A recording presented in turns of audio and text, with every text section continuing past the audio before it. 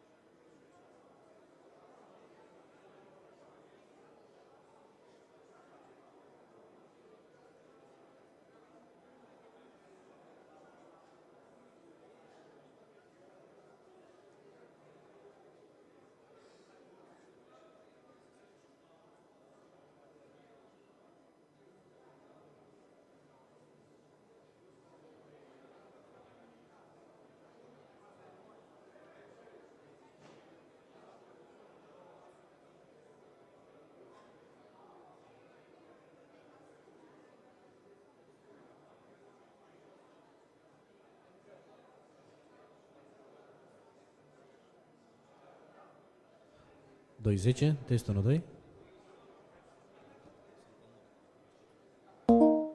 210, test 1, 2, 1, 2, test.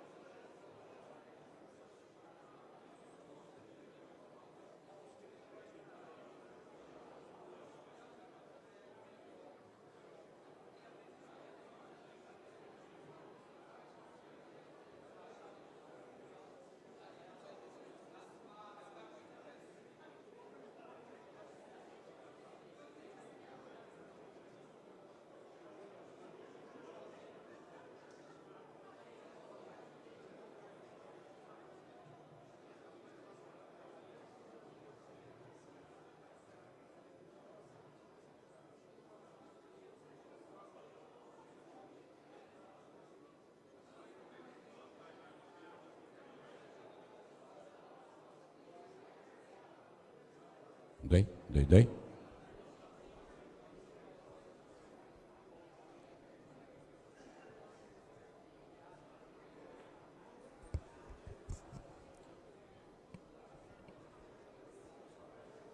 Ladies and gentlemen, good morning. The conference will start briefly, so if you'll please take your seats and maybe turn off or turn down your phones.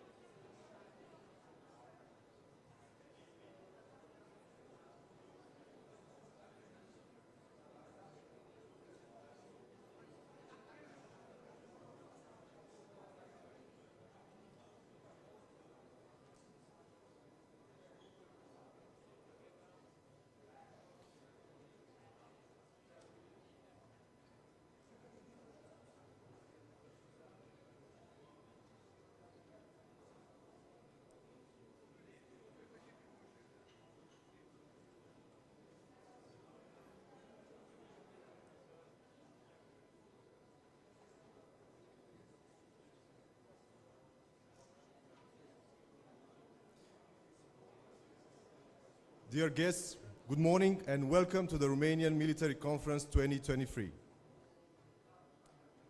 I am Lieutenant Colonel Bogdan Oproiu, military journalist with the Military Observer, Observatorul Militar, the weekly newspaper of the Ministry of Defense, and I will be your host for today.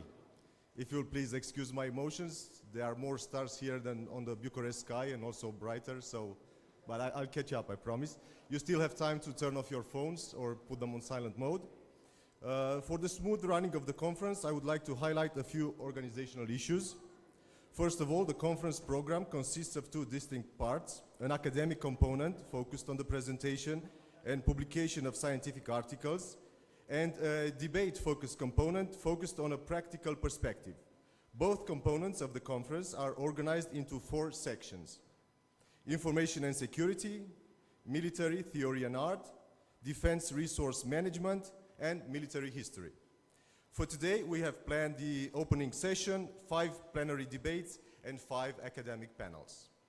In the opening part of the conference, we will have addressed the audience several special guests, starting with the Romanian Chief of Defense, host of this event, the ambassadors in Romania of the Republic of Bulgaria, Georgia, USA, and Türkyie, the chairman of the Committee of Defense, Public Order and National Security with the Chamber of Deputies, and the Deputy Secretary General of NATO. The topics for the debate scheduled today are as follows: NATO's defense and deterrence posture on the eastern flank of the alliance, Romania, a provider of security and stability in the region; Romania's role in the Ukraine, NATO, and the Black Sea equation, a security perspective and lessons identified in the Ukraine war; the influence of the conflict in Ukraine on the security environment in the Black Sea region, evolutions and perspectives; and integrated air and missile defense in the allied context and the national perspective in the current and future Black Sea security environment. Also today, 5 academic panels are scheduled in different halls alongside the debates that will take place right here. For the opening sections, there won't be a question and answers sections, but we encourage you to ask questions and raise issues afterwards at the end of each presentation. That being said, we can move on to the next stage. General Daniel Petrescu, our first speaker, has been serving as Chief of Defense since December 2019. Prior to that, he commanded the headquarters of the Multinational Division Southeast and acted as Deputy Chief of Defense Staff. I have the pleasure to invite General Daniel Petrescu to address an opening message to the audience. General, please.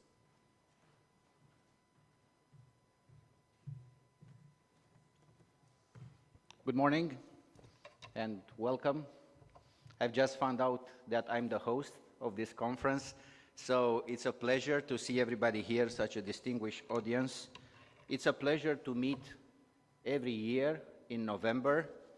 Romanian Military Thinking, it's an organization, we are very proud of it in the defense staff. Also, the event we are organizing is connected to the anniversary of the Romanian defense staff. This year, 164 years. Thank you very much for people that congratulated us on this event, and thank you very much to all of you that stay close to the defense staff and to the activities we are doing for the Romanian Armed Forces. First of all, also, I would like to thank to everybody for your participation and for the way in which each of you has chosen to contribute to both the planned panel discussion and the scientific section proposed in this conference.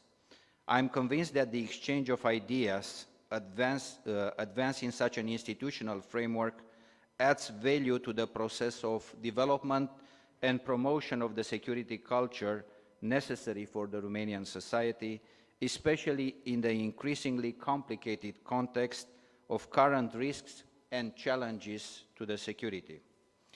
I express my gratitude to our institutional partners who agreed to support this event. New Strategy Center, Central for Conflict Prevention and Early Warning, Euro-Atlantic Center for Resilience, the Integrated Intelligence, Defense and Security Solution Association, University of Bucharest, Lucian Blaga University from Sibiu. Your efforts are very much appreciated. I also note and welcome the presence of delegates representing various NATO and EU structures, NATO Defense College, Supreme Allied Command Transformation, MARCOM, Joint Air Power Competence Center, European Defense Agency, researchers and professors from important European universities, experts from major security think tanks. From the title of the conference, NATO-EU Resilience, Military Capability Enhancement and Cooperation for the Development of a Black Sea Security Strategy, and the partners mentioned above, it can be inferred that the intent is to create an intellectual bridge among institutions with responsibilities in the field of national defense and security, as well as between the mentioned institutions and international organizations, NGOs, academia, experts across various domains in relation to the security environment in the Black Sea region, where the dynamics have been very fluid recently. Increasingly complex risks and challenges require complex solutions. As part of ensuring national preparedness, it is important to assess the extent to which our understanding of resilience is realistic or in need of adjustment. The war in Ukraine is changing the security order in Europe in ways unseen since the end of the Cold War. In response, security actors must adapt and demonstrate strategic purpose. Considering the geographical location of Ukraine, the wider Black Sea area has gained even much more importance than it used to have prior to the Russian invasion, maritime security being also mentioned as key to peace and prosperity in the new NATO strategic concept approved in Madrid in June 2022. As an organization, NATO is inherently interested in the sovereignty and defense of the members of the alliance. This is the alliance's fundamental raison d'être, which must be taken into account in developing a transatlantic strategy for the Black Sea region. Also, the Russia-Ukraine war has revealed a high degree of cohesion among NATO members and partner states, whose vision of what the alliance is and it should respond to threats are largely shared. In the long term, however, NATO's cohesion will depend on the allies' success in bringing together their strategic views into a vision of even greater cohesion, synergy, and interoperability. In the mentioned context, the Defence Staff is focused on efforts to increase combat capability of the Romanian Armed Forces based on the principle of NATO's defence planning process and the requirements of the modern warfare. The security and stability in the region continues to be a strategic priority, both for our country and for the North Atlantic Alliance. As a NATO and EU member state, our country continues, through the joint efforts of the Ministry of National Defence and other institutions with responsibilities, to intensify the defence, deterrence and security measures in line with our allies and partners, fulfilling international commitments to increase our credibility and regional profile, thus strengthening our status as a security provider. The security culture development requires an interagency approach. It is necessary to explain the new types of threats, risks and vulnerabilities that may have an impact at the individual, group, societal, national, regional or global level.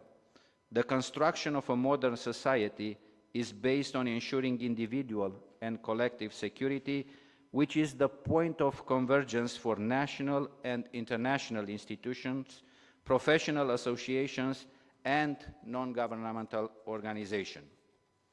Actions are needed to improve societal and regional resilience. At the same time, our armed forces must adapt and modernize to respond to complex threats. Another element to consider is the concept of integrated deterrence recently introduced in the US National Security Strategy. We must use new domains and emerging technologies, develop our cyber capabilities, and equip our armed forces with state-of-the-art technologies. The Romanian Military Thinking Conference can be a useful approach in this regard, and it meets, I believe, a concrete social need. The security of a nation, it's a value that only when one is about to lose it does come to truly cherish it. We are all obliged not to remain passive, to develop our own security culture, to cultivate our critical thinking, and last but not least, to promote this type of culture. Therefore, I wish you all success during the presentations and discussions, debates you are going to have, and may these debates lead to useful conclusions that should be put into practice. And as a practical person, I'm looking forward to the conclusion because they will become tasks for the defense staff, so we are looking forward to these conclusions and implementing them. Once again, thank you very much. We are very honored to have so many distinguished ambassadors, representatives from the Defense Committee in the Romanian Parliament, generals, officers, academia, and so on. Once again, thank you and good luck.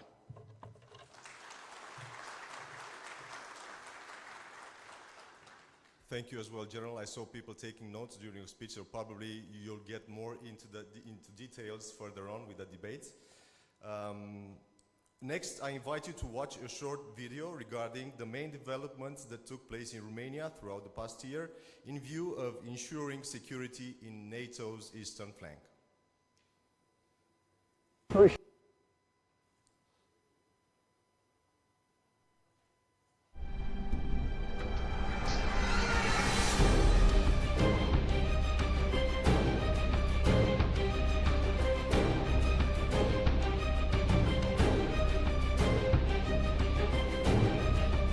The current security environment, especially the regional one, has been deeply affected after 24 February 2022, when the Russian Federation invaded Ukraine.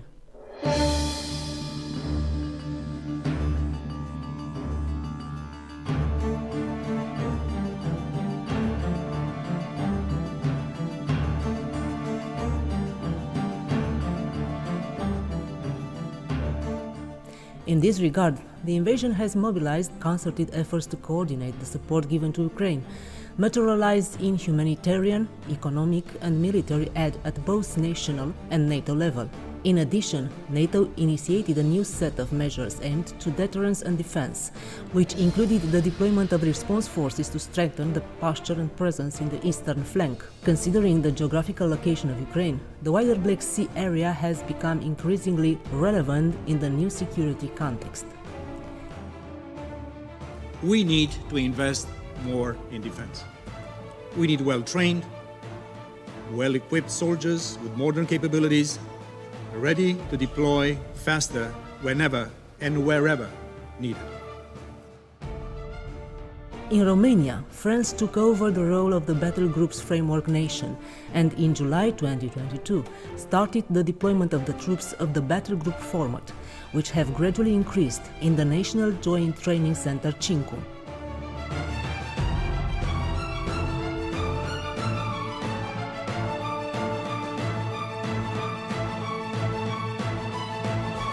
Deterrence and defense measures also include the presence of air defense systems, airspace reconnaissance assets, and multi-role aircrafts for air policing and enhanced vigilance missions.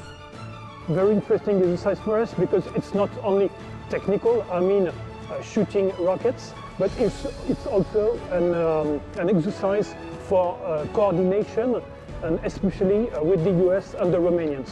The cooperation is very good. I was thinking about what could be improved, and really, I don't know. Where does the battle group take its orders from? From the multinational division Southeast.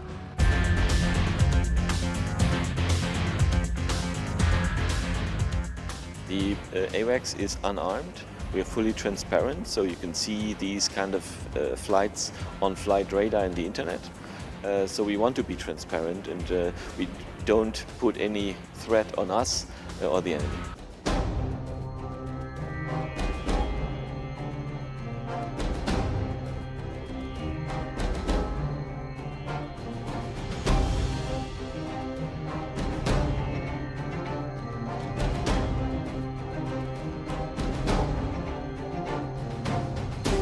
Moreover, at Mihail Cogălnicianu, detachments from various allied states, such Italy, Germany, Spain, the Netherlands, Canada, the United Kingdom, have contributed on a rotational basis, alongside the Romanian pilots, to the NATO air policing mission. Romania's objective in this context has been to identify options for the medium and long-term adaptation of the defense and deterrence posture.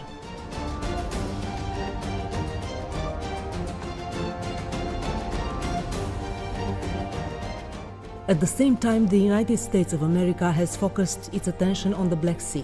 Washington decided to deploy a divisional command and a brigade of approximately 3,000 troops to Romania.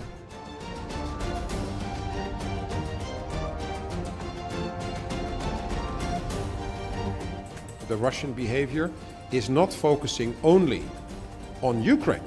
The Russian plans are to go back to the borders of 1997. That is what they proved when they sent NATO a concept treaty text in December 2021, stating they want to have the buffer zone around Russia again, and that includes Romania.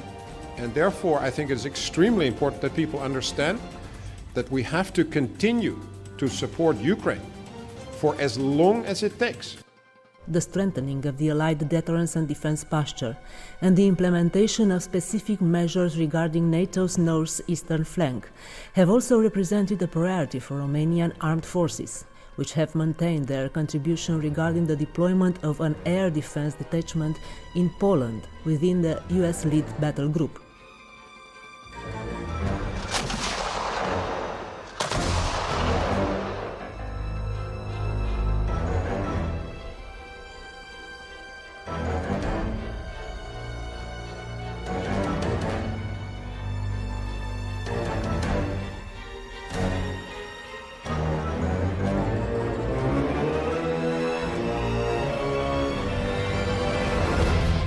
In April-July this year, a Romanian Air Force detachment equipped with F-16 aircraft was deployed in Lithuania, under NATO command to ensure the integrity of the Baltic states' airspace.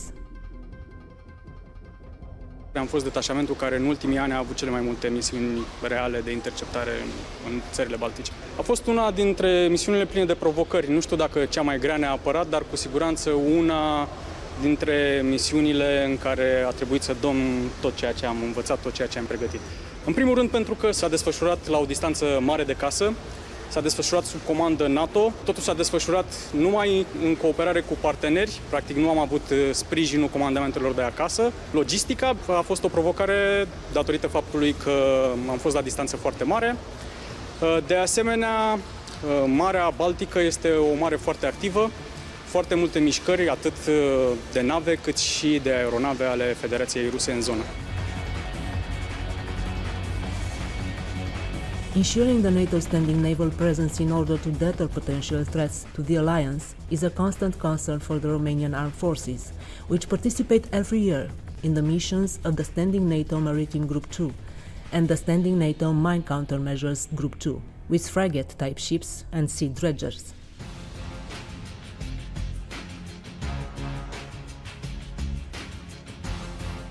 In order to ensure maritime security in the Mediterranean Sea, the Aegean Sea, the Baltic Sea and the North Sea, the Romanian armed forces contribute to the missions of the NATO standing naval forces with staff personnel in the embarked command.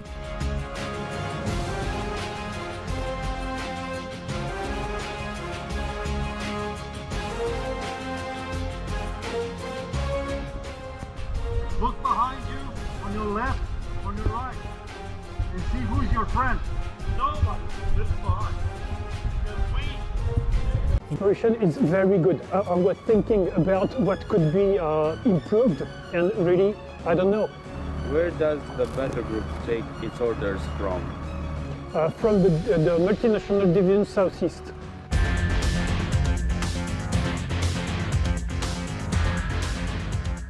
The AWACS is unarmed. We are fully transparent, so you can see these kind of flights on flight radar in the internet. So we want to be transparent, and we don't put any threat on us or the enemy.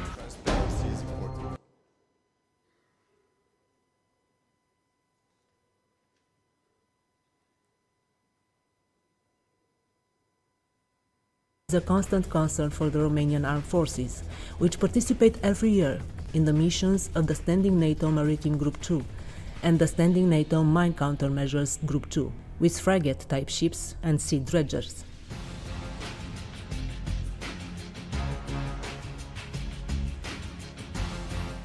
In order to ensure maritime security in the Mediterranean Sea, the Aegean Sea, the Baltic Sea and the North Sea, the Romanian armed forces contribute to the missions of the NATO standing naval forces with staff personnel in the embarked command.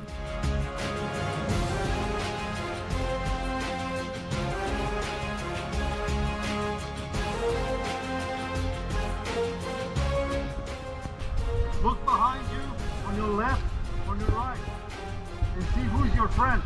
Nobody. Look behind.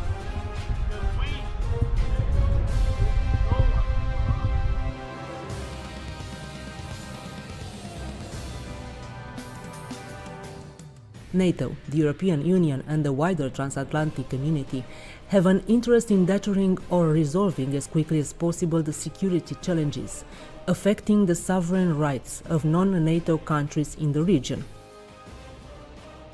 On October 23 this year, the full operational capability of the Southeast Multinational Corps from Sibiu was declared achieved. The Multinational Corps Southeast is part of the NATO force structure and has the mission of contributing to the deterrence of any hostile intentions towards NATO and to ensure the command and control of NATO land operations at the regional level in any situation during times of crisis or conflict. În ceea ce privește modul în care eșalonul corp de armată acționează, integrarea aeroterestră este unul dintre cele mai importante aspecte ale coordonării efectelor în câmpul de luptă. On Monday, November 13, 2023, the inauguration ceremony of the European F-16 Training Center took place at the 86th Air Base in Fetești. The center will be an international training hub for F-16 pilots and will facilitate increased interoperability between allies. According to the collaboration agreement, the Romanian Ministry of Defense provided the 86 Air Base, training facilities and host nation support. The Royal Netherlands Air Force provides F-16 aircraft, and the Lockheed Martin company provides the instructors and maintenance. For Romania to respect its international commitments and to continue to be a security provider in a constantly changing security environment, the Romanian Army has, at the same time, more than 50 endowment programs in various stages of implementation. Programs whose contracts are ongoing, programs that are in the procurement phase, and programs that are in various stages of approval at the level of the Romanian Parliament. Abrams tanks, F-16 and F-35 multi-role fighter jets, HIMARS launchers, unmanned aerial systems are just some of the military equipment that the military needs to ensure national security now and in the future.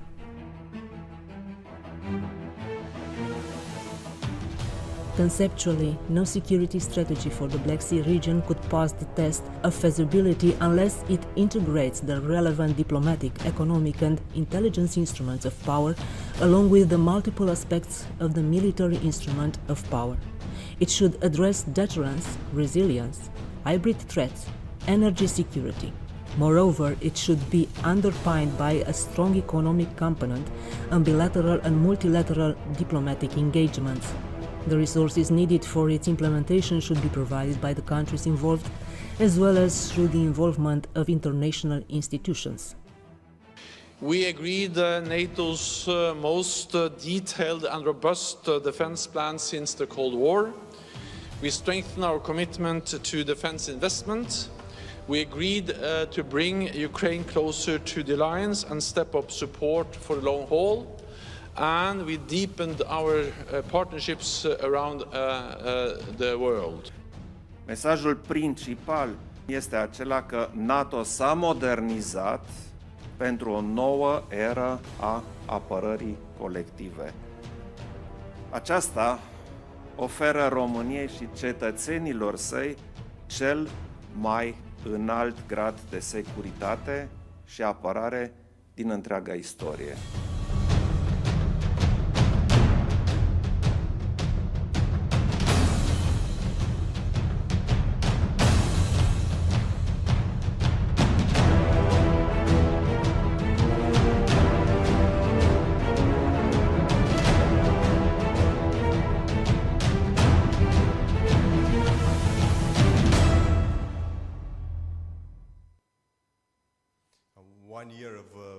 Planning, executing, analyzing, rethinking, and we gave it to you in 10 minutes.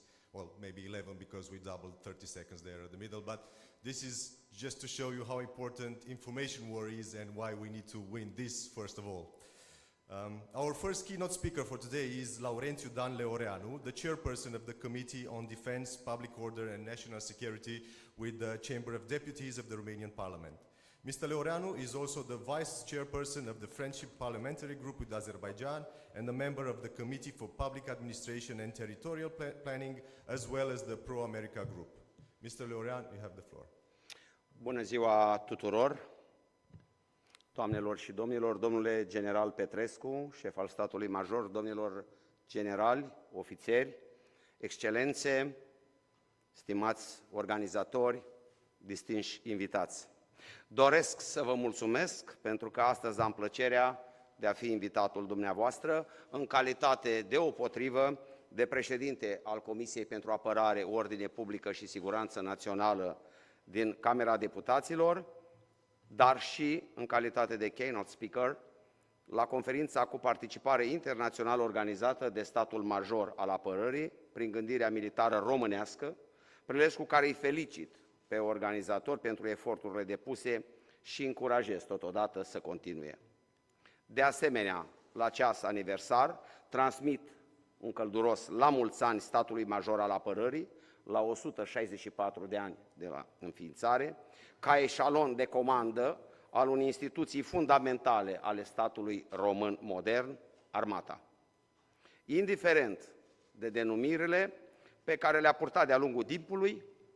Statul major al apărării a fost constituit de oameni cu experiență pentru care loialitatea, onoarea și curajul le-au fost atributele definitorii.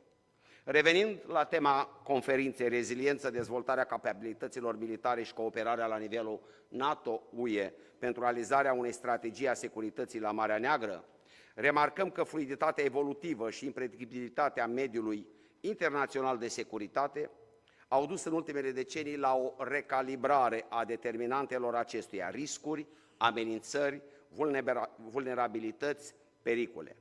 În acest melanj, securitatea a fost fie altuite pe cauze naționale, fie a fost rezultatul unor principii și valori comune, într-un mediu în care aranjamentele de securitate post-război rece se încearcă a fi schimbate de unii actori politici internaționali cu vocație hegemonică. Asertivitatea Federației Ruse în ceea ce ea consideră vecinătatea apropiată este grefată pe acele raison d'etat, bazate pe un curs axat pe restabilirea statutului de mare putere, după mai bine de 30 de ani de la ceea ce Kremlinul consideră că ar fi ultima umilire impusă a Occidentului. Fără să aparțină niciunea dintre lumi, Europa sau Asia, Federația Rusă este un enorm Occident-Orient, un actor indisciplinat la nivel internațional, o țară care nu aparține niciunui sistem consacrat de valori. Invazia Federației Ruse în Ucraina, începută la 24 februarie 2022, face parte din logica praxisului cuceririlor teritoriale, fundamentată pe două constante, frică și insecuritate. Țara, asemănându-se cu un rechin care nu-și poate curăța brachiile decât mâncând și mai mult pentru a păstra ceea ce avea. Aceasta este, de fapt, dilema puterii ei. Dacă se oprește, o devorează alții. Privind în ansamblu, arealul lărgit al Mării Negre este un nexus geopolitic caracterizat de conflicte înghețate, în al căror jar inelele puterii de la Kremlin suflă în funcție de context. Abhazia și Osetia în Georgia, regiunea în Gorno-Karabakh, Transnistria, peninsula Crimea și partea de est a Ucrainei, care poate deveni un conflict înghețat, sunt potențiale focare de instabilitate. Țara noastră, în calitate de țară cu triplă frontieră, națională, NATO și UE, și-a creat și consolidat, prin eforturi concertate, statutul de furnizor de securitate în zonă. Însă aceste eforturi trebuie intensificate și în viitor, mai ales în direcția realizării unei strategii de securitate la Marea Neagră. În prezent, Marea Neagră apare ca o zonă cu o identitate în formare, încă divizată între politici economice sau militare limitate. Viziunea clară a întregului ansamblu este în plină evoluție. Extinderea NATO și UE au transformat Marea Neagră în curtea din spate a spațiului european și euroatlantic. În actualul context de securitate, NATO și UE nu își mai permit să aibă o zonă de insecuritate în imediata sa vecinătate. În acest context, Marea Neagră ar putea constitui testul cheie pentru răspândirea democrației și securității în afara Europei, pe scurt, pentru noua ordine de securitate europeană. În viziunea României, securizarea Mării Negre este un imperativ pentru stabilizarea și dezvoltarea regiunii. Suntem conștienți că fără stabilitate regională, potențialul economic și geostrategic al Mării Negre nu poate fi exploatat. Pe de altă parte, datorită costurilor uriașe implicate de acest vast proiect de stabilizare și dezvoltare regională, necesită un efort conjugat și nu doar din partea actorilor regionali, ci și organizațiilor internaționale și a altor actori majori.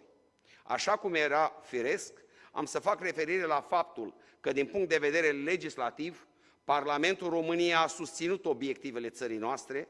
În acest context, prin reificarea opțiunilor de adaptare pe termen mediu și lung a posturii de apărare și descurajare, în paralel cu asigurarea participării la eforturilor de dezvoltare a capacității de apărare a partenerilor regionali, cei mai vulnerabili la acțiunile agresive ale Federației Ruse, Ucraina, Republica Moldova, Georgia, țările Baltice. România s-a angajat să majoreze cheltuielile pentru apărare la 2,5% din PIB. A dat undă verde extinderii grupului de luptă NATO la nivel de brigadă și a finalizat achiziționarea a 32 de avioane de luptă F-16 pentru a înlocui vechile avioane. De asemenea, există în derulare mai multe programe de înzestrare care vor contribui la modernizarea armatei române. Totodată, contribuie cu tehnică și efective la grupul NATO din Polonia, condus de Statele Unite, și începând cu luna aprilie 2024, a dislocat o escadrilă de avioane F-16 pentru a asigura securitatea spațiului aerian din zona Baltică.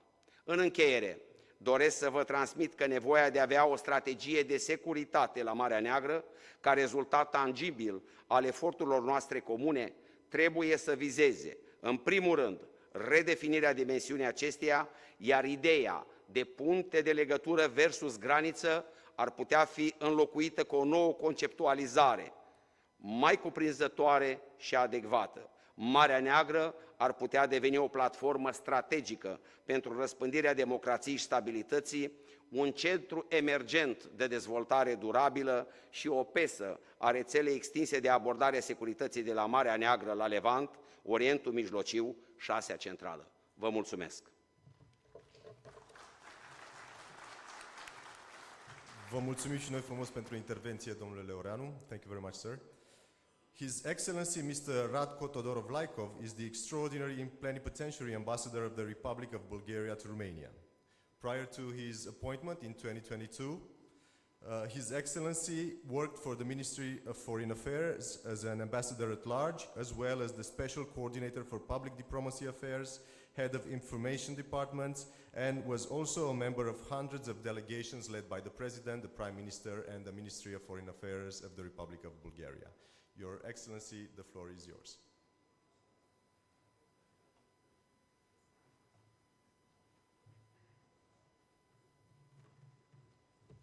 Thank you.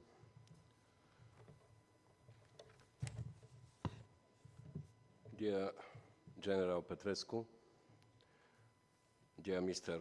LEOREANU, Your Excellencies, dear participants, ladies and gentlemen, and watching here on the atmosphere, I can say dear friends.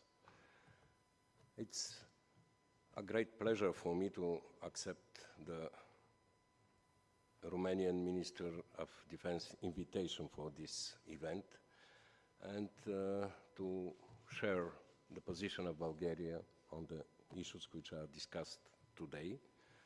For me, this is an excellent opportunity to change views. We are living in times of unprecedented crises and challenges. It is difficult to talk about our mission as ambassadors when there is a full-scale war of aggression in our neighborhood and when there is a tense and dynamic situation in the Middle East, when the rules-based international order, which we have been trying to build over the past more than 30 years, has been undermined. The Black Sea is of vital strategic importance for the Euro-Atlantic and the global security.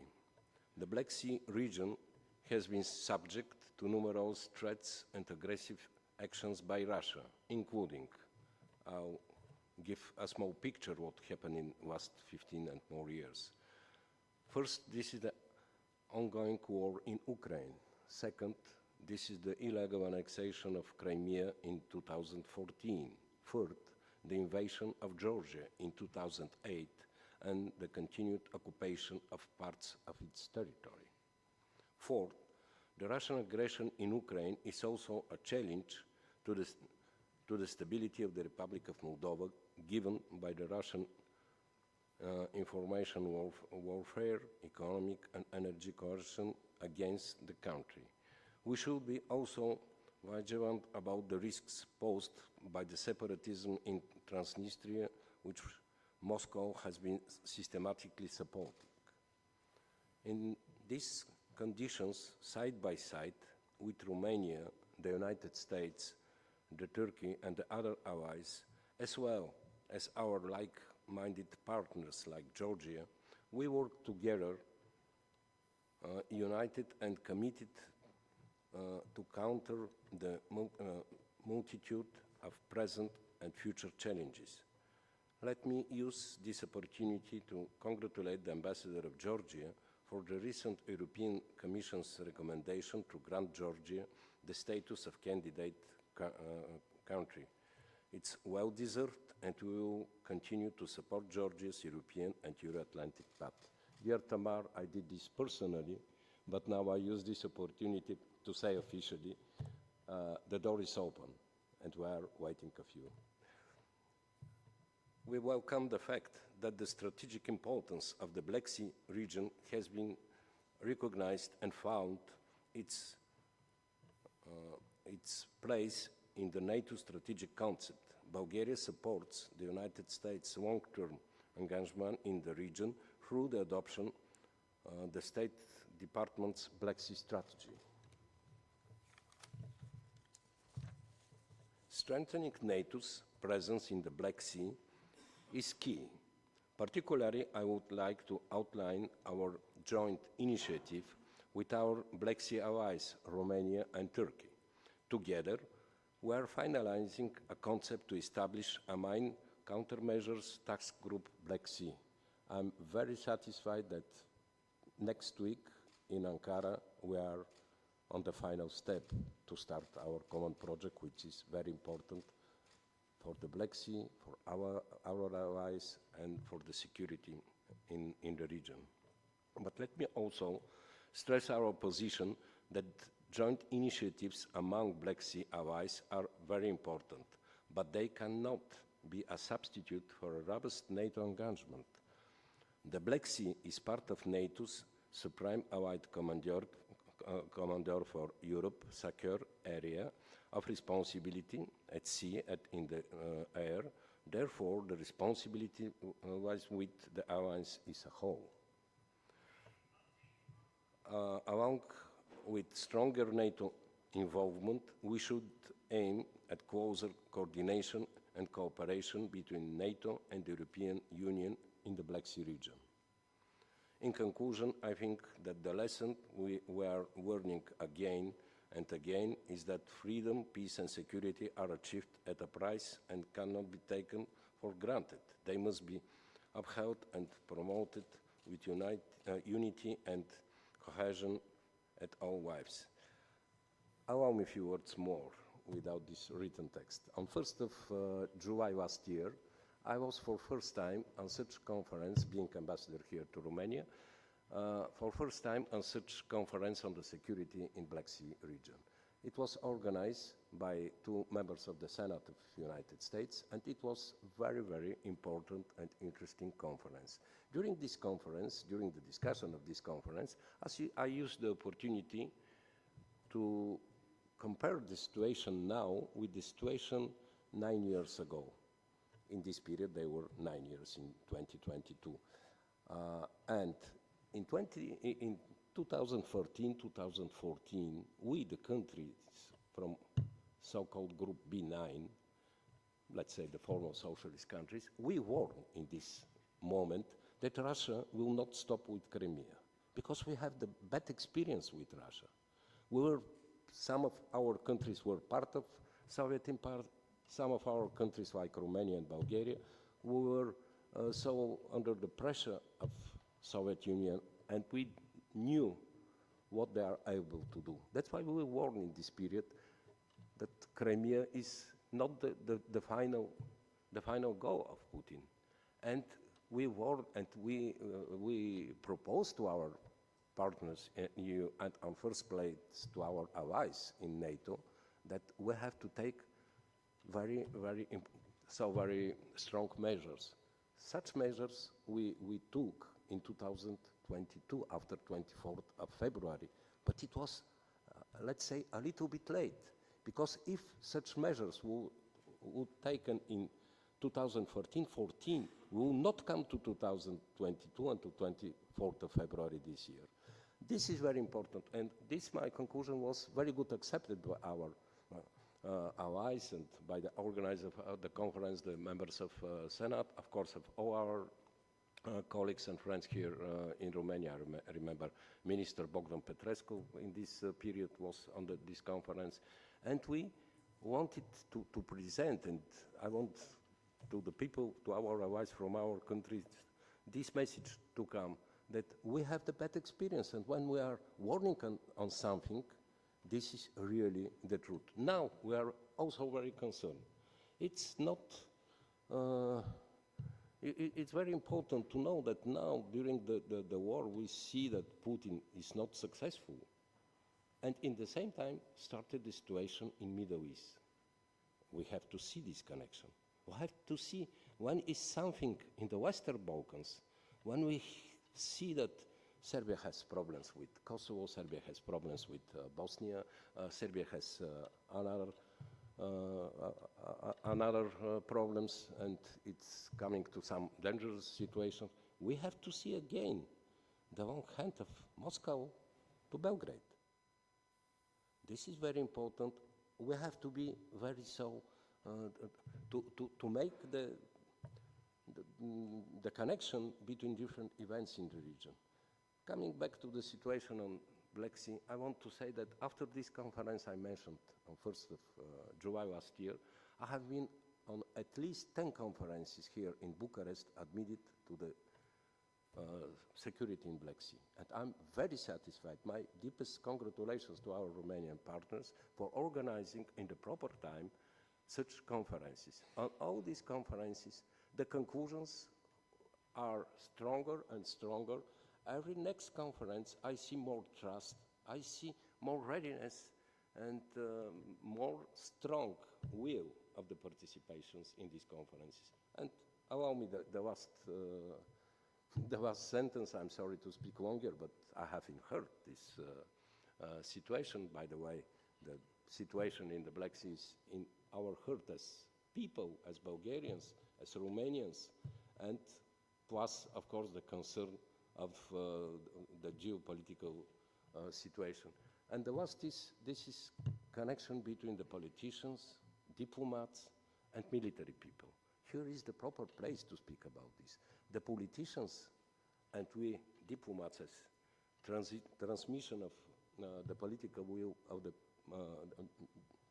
politicians is very important to give the courage, to give the political will to the military people and to encourage them to coordinate between them and to work together. This is the sense of NATO, to be together stronger and stronger. And every such conference contributes for this. That's why thank you so much for to the organizer of this conference. I want once again to say that on bilateral basis, Bulgaria and Romania, we did a lot in last year after the start of the war in Ukraine. We are the best example of strategic partnership, which is on the field of military cooperation, of common exercises. I have the pleasure to know General PETRESCU being on all exercises on which ambassadors were invited. And I'll continue to do this because this is the strongest support for what we are doing. And together, Bulgaria and Romania, in frame of NATO, we are also one excellent example how we have to work, how we have to manage, and especially in the Black Sea. Black Sea is something what is very dangerous for the, let's say, for the world and for Euro-Atlantic stability. We will continue. I wish our participants here fruitful discussions, and thank you for your attention.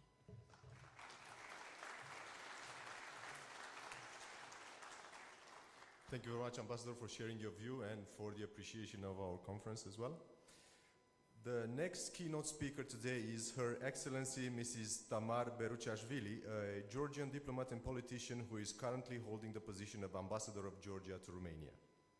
Prior to this appointment, Mrs. BERUCHASHVILI was the Georgian ambassador to the United Kingdom.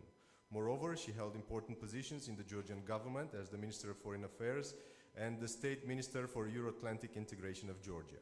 She also worked as a professor at Tbilisi State University. The recent appointment as Ambassador of Georgia to Romania comes at a time of intensified bilateral relations between our countries especially in the context of the joint declaration for establishing a strategic partnership signed by Romania and Georgia in October 2022. Your Excellency, please.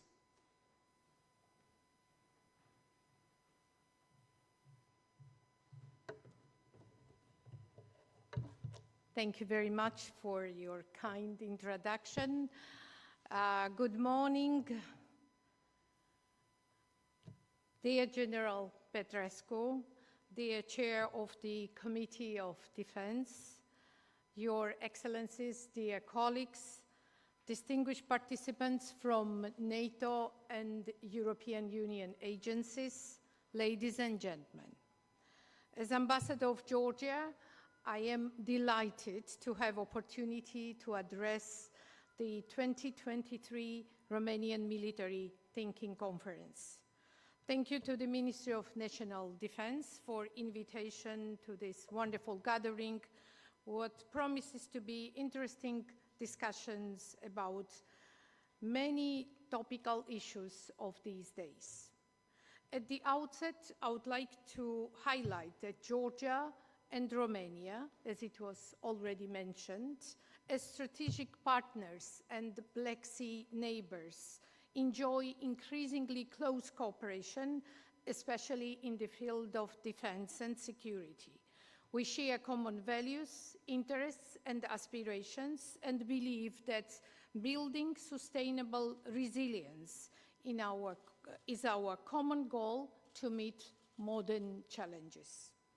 Let me also take this opportunity and express my high appreciation to the government of Romania for its strong and unwavering support to Georgia's sovereignty and territorial integrity, as well as to our European and Euro-Atlantic integration agenda, which has even greater significance in the current turbulent times. Yet it is also a time when Georgia makes its rigorous steps to further advance on its EU membership path. In this regard, we hope that the recent long-awaited recommendation of the European Commission to grant the candidate status to Georgia for EU membership will be given political green light by the European Council in December in Brussels. We count on continued support of Romania and all our friends. And I would like also to thank you publicly, dear colleague, dear Radko, for your warm words, and to all colleagues that supported Georgia on that way. Ladies and gentlemen, for more than a year now, we have been witnessing Russia's unprovoked and unjustified war in Ukraine, which threatens the rules-based system and security architecture in Europe and in the world. Today, when Ukraine continues its courageous fight against Russian aggression, Georgia stands in full solidarity with Ukraine. We firmly support Ukraine's sovereignty and territorial integrity and provide diplomatic and humanitarian assistance. We well understand Ukraine's pain and suffering. Georgia was the first victim of Russian invasion in 2008 that resulted in the ongoing occupation of 20% of our territories and forceful expansion of hundreds of thousands of people from their homes. Unfortunately, at that time, despite our appeals and warnings, we did not receive adequate response from the West. Fortunately, today we see unprecedentedly strong, united and effective EU and NATO response to Russia's aggressive actions. Thus, Georgia welcomes increased presence of NATO and United States in the region, and the Allies' decision to recognize the Black Sea as a strategically important region for alliance in NATO Strategic Concept 2022. We appreciate significant steps by the US legislative and executive authorities to advance the Black Sea security strategy. We share the same vision about the Black Sea region that is secure, prosperous, interconnected, and free from threats to territorial integrity and the form of economic cohesion.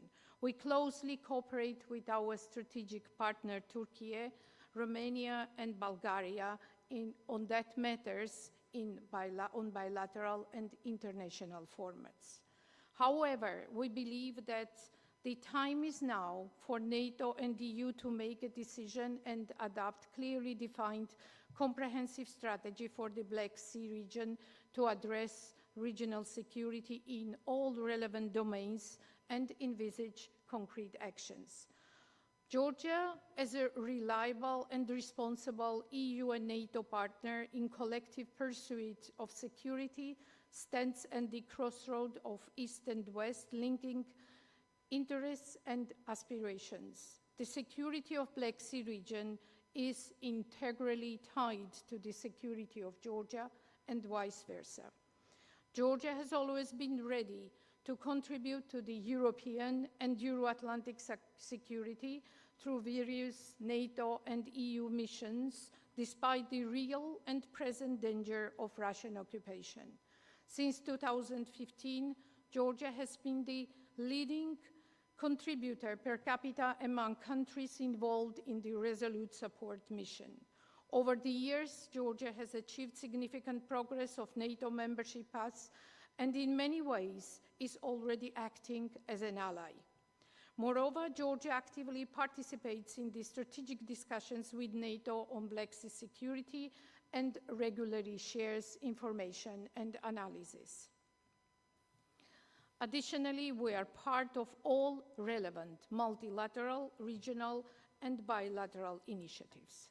Nevertheless, 15 years have passed since the historic decision of 2008 Bucharest summit, promising that Georgia and Ukraine will become members of NATO.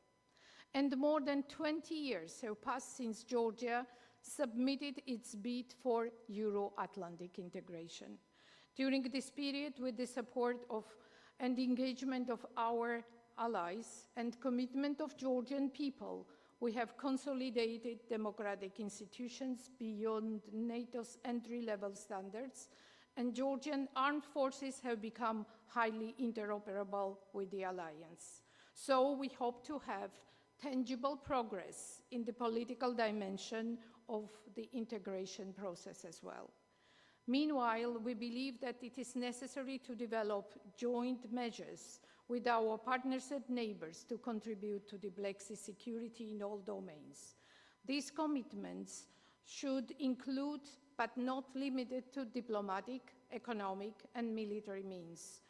In line with military interoperability, improving Georgia's and other aspirant countries' communication systems, cyber networks, critical infrastructure, civil preparedness, support for strengthening the resilience of our national systems should be an indispensable part of this process.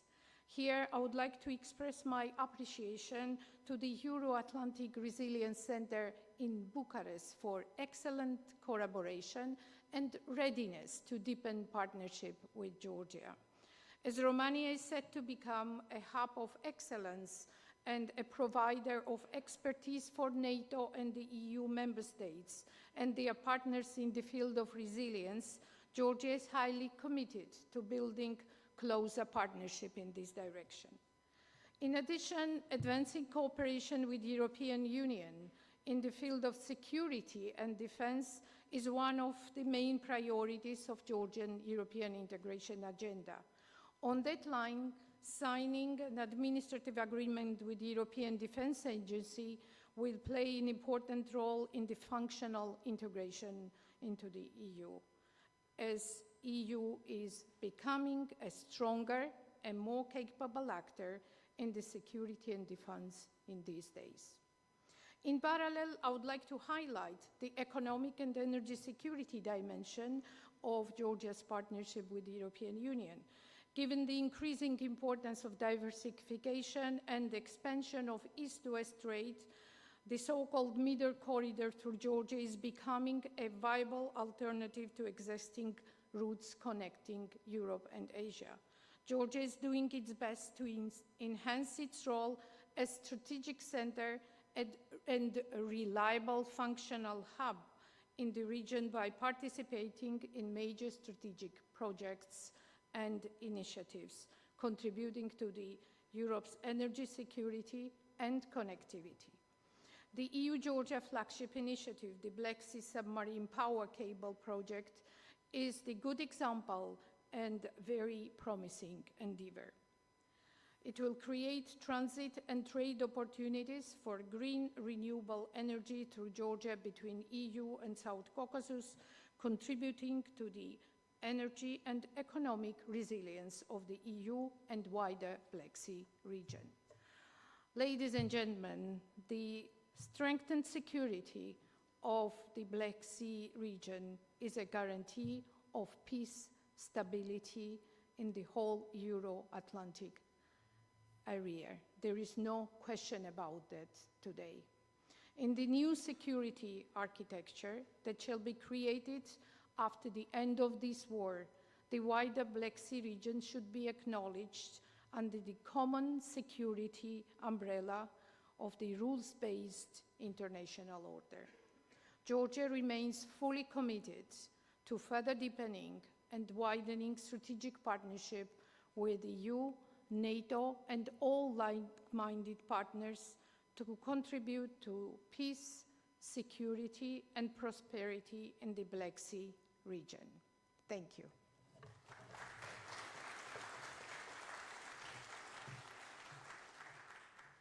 Thank you very much, Madam Ambassador. We will continue the keynote speakers sessions with Her Excellency Mrs. Kathleen KAVALEC, the U.S. Ambassador to Romania since December 2022. Ambassador KAVALEC served as the head of the Organization for Security and Cooperation in Europe mission to Bosnia and Herzegovina and as Deputy Assistant Secretary in the Bureau of European and Eurasian Affairs of the State Department. Her overseas assignments include serving as political counselor in Ukraine, 2 tours in Russia covering political issues, as well as tours in Romania and Brazil. In Romania, she served as cultural attaché between 2005 and 2008. Doamna ambasador, aveți cuvântul.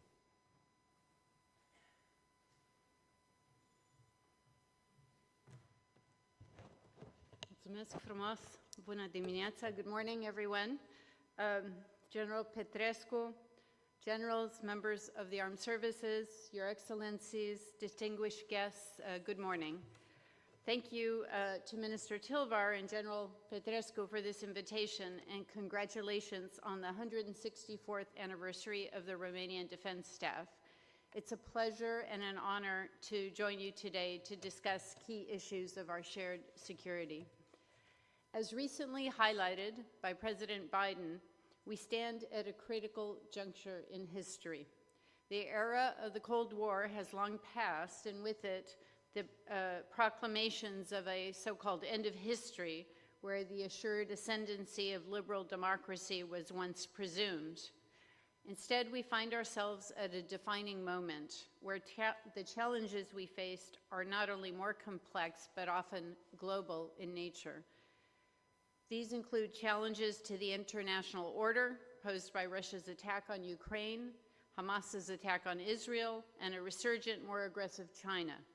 We must also contend with impacts of climate change, pandemics, and a rapid technological evolution that is transforming communication and global competition.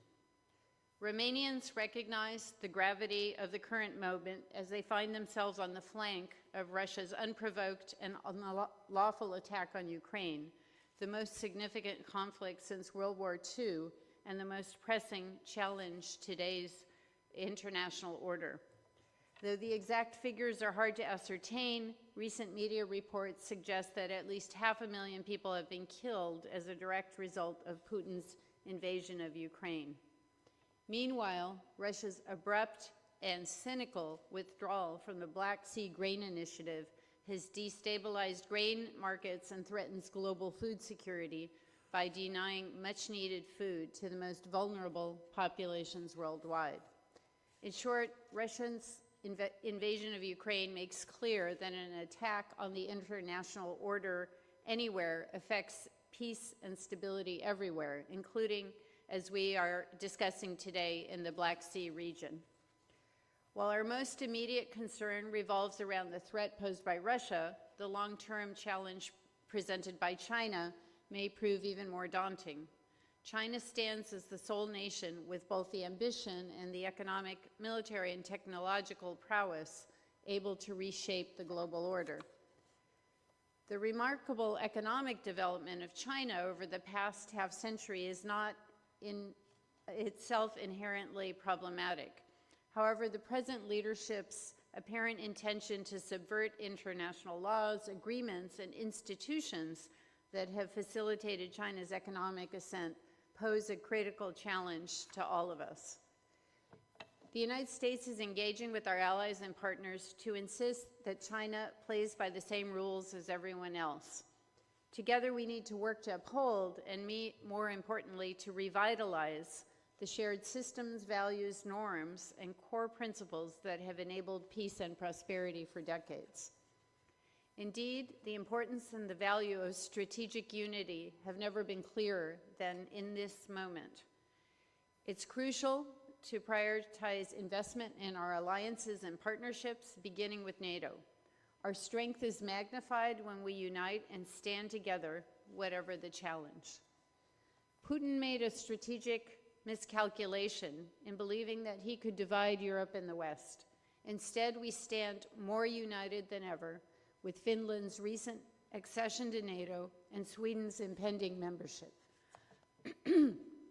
Romania's solidarity with Ukraine and amid challenging times demonstrates this country's commitment to democratic values and acknowledges the interconnected nature of global challenges. This support doesn't just help Ukraine, but benefits Romania itself, as well as the broader global community. Indeed, the choices we make today will significantly shape the world we pass on to future generations. Collaboration and the strengthening of partnerships, including the US-Romania alliance, will remain critical in surmounting the challenges that confront us all. The long-standing relationship between the United States and Romania is one such example of an important and effective alliance.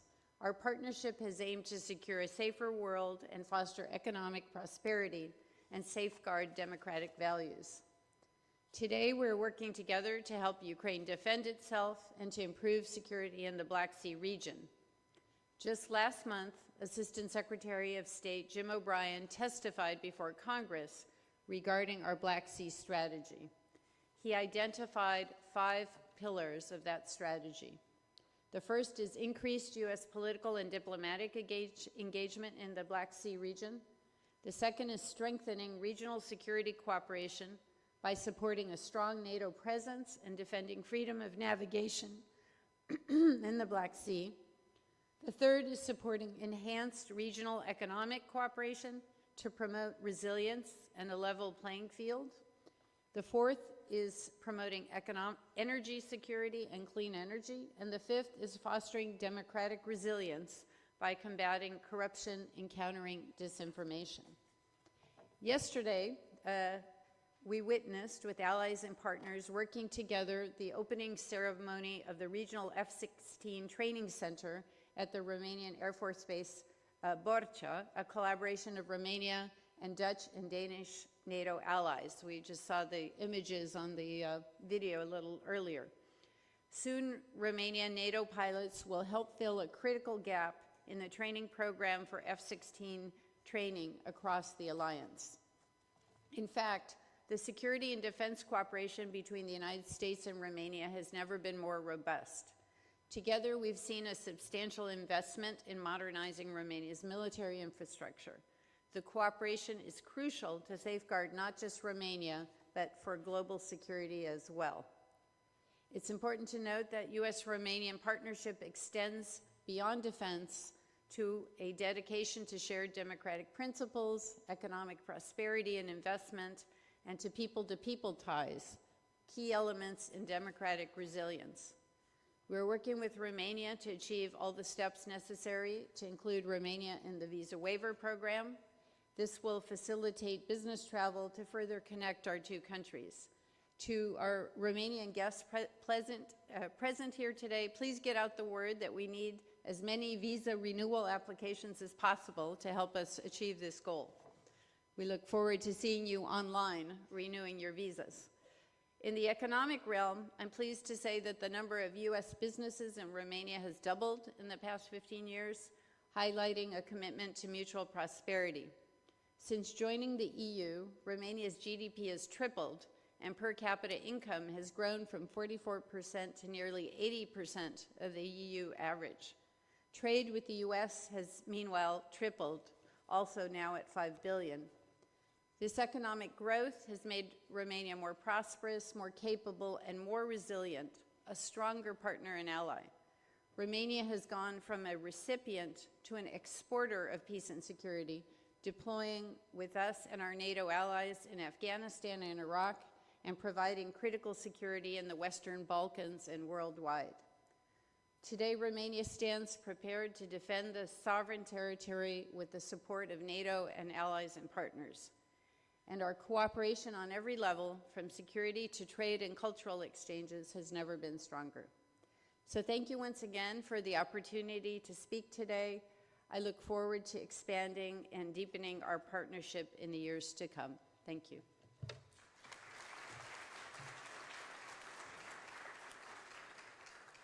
Thank you too, Madam Ambassador.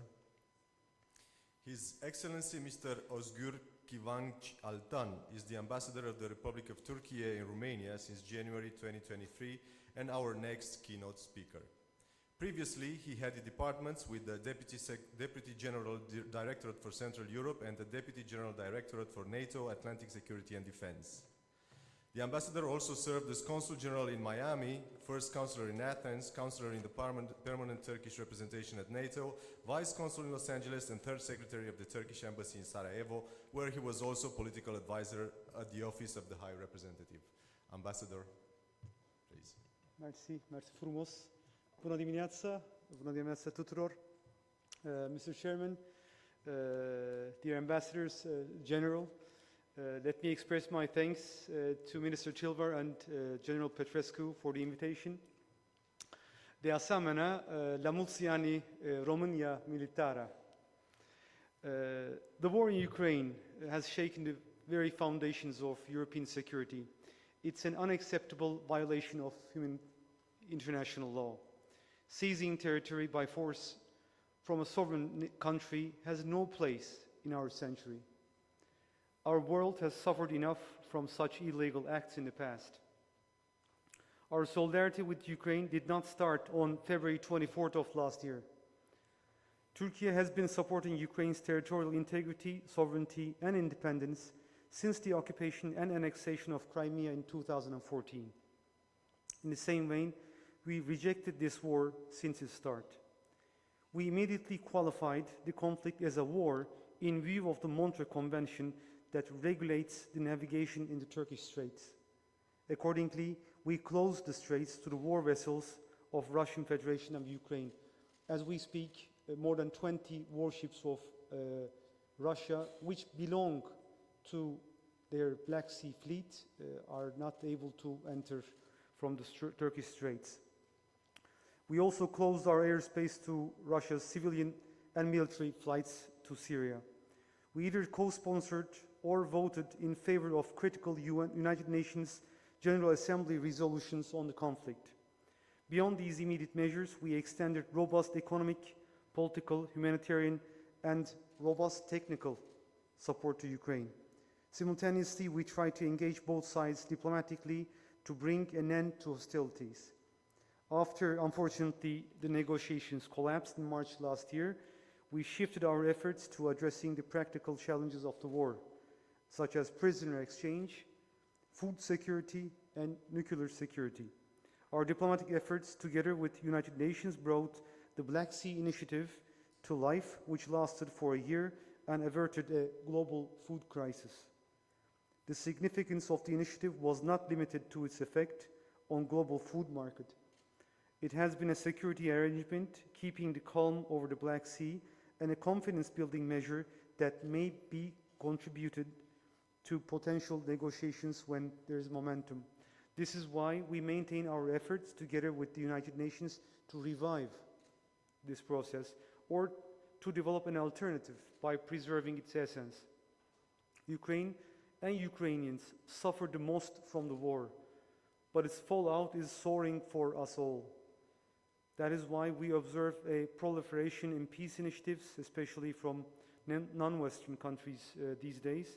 The current dynamics on the battleground may not be conducive for mediation efforts to yield concrete results, but diplomacy is necessary to establish just and durable peace based on the territorial integrity, sovereignty, and independence of Ukraine. In the period ahead, we will maintain our unwavering support to Ukraine, not only to win the war, but also to win the peace. On Black Sea, if I may, as you know, Türkiye has the longest shores. Ensuring stability and security in the Black Sea is imperative for our country. This is why we should, this is what we should collectively aspire for. Black Sea security, but also should not be considered in vacuum, and we should approach this from a 360-degree perspective towards security. So Black Sea is important, but it's not our only challenge in the international security here. There's terrorism, there's a new war in Gaza, there's immense human suffering. So this is all needs to be taken into account. The 1936 Montreux Convention remains the basis in this regard.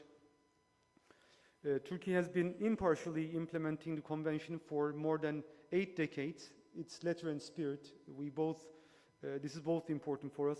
The careful balance established by the convention aims to prevent an uncontrolled escalation in the Black Sea. Additionally, Turkey has invested in efforts to enhance security, stability, and prosperity in the region through cooperation among littoral and regional ownership. In fact, the primacy of the Allied regional efforts was underscored at NATO's Vilnius Summit communique. Maybe it's important to remember what the Vilnius Summit communique said on Black Sea. The Black Sea region is of strategic importance for the alliance.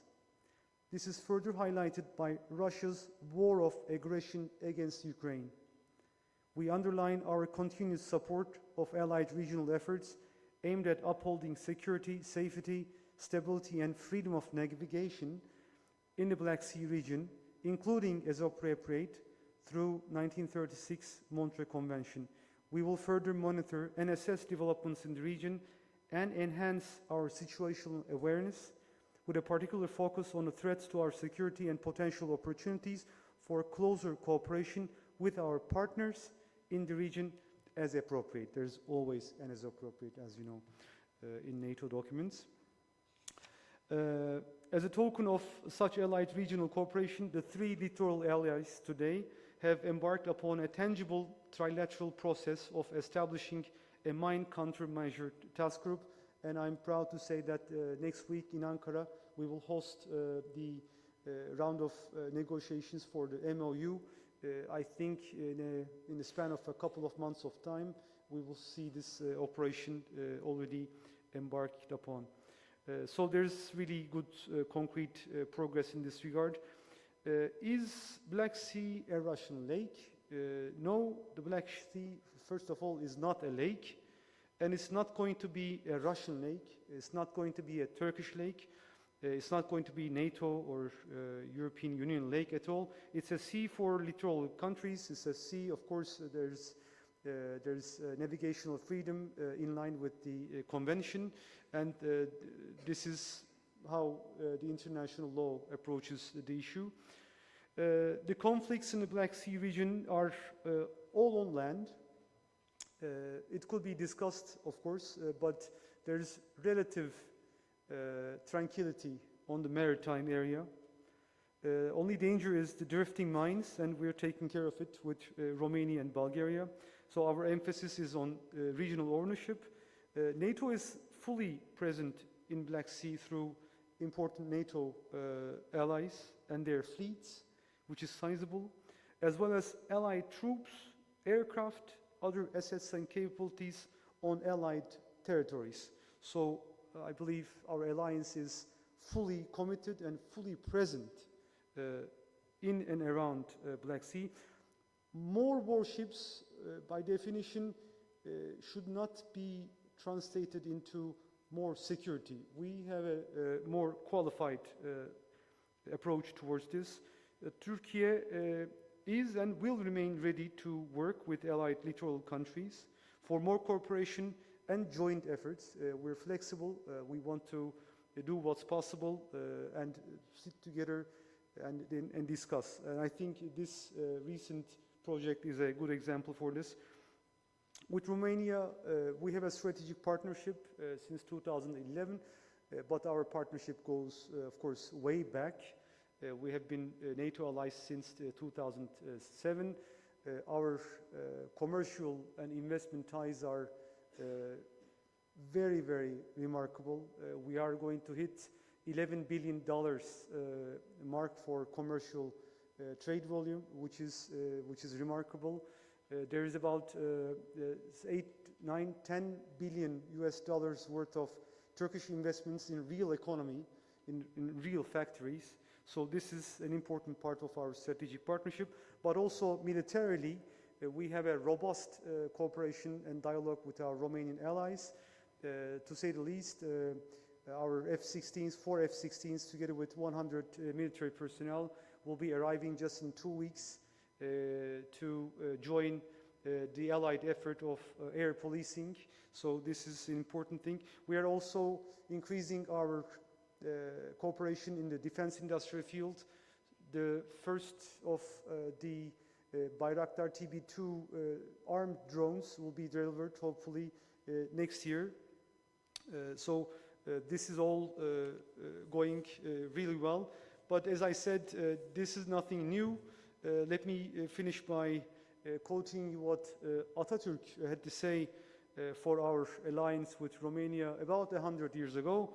He said exactly these words: "For Türkiye, the alliance with Romania is a source of ongoing happiness. I personally, the Turkish government, as well as the people of Türkiye, all believe that the strength of our friends is a strength for ourselves.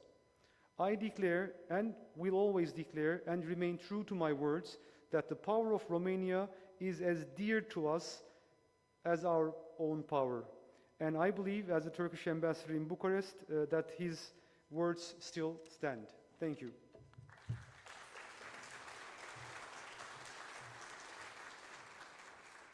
Teşekkür ederim. Thank you very much, Ambassador.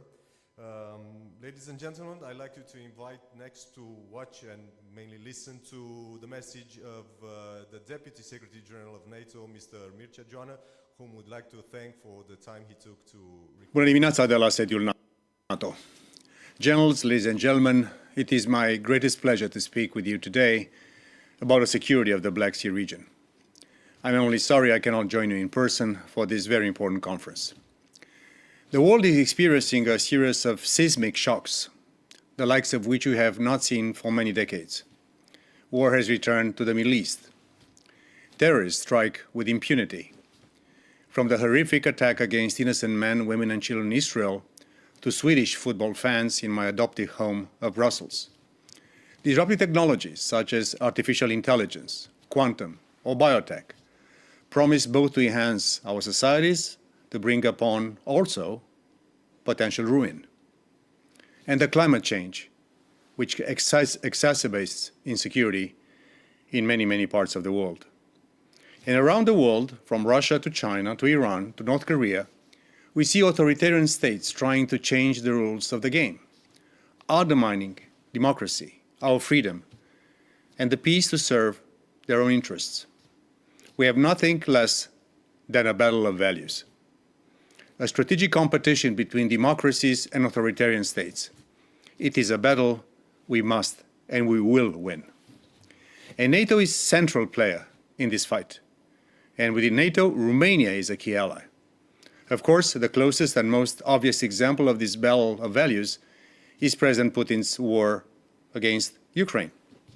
He must not succeed. If a modern-day imperialistic power like Russia were to successfully use force to achieve its objectives, it would be a catastrophe for Ukraine and a disaster for the rest of the world. At this conference, you are discussing the security of the Black Sea. The security of this area is pivotal, and not only for the safety and security of little states like Romania, Bulgaria, Türkyie, or Ukraine, or Georgia, as a potential platform for Russia to project power. It is also key to the security of the Western Balkans, of the Mediterranean, of Africa, the Middle East, and beyond. This is why, since Russia's illegal annexation of Crimea back in 2014, NATO has increased its presence in this critical region. Still more so since its full-scale invasion last year. We have now an unbroken chain of multinational battle groups from Estonia all the way to Bulgaria to ensure the entire eastern flank of our alliance is protected, ready to rise up to brigade level if needed. I want to thank France for leading the multinational group battle here in Romania, and Italy for the one in Bulgaria. We have also increased our air policing, significantly increasing the pre-positioning of equipment and supplies. And at the NATO summit in Vilnius in July, our leaders agreed new plans for 300,000 troops on higher readiness, backed by substantial air and naval power. And we are investing far more in defense. 2023 will mark the 9th consecutive year of defense spending increases across European allies and Canada.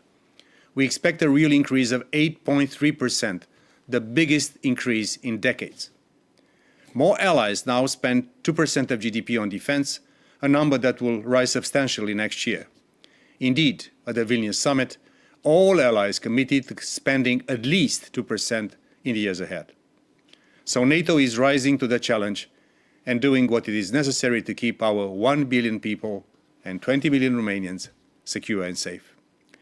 We have also stepped up our partnership with Ukraine in supplying it with unprecedented military support, including missiles, tanks, armored vehicles and aircraft, including soon F-16, and I salute Netherlands, Denmark, and the other nations that have chosen Romania in Fetești for the F-16 training hub, and I'm very happy that this is becoming operational to the benefit of allies and of our friends in Ukraine. In addition, we have provided billions of euros of financial and humanitarian assistance to Ukraine, and our people have welcomed hundreds of thousands of Ukrainian refugees in our homes, in our communities. And NATO will stand by Ukraine for as long as it takes. It will support his long-term path to Euro-Atlantic integration in European Union and in NATO. One of the clear lessons of Ukraine is that we need a much greater supply of weapons and ammunition. We have now contracts with our new defense industries to ramp up production. In August, NATO allies and partners announced 2.4 billion euros to increase ammunition stocks, including 1 billion euros of firm orders. We need to fortify our industrial base across the Atlantic. One of President Putin's stated aims at the start of his war against Ukraine was to have less NATO. Also here, he has failed. He has the opposite, more NATO. This is no more clearly demonstrated than in Finland and Sweden's application to join NATO after decades, even centuries, of neutrality. Finland now is a full member, and we expect Sweden to join us very soon. And in time, Ukraine, already a close partner, will also become a full member of the alliance when all conditions will be met. We have also stepped up our partnerships with Bosnia and Herzegovina, with Georgia, and of course for Romania, so importantly, with the Republic of Moldova, who are all under great pressure from Russia, but who seek a European future of freedom and democracy. We are helping these countries to strengthen their resilience because this is crucial for all our nations. We need to strengthen our individual and collective resilience to withstand from any threats and challenges, from conventional to cyber attacks, from disinformation and interference in our democracies and economies. We can learn so much from each other. Building stronger societies and more critical infrastructures is a team effort. NATO and the European Union recently established a joint task force on critical infrastructure, We have now a Greek undersea infrastructure coordination cell at NATO HQ. In the Black Sea, Romania is working with Bulgaria and Türkyie on the initiative to clear floating sea mines. Next year marks the 75th anniversary of this great alliance of ours. NATO is a profound commitment to defend each other from attack and to stand with each other through thick and thin. We do whatever is necessary to protect our nations, our values, and our people. This is what we will continue to do for the protection of Ukraine, of the Black Sea region, and the whole alliance. So thank you, Romania. Thank you for organizing this important conference, and I wish you all the best of success. We'd also like to thank Mr. Mircea GEOANЫN, whose speech concludes this part of our conference.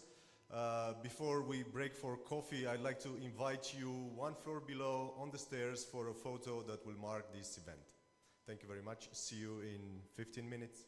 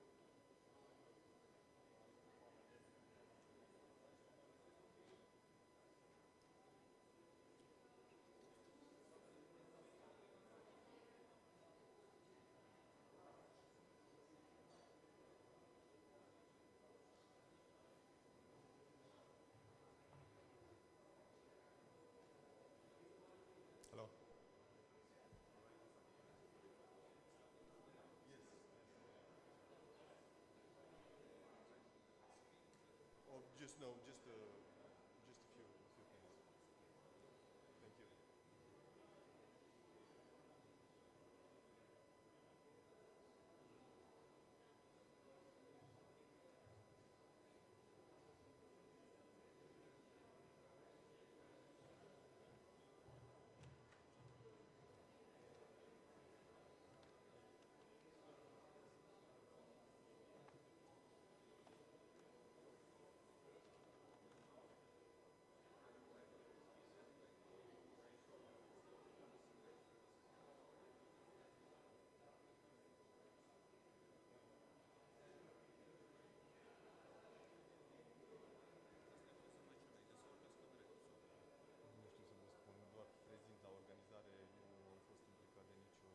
Culoare, oricum vorbește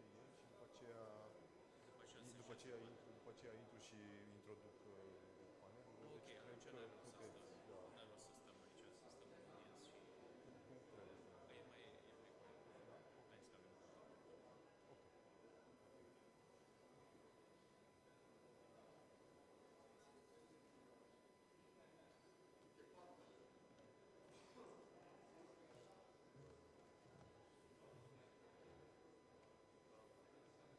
Domnul comandor.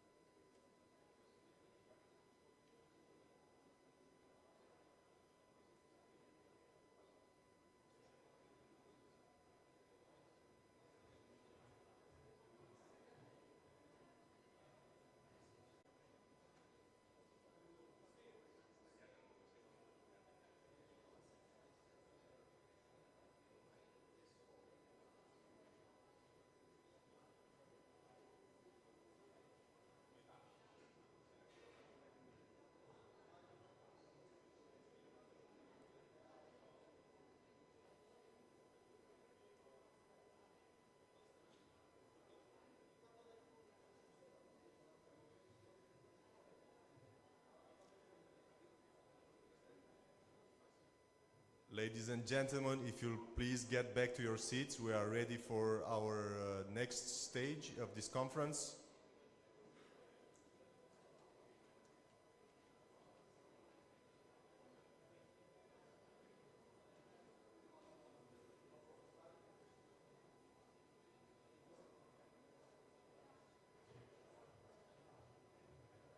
Absolutely.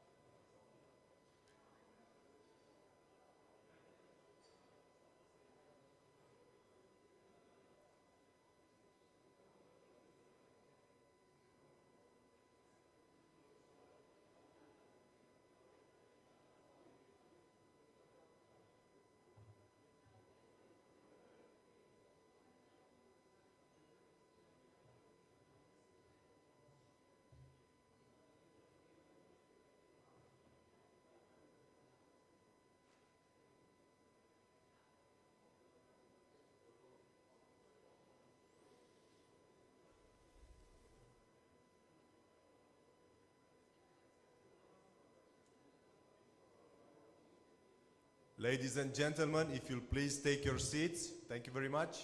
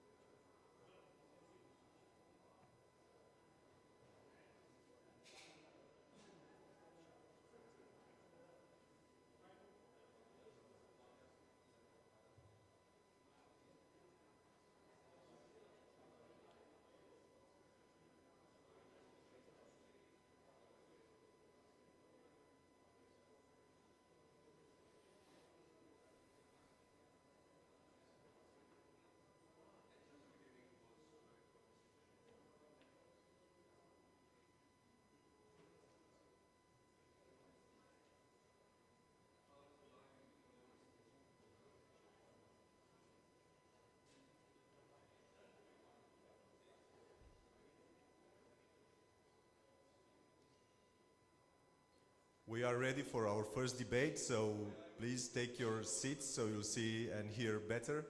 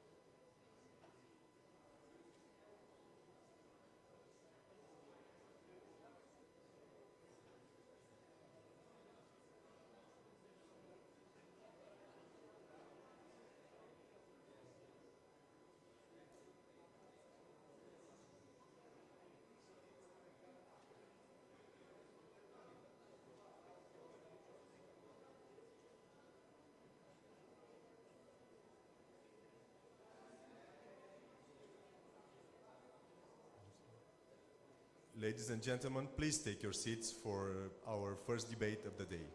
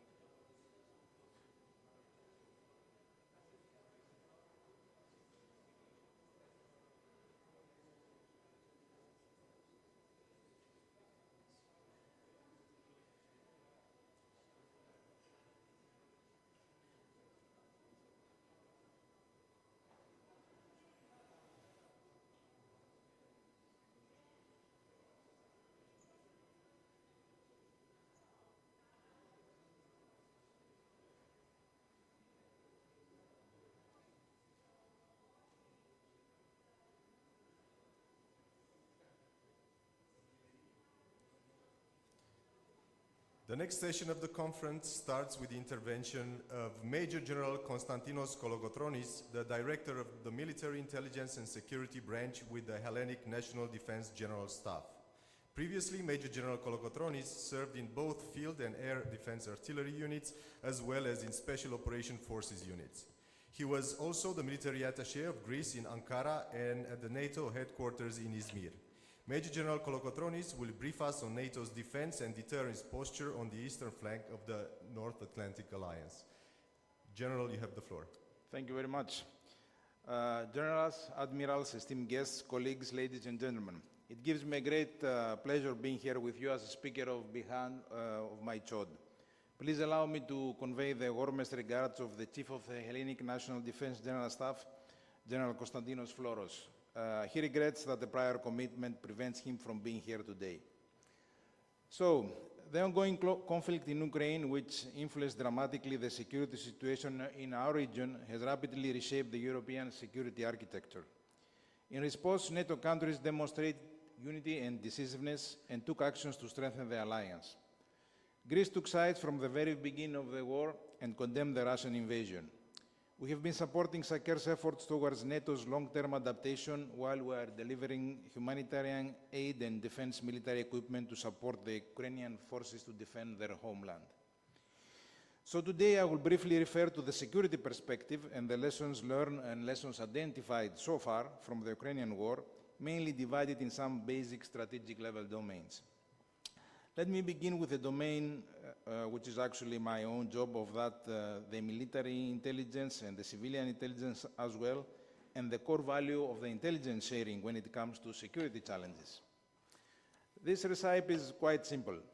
If we want to be safe, we need to invest in our intelligence services, on our indication and warning systems and our alert mechanisms, and invest big. Not only technical means, but in human power as well. No matter how sophisticated and how much technology and artificial intelligence related our intelligence mechanisms are, the worth of the human factor will always be invaluable and compared to none. I'm not referring, of course, only to human domain, which is a core function of the intelligence procedure, but also to the non-reliance on exclusively technological means when it comes to intelligence, warnings, and intelligence sharing. The October 7th Hamas attack against Israel demonstrated for an at least second time within less than 2 years, with the Ukrainian case being the first, how it seems to be an intelligence failure can lead to a catastrophic outcome. The element of surprise, which was a basic principle of war since Sun Tzu's era and even before that, in our modern era, somebody would think that it should have been excluded of that principles list. Unfortunately, as reality has dramatically shown, it is still there, no matter how long way we came towards the evolution of our capabilities in this sector. Before jumping into some inaccurate conclusions concerning the intelligence domain, I think it is worth referring to the complex and fragile security environment in our region that it is heavily affecting the information and security processes. All countries in the region, with no exception whatsoever, are called to deal with a very wide range of threats. And it is not only Russia, but many more challenges, and in order to name a few, I would refer to terrorism, local conflicts and crises, failing states, economic instability, mass illegal migration movements, climate change, competition for resources, cyber threats, hyperactivities, easy access to advanced weapons technology from non-state actors, and many others. If we must come to an additional assumption or a lessons learned as far as intelligence and security is concerned, this would be also to stress the importance of the effective intelligence sharing, taking into consideration all nations' difficulties and restrictions, releasing information that affect also their national security within the alliance. One of the main reasons that lead us to this, let us call it for the conversation's sake, assessment failure, can be tracked behind the opponent's hybrid media info-ops that it is effectively achieving to enable basic strategic communication principle, thus also effectively conveying a misleading message to the whole world. This brings me to the second strategic domain I would like to refer today, which is that of the strategic communication, information, psychological operations, and hybrid warfare. Never before Stratcom was called to apply and prove its value on the ground, conveying messages, narratives, and ideas of such a strategic value that can have an enormous and significant footprint, which actually may divert the outcome of the operations on the battlefield. Media, internet, and social networks have managed to constitute a warfare domain on their own, and their special value and the significance goes without saying. It is self-explanatory, the fact that this can have a major impact on the homeland security, since it can divide a society, providing thus the sparkle for intense social unrest. This is an additional security challenge which can be addressed as a special case of the spillover effect. The aggressor, in this case, as you very well know, does not necessarily need to physically invade or infiltrate into a country anymore, but he can achieve his objective to destabilize his opponent remotely, initially creating an unstable political and social environment with massive riots and demonstrations against the rule of law. Such a situation usually requires the adoption of harsh security measures in order to confront with the potential of chaos, which may lead with its turn to non-desired outcomes, such as governmental crisis or even the collapse of the legitimate political authority of a country or a state. The security gap that can be created by the media and the effective use of Stratcom can be further widened with the physical presence and the creation of hybrid threats on the soil of a non-directly involved in the ongoing crisis country by various destabilizing factors. Best example of it being the huge numbers of illegal, irregular, and mainly uncontrolled immigration.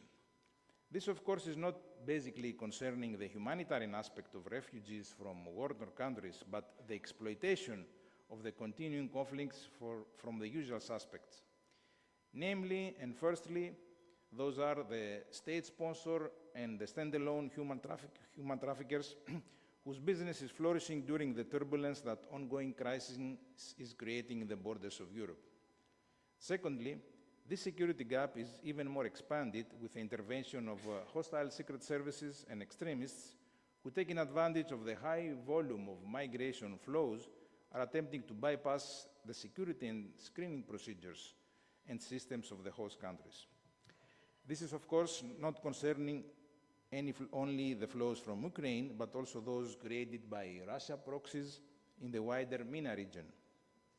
Ladies and gentlemen, as the Ukrainian war has shifted to a greater conflict between Russia and the West, we have been observing since the beginning that other forces that oppose the Western values are getting more and more directly or indirectly involved in the conflict. It seems apparent and evident that many external actors provide continuous support to Russia in many levels. This continuous supplies with external aid in ammunition and weapons has already created an equal necessity in the continuity of the provision of Ukraine with similar materials from its allies. This can easily create not only a fatigue effect, but also it can create security challenge, especially for countries facing their own security challenges and threats in their immediate vicinity. In the occasion of this war turning into another frozen conflict, the potential of the exhaust of the supporters' resources and of their ability to assist Ukraine, it is becoming more evident than ever. The situation will be affecting heavier than it already does other security-related issues of the assisting state, such as national resources, energy, and economy. Additionally, the emerging conflicts in other regions will create a disperse of effort and forces within the alliance, since it will probably have to face the challenge of simultaneous support of more than one non-NATO members but NATO-friendly nations against emerging threats. Apart from the above, NATO will have to face the deterioration of the overall security situation in its southern flank. Not only after Hamas atrocities in Israel, which has led to a new war in the vicinity of NATO, but also to many other fronts, including Africa, Caucasus, and maybe the Balkans.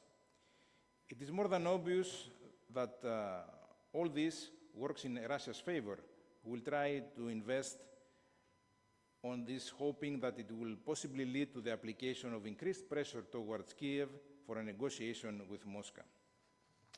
Nevertheless, the most likely scenario is the continuation of these operations for an extended period of time.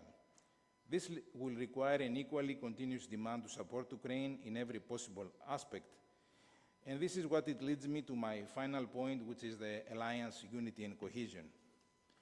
It is exactly this integrity and cohesion that Putin continues on testing and trying to breach it, directly or indirectly through proxies. And it is exactly this one, the most important lessons to be noted in the aftermath of this war.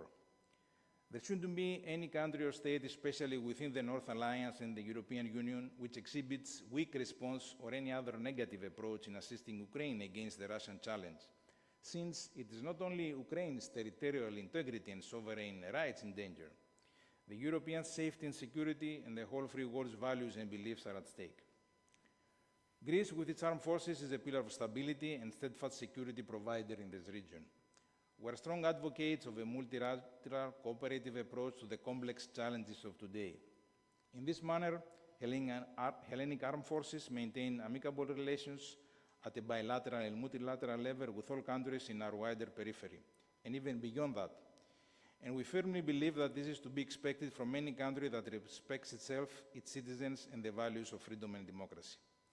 Ladies and gentlemen, this concludes my briefing. Allow me to thank you for your attention, and let me say it was both an honor and a pleasure to have the chance to present our views on this issue in front of such a distinguished audience. I would like to both thank and congratulate the Romanian Defense Ministry on behalf of my CHOD for your kind invitation and for organizing this excellent event. Thank you very much.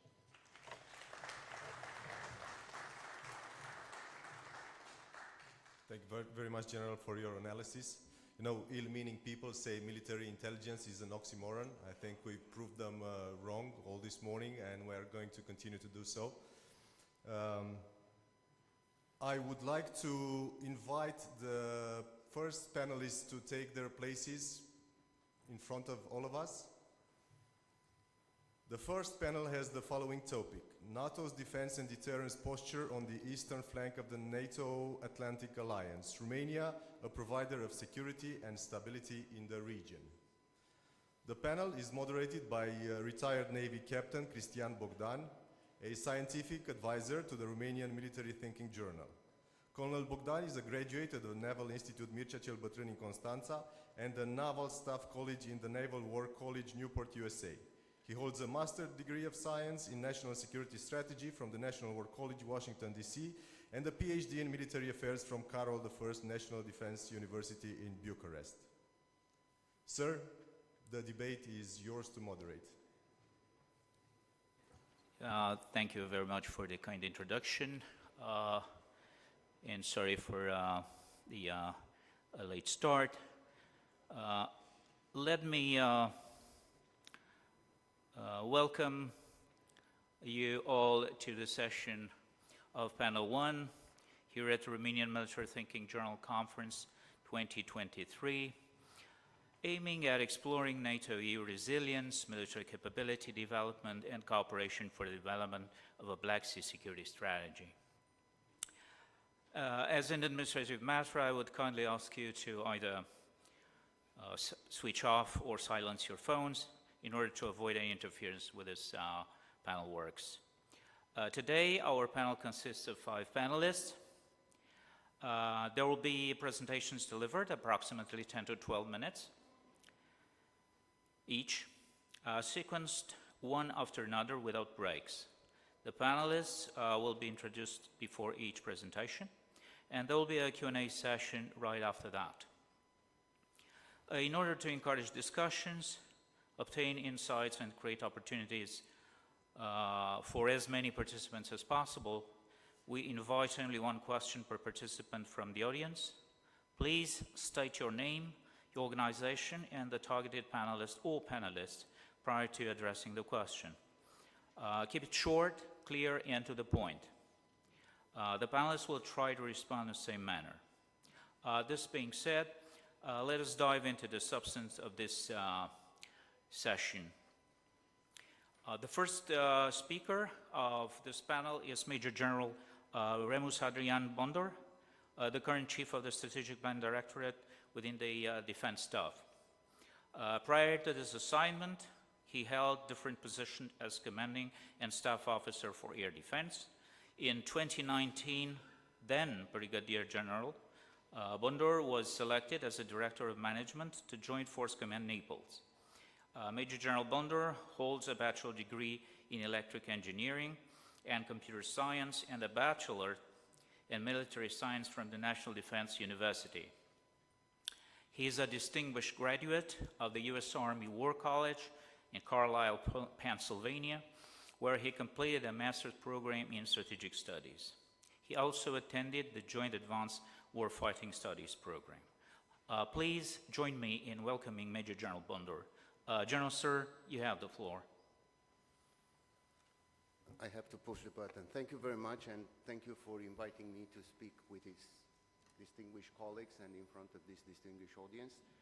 So it is a great pleasure, and again, I'm very grateful to the Romanian Military Thinking to organize this event, which brings together such a huge expertise and can let us learn a lot during our debates here.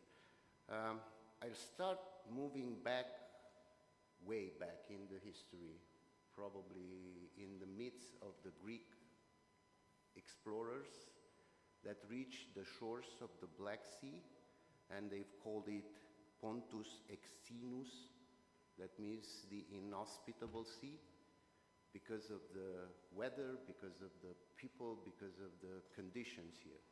But in about 100 years after the first settlements were established here, they've changed the name in Pontus Euxinus. Unfortunately, today, we are looking at the Black Sea as an inhospitable sea. It's a platform from where Russia projects its power against Ukraine. It's a part of a joint operation area for the Russian forces, and it's a place where the Ukrainians defend themselves, and with a very ingenious approach, they managed to push the Russian fleet as far as possible. So what is to be done to bring back the Black Sea as a hospitable sea, a place from where collaboration, cooperation, prosperity, peace, security to radiate through the riparian states all over Europe and far away? Because as you can see, geography matters, and Black Sea is a turning point, interesting connection between West and East, and it was disputed long during the history. Even though during the movie you were presented before, and then in the speeches that our distinguished speakers had here, in a way they've stolen my contribution, because I wanted to get into how Romania, together with our allies and partners, is a provider of security within this region and beyond it. I will try to touch several points. First of all, from our national defense strategy, we have 3 pillars of security. It's the NATO, EU, and the partnership with the United States. But there is a strong foundation that means the ability of Romania to support and withstand and defeat, if necessary, any aggression against our independence, sovereignty, and security. So a connection between the 3 pillars and the foundation is very, very important. And Romania proved to be a steadfast ally during our evolution in NATO, starting from our accession and until now. We engaged ourselves in both the decision process and then through cooperation and collaboration to the development of the alliance, overall the alliance. Indeed, the last mention of the Black Sea as a strategic important region within the NATO documents brings also higher responsibility. And this responsibility cannot be fulfilled without the commitment of the society. So there is a need of the whole society, whole government approach towards our role as a steadfast ally. What we've done and what happened, so in my opinion, what happened in the last 2 years within NATO is a seismic change, and I think the Deputy Secretary General mentioned. So we have now, for the first time after the Cold War, a family of plans that are almost executable, ready to defend every inch of the NATO AOR. That means the area of responsibility of the Supreme Allied Commander. These plans, even though they are not the universal panaceum for the defense of the alliance, they are drivers to change the way we are thinking to the deterrence and the defense. There are drivers to change our view over the capabilities, how we put together capabilities, and they are also drivers to move ourselves towards the multi-domain operation, which is the next step, that is above joint operation. What Romania have done, we engaged and we are hosting now on the Romanian soil 3 NATO force structure HQs, the Multinational Corps Southeast, Multinational Division Southeast, and Multinational Brigade Southeast, This is not easy, and everybody needs to understand that being a host of a NATO command force structure entity on your soil comes with a lot of costs and a lot of engagement from the nation, but it is a valuable experience for us to be able to contribute to the overall defense of the NATO area of responsibility. So we are here, we are ready. It was mentioned that the multinational corps is the last HQ that declared their final operational capability. You have seen the hub for the training of the pilots, F-16 pilots, which, by the way, will be open for all NATO and partner nations within the area, and that brings also our commitment for the security. Meantime, and His Excellency the Ambassador of Türkyie mentioned our initiative together with Bulgaria to put together our forces in order to build up a task force to fight with the drifting mines, which are a huge threat for the freedom of navigation within the Black Sea. Also, we work together with our Bulgarian counterparts to build up a regional special operation command in order to integrate more our forces and then to be able to provide NATO with this capability at need. In the air domain, our participation to the enhanced air policing missions outside the area and the ability of Romania to host allied airplanes to participate in the enhanced air policy mission in Romania, it's a great importance. And we will receive very soon German airplanes here, and then Türkye's airplanes, and then there is a rotational plan to be here. But it's not important only to look to the west, to the east, even though I like to say that we are here and we feel the breath of the bear. It's a different perspective if you are on the shore of the Black Sea or if you are far away on the Western Europe. The perception of the threat is different, but the threat exists. And doesn't matter the outcome of the conflict, of the war, even though we are looking very careful and we hope that Russia will not prevail in this war, Russia will still remain here geographically. We will still have this threat for a long time from now. But we need to look 360 degrees, and we are very, very concerned about the situation in the Western Balkans, and Romania is a contributor to the missions there. We are now engaged in the KFOR mission, and we also assume the position of the Chief of Staff and the greater contribution to the European mission in Bosnia and Herzegovina, and we are looking forward to assume the command of this mission in 2025. And also we are looking what is going on in the so-called General South, and we are in all the EU missions that are operating in Africa, and we assume the command of the European training mission in the Republic of Central Africa. And we will continue to look there to help those countries, to help us, to keep the peace and security of our people. The Secretary General was talking about 1 billion people within the NATO area of responsibility, and also about the 20 million Romanians that are living here. And I want to, as a soldier, we are fighting every day not to fight.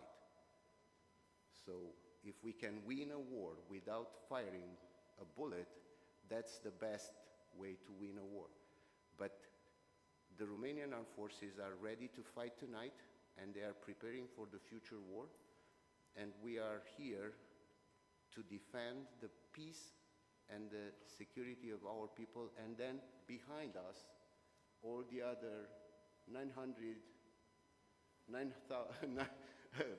you know, without 20 millions, all the other billion that is behind us. Thank you.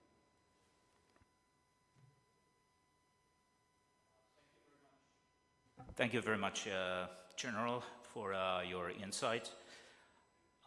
Our next panelist is Rear Admiral Upper Half Alper Yeniel, as Chief of Plans and Policy Division, the General Staff of the Turkish Armed Forces. Born in Kocaeli, he graduated from Naval Academy in 1991. After having served 2 years on school ship Sokulu Mehmet Pasha, as a branch officer, he attended the aviation school and became a helicopter pilot in 1993. Prior to his Naval War College education, he served 10 years in 351st Naval Helicopter Squadron. After being a staff officer, he assigned to Turkish General Staff and worked in various branches of Plan and Policy Division.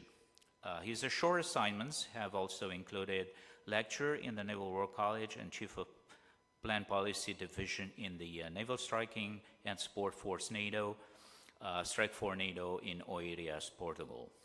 Prior to the current position, he was the commander of the Naval Air Command. Please join me in welcoming Rear Admiral Alper Yeniel. Admiral, please proceed with your presentation. Please do.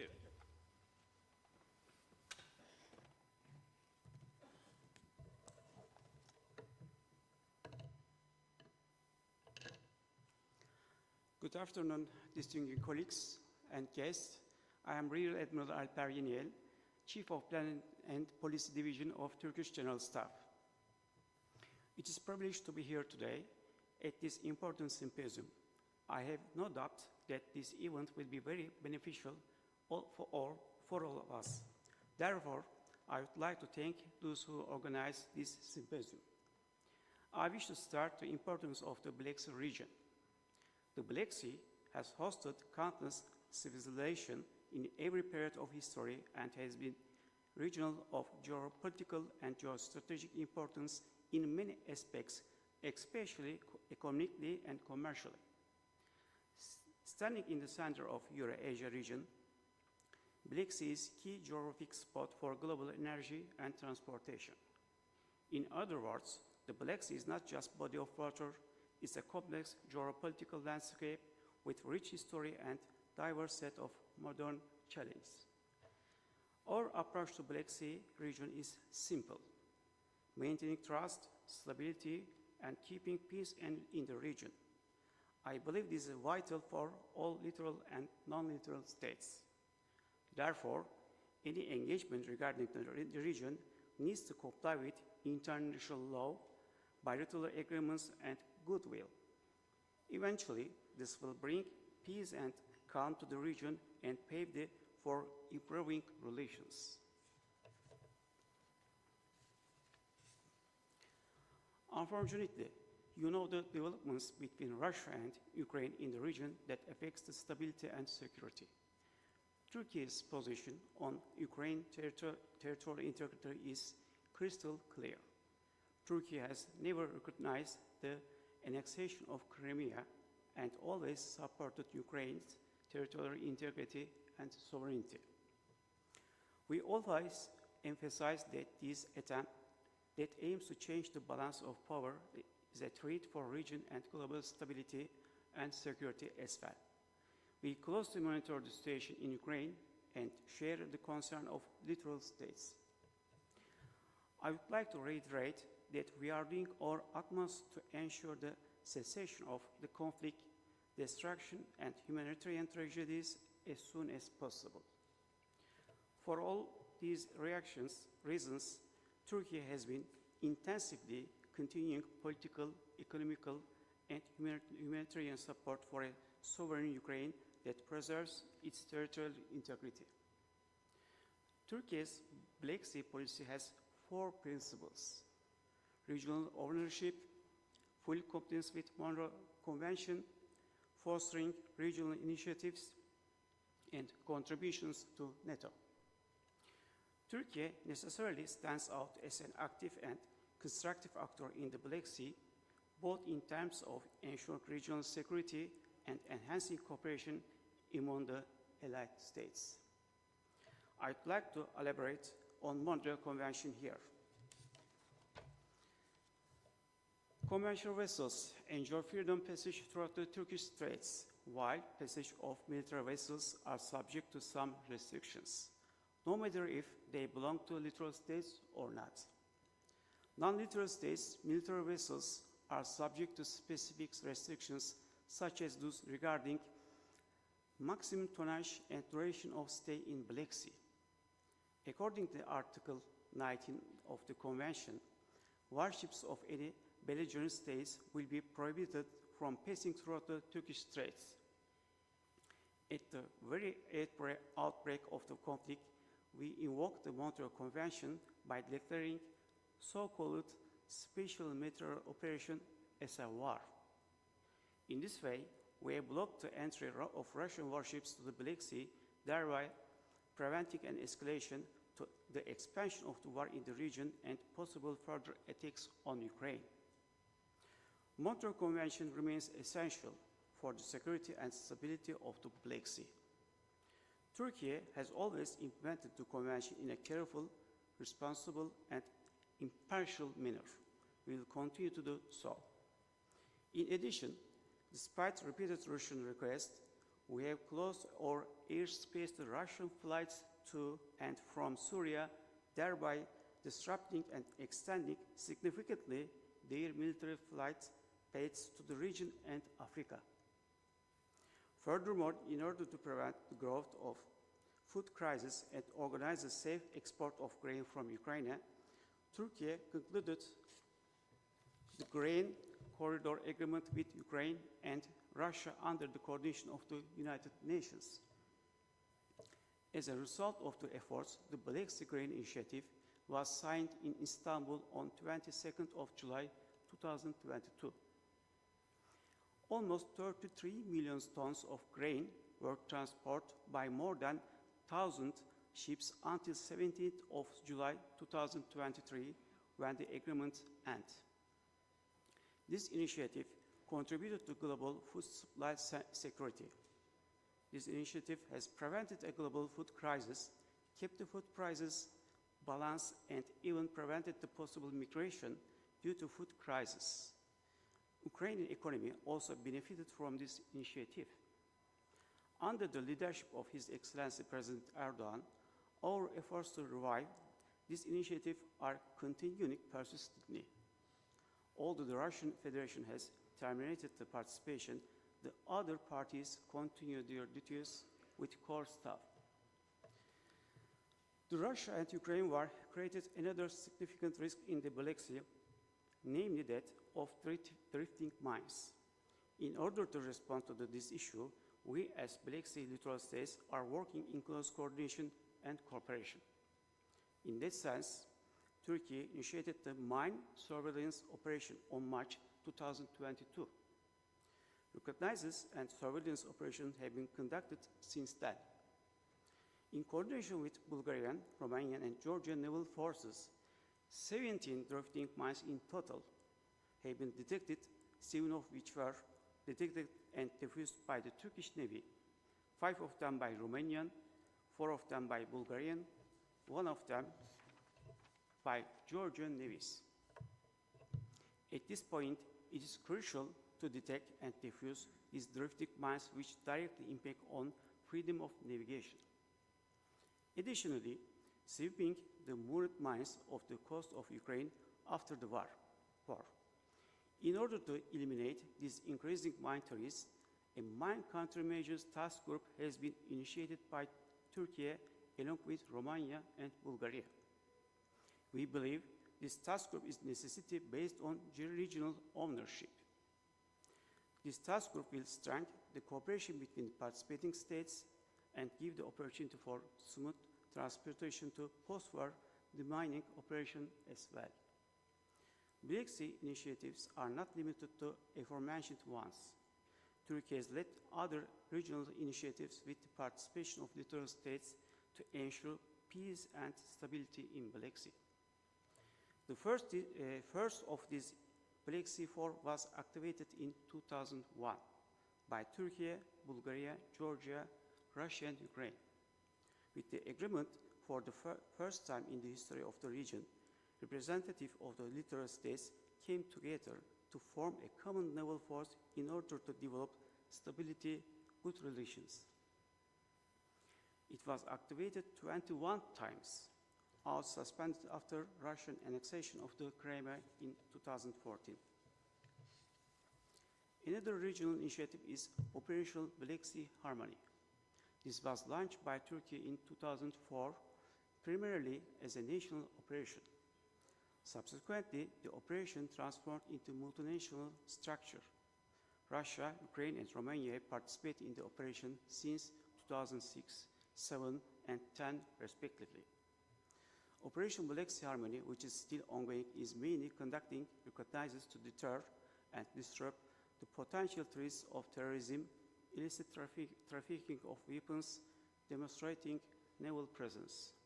Frigates, submarines, patrol boats, MPAs, and UAVs are the means for conducting this operation. Also recognize this picture in the Black Sea ID being exchanged with NATO in order to increase the maritime situational awareness. As of today, Turkey provides 70% of recognized air picture and more than 60% of maritime picture in the Black Sea, contributing most of NATO's indication and warning system.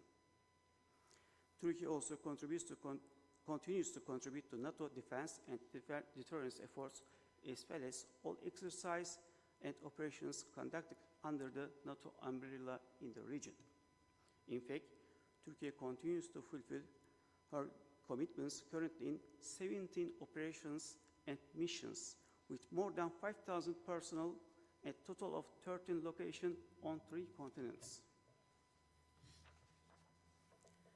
Turkey adopts a cautious and balanced approach in the region. We attach great importance to keeping dialogue channels open among the littoral states. At the same time, we believe that escalation must be avoided in the Black Sea. And also, I would like to emphasize one more time, as it stated in paragraph 79 of Vilnius Summit Communique, security, stability, and freedom of navigation in the Black Sea should be provided initially with littoral allies and throughout Montreal Convention. To sum up, as the country with longest coastline, our basic principles to ensure stability in the region are regional ownership, full compliance with Montreal Convention, enhanced cooperation and collaboration among the allied littoral states and partners, ensuring regional security, preventing tension, escalation, or conflicts, support for Ukraine's territorial integrity and sovereignty. Last but not the least, the motto underlying this principle is the maxim of our greatest leader, Mustafa Kemal Atatürk: peace at home, peace in the world. That concludes my part. I extend my gratitude to all participants and also would like to thank the Romanian authorities for organizing this important symposium. Thank you very much. Thank you very much, Admiral. Teşekkür ederim for your perspective. Our next speaker is Mrs. Antonia Colibașanu. She's a senior geopolitical analyst focusing on strategic competitive intelligence analysis, and she currently holds the position of Chief Operating Officer at Geopolitical Future. She has joined Geopolitical Future's team as senior analyst in 2016 after working for more than 10 years with global analysis firm called Stratfor in various positions, including partner for Europe and Vice President for International Marketing. She works closely with best-selling authors George Friedman and Robert D. Kaplan, and served as the honorary advisor to Romania's Minister of Energy. Prior to joining Stratfor in 2006, Dr. Colibașanu held a variety of roles with the World Trade Center Association in Bucharest. Among other academic credentials, she holds a doctorate in international business and economics from Bucharest Academy of Economic Studies. Ladies and gentlemen, please join me in welcoming Mrs. Antonia Colibașanu. Madam, The floor is yours. Thank you. Thank you very much. I will begin by saying thank you for inviting me, for having me here, and happy birthday, Romanian Military Thinking, the magazine. Thank you for organizing such a conference where we can learn from one each other, and basically for debating matters of utmost importance, considering everything that's going on in the world today. With this introduction, my presentation will be rather short, and I think I will have more questions than answers. I've prepared just a map. I know that on prior occasions we basically had a full presentation during this conference here, from me at least, but I thought a map would be enough this time, considering that we don't really know how this map is going to look like in the next few years, not to mention in the next decade. Why do I say that? Geopolitically, and applying the classic framework of analysis, we are now at a so-called inflection point where everything and every political premises is being fractured.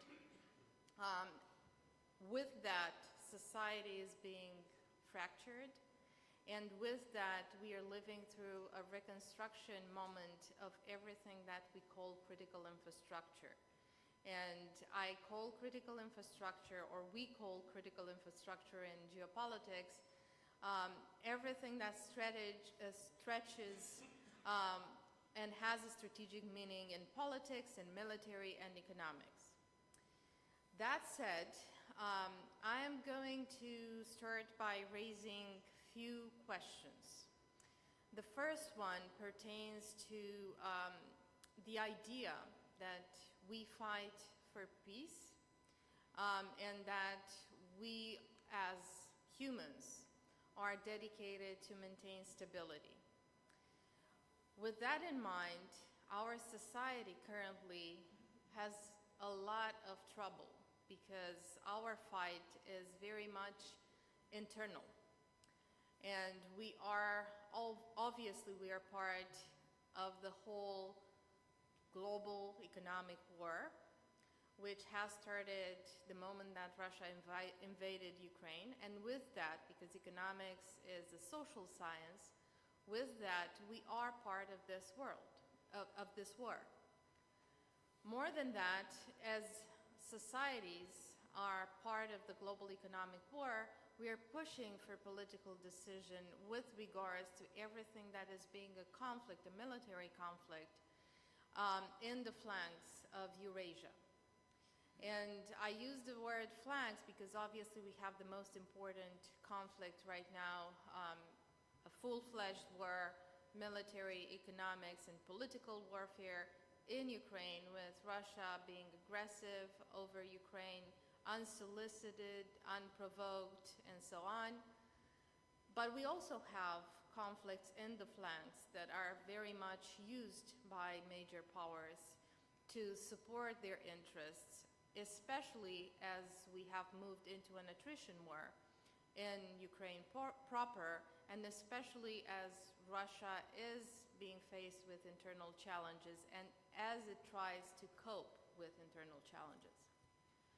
So the main question with regards to this main idea of society fighting for peace is, what kind of society are we going to have? And this is a reflection for us all to think about what role will the deep government, deep state, will have after this attrition war in Ukraine and the global economic war. I don't have an answer to that. I basically said I'm going to raise questions. So with that, zooming out, or zooming in basically at the regional level, in Eurasia, which stretches from the Atlantic to the Pacific. With the war in Ukraine, we have had major restructuring processes started with regards to economics being reshaped in the sense of trade and investment corridors. What you have here is basically the map of the main trade corridors stretching in Eurasia right now. And what you don't have is the priority level for these corridors. So bottom line, the northern corridor has been sort of let down to the lowest level from the very primary level of importance before the war in Ukraine started. And what that meant was that the focus was on the middle corridor, on the ocean route, the ocean being understood also as the North Pole, by the way, where we also had military operations during the last year. And with that, we also have had some very creative ideas from our friends, quote unquote, the Russians, with regards to the North-South corridor, which is being shaped as we speak and negotiated as we speak. At the intersection, we have the South Caucasus. At the intersection, we have a major important region that is connecting the dot between Eurasia into the Middle East, between the two major flanks that we are having right now opened. And obviously, we are worried about the Balkans, as we have heard here. We hope that it's not going to be another flank. I don't believe so. However, the Caucasus are also stretching into the Black Sea region with a major question of how will the corridor shape Europe. We all speak about the dangers of war. We all know that in wars we find opportunities. On the corridors being shaped, we do find opportunities. The trade flow from Asia into Europe has moved onto the middle corridor right now. However, the opportunity, the economic opportunity that we, in particular Georgia and Romania, have for developing this corridor, and Turkey, for developing this corridor into a working corridor for our economies and for European security, is also posing a major question, if not risk. We are talking about the influence of China, and we are talking about the geoeconomics brought forward, including in the NATO concept, in the latest NATO concept. We have 4 major articles in the NATO strategic concept that are pretty much talking about the economic structure of the world that is supposed to sustain the strategic endeavors that NATO has. 3 of them are mentioning China. The other one is indirectly mentioning China because it talks about the EU and its role to protect critical infrastructure from influence from outside competitors, including China. So the main question mark here is, how are we going to shape this corridor to provide security? And how are we going to deal with China while we are fighting for peace and while China itself is fighting for its own stability and for peace in Asia? Which leads me to another zoom in, Central Asia, which is likely going to be a place that we are going to be focused more and more during the next years. We have started in Europe to focus on Central Asia. We have a first format, actually, the 5+1, led by Germany, into bringing forth Central Asian perspectives to the European Union and making sure that we actually have a role within the game that is being played in the Central Asian region. However, there are many players involved in Central Asia. China and Russia are the obvious ones. We are beginning to be involved because obviously it is about our security that we are talking about. Turkey is and has been involved for historical, cultural reasons, and therefore we have the major strategic question of how are we going to work together as an alliance, NATO/EU, in Central Asia when we are fighting for peace with regards to Russian influence and Chinese influence. And that goes for the Black Sea region in particular to the major question of what role will we, Romania and Georgia, on the Middle Corridor, but what role would Turkey have, considering that Turkey's imperative is to be a hub of all sorts, and Turkey's imperative is to facilitate dialogue, to keep that sea open. Not to mention that we are also going to deal with some very interesting times and very challenging pressures, I believe, from the Middle East and North Africa, considering the socioeconomic distress that countries in these regions are facing. And that is European as wide Europe. I'm not talking just about the EU. Obviously, the media is talking enough just about the EU. But we need to take a holistic approach because we are also NATO, because we are also having national interests, all of us, within NATO and within the EU, and because we, in the Black Sea proper in particular, need to make sure that our fight, our daily fight, our citizens' fight, is actually for peace. And that's key to keep in mind, I believe. It is difficult to keep in mind in these times because one player in the Black Sea region is not really thinking about peace these days. I hope that the rest of us will push for peace. And that is not an answer to the questions, but more of a hope. Thank you very much.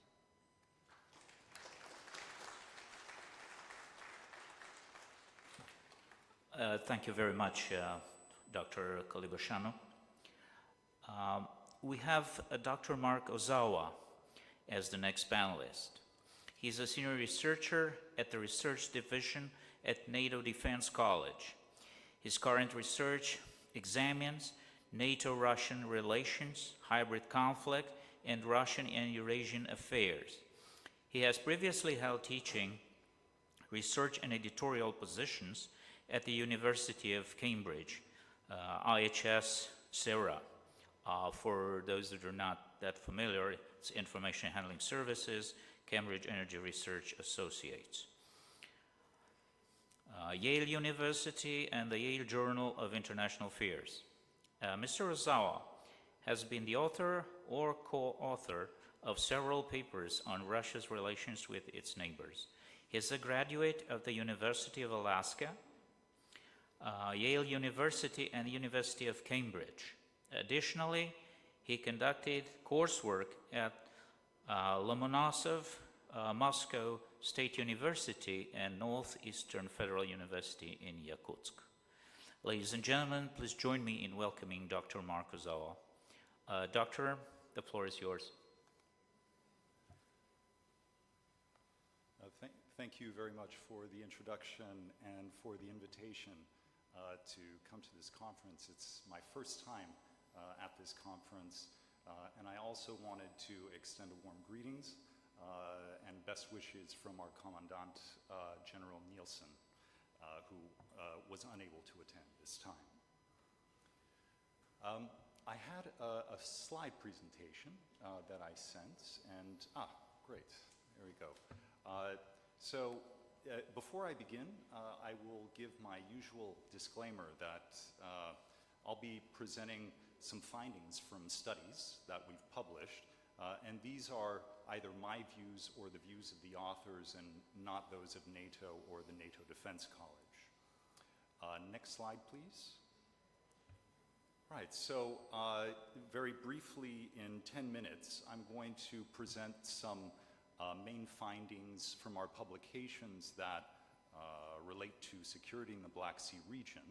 I'll also be talking about NATO's response to Russia's second invasion of Ukraine, trying not to repeat some of the information that was already mentioned by the speakers earlier today. I'll also be saying a few words about the strategic view from Moscow.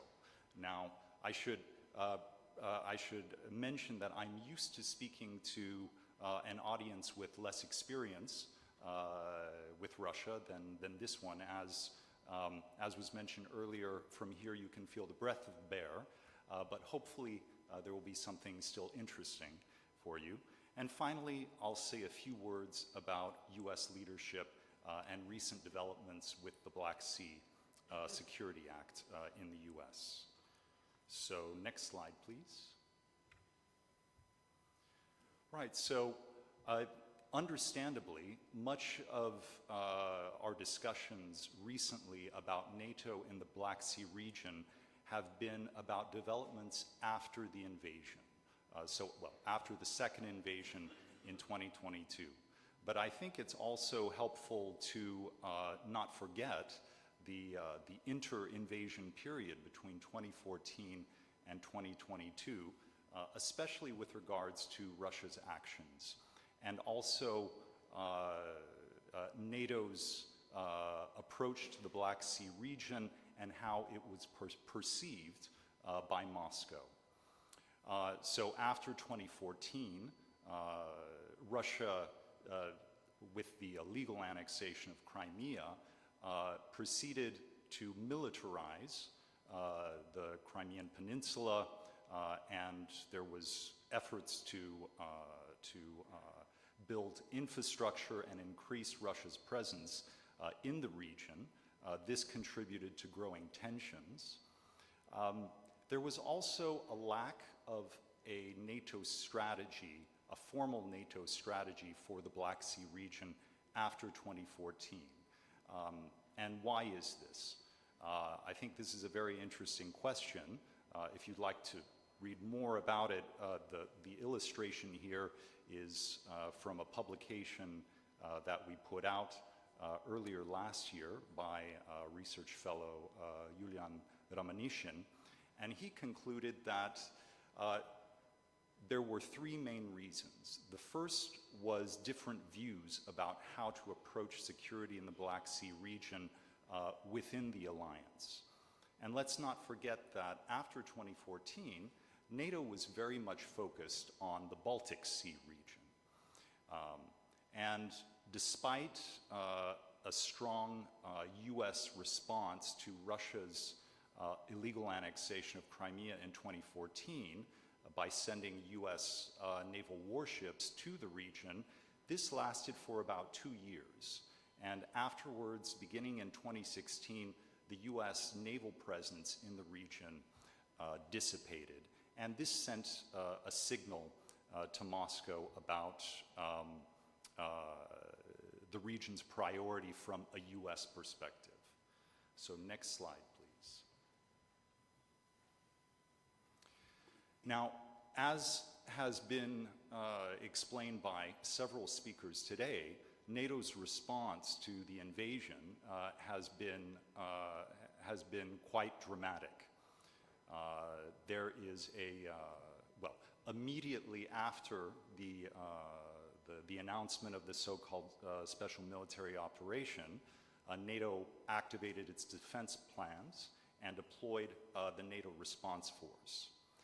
The following year, leading up to the Madrid summit and the release of the new strategic concept, there was a strong effort within NATO headquarters to work also with NATO centers of excellence and other nodes of NATO, including the NATO Defense College, to evaluate and recalibrate NATO's deterrence and defense posture on the eastern flank. And this, of course, has culminated in the new force model, which grows NATO's response capabilities within 10 to 30 days by 7.5 times. So this is a dramatic recalibration of the force posture. NATO allies' support for Ukraine and also NATO partners in the region, I think, has been remarkable. And this, as was mentioned earlier, was probably unexpected in Moscow, that there would be this unity within NATO and that also certain NATO allies would provide so much support to Ukraine. And finally, an interesting development this year, which has already been mentioned a few times, but I think it's worthwhile repeating it, is paragraph 79 from the Vilnius Summit communique, which presents the Black Sea region as an area, a region of strategic importance. And I think this wording is very important. Next slide, please. A few other findings which I think are worth mentioning is, the impact of the Ukrainian armed forces on the Russian armed forces over the course of the war, particularly in the maritime domain. As was mentioned earlier by, I think, an ambassador and the admiral, the Russian naval forces have been forced to move many of their assets out of Sevastopol to Novorossiysk. And the Ukrainian armed forces have, through their efforts in very strategically crossing certain red lines made by Moscow, have debunked the credibility of much of Moscow's rhetoric around what exactly the red lines are. And I think we need to give credit to the Ukrainian armed forces for this. We've already talked about the unity and strong cohesion in the alliance as a result of the invasion. But I think one good example of this is not specifically within NATO's mandate, but really demonstrates the unity and also social support within Europe, and that is to wane European energy dependence from Russia. Before 2022, this was always an implicit threat card that Moscow could wave towards Europe, especially in Western Europe. And I think it's quite remarkable that within a year and a half, this threat no longer carries the weight that it used to. This is not to say that we're completely out of the woods. We still have a second winter coming, but I understand that for better or worse, this has been the warmest year on record in the Black Sea region, and this bodes well going into the winter with energy stocks. As has already been mentioned by several speakers, there are positive signs of growing cooperation among the NATO littoral Black Sea allies.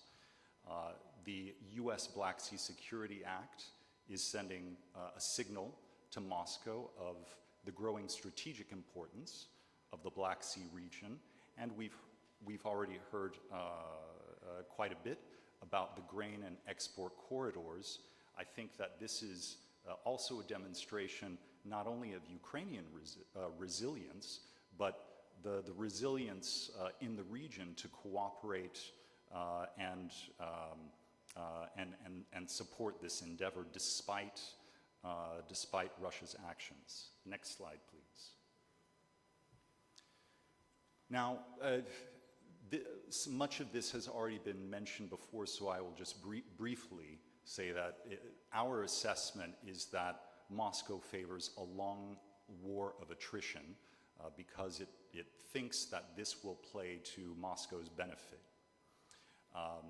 Moscow is preparing for a long-term war with Ukraine, but this is part of a larger strategy of what in Russian would be called a confrontation with the collective West.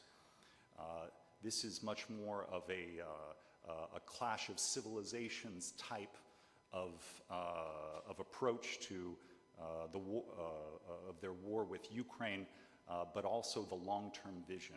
And China is very much a part of this, a part of their calculation.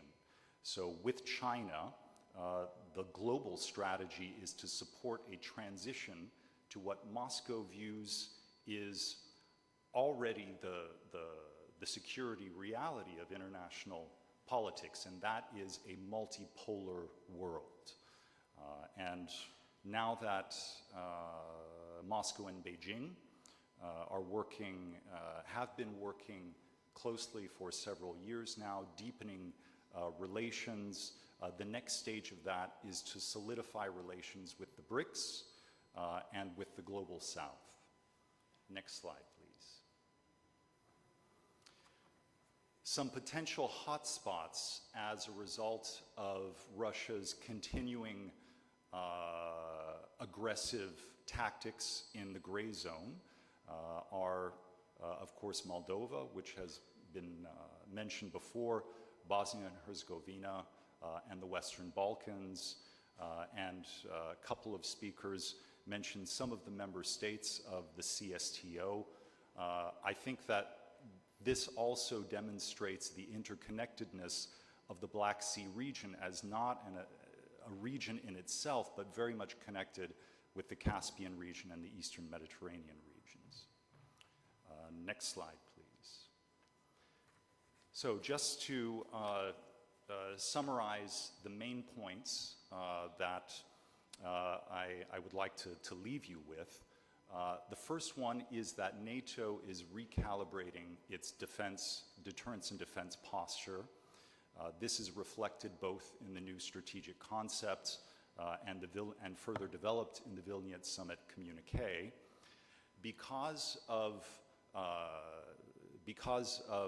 Finland's accession to NATO, and soon, probably Swedish accession to NATO, the previous focus on the Baltic Sea will probably shift to the Black Sea, because the security architecture of the Baltic Sea has fundamentally changed and not in Russia's favor. The new force model is promising, but the true test of the force model will come in actually fulfilling the goals. And as was mentioned earlier by my colleagues on the panel and the General earlier this morning, there is a need for practical goals. The new force model is an aspiration. There's the aspiration, and then there's the fulfillment. And the fulfillment needs to be credible in order to deter Russia. There are signs of a securitization process of the Black Sea region among NATO and key NATO allies. And here I'm borrowing from international relations theory of securitization, the idea being that progressively and incrementally an issue becomes more of a priority at the political level, and we appear to be seeing this with respect to the Black Sea. And I will leave it there. Hopefully I didn't go over the 12 minutes. All good. Okay, thank you very much for your attention, and thank you to the interpreters. I tried not to speak too quickly. I've been well trained to do that, but it's my nature to speak a bit quickly, so thank you. Thank you very much, Dr. Zawa, for your presentation. The last but not the least in our panel is Mr. Tengiz Fakaladze. Paladze, did I? Okay, good. He's a senior fellow at the European Center for International Political Economy. His research interests cover different areas, including Eastern Partnership countries, Black Sea region, European integration, and Russian foreign policy towards the Black Sea and Eastern Partnership countries. Mr. Paladze has a long-standing experience working in the government, civil society, think tank, and academia, mainly in the area of foreign and security policy, geopolitics, Russia and post-Soviet countries, Eastern Partnership, European and Euro-Atlantic integration, institutional building, and democratic development. He held senior management positions in the public service and also non-governmental organization sector. He participated in the design and implementation process of Georgia's European reforms agenda.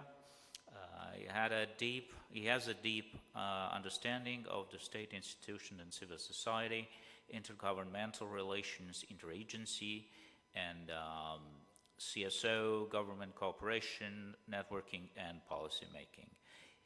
Between 2014 and 2018, Mr. Palate served as an advisor, Foreign Relations Secretary to the President of Georgia, and since 2019, he's an associate professor, head of the bachelor program in political sciences at the Georgian Institute of Public Affairs. He's currently finalizing his PhD thesis on the Russian soft power policy towards neighboring countries.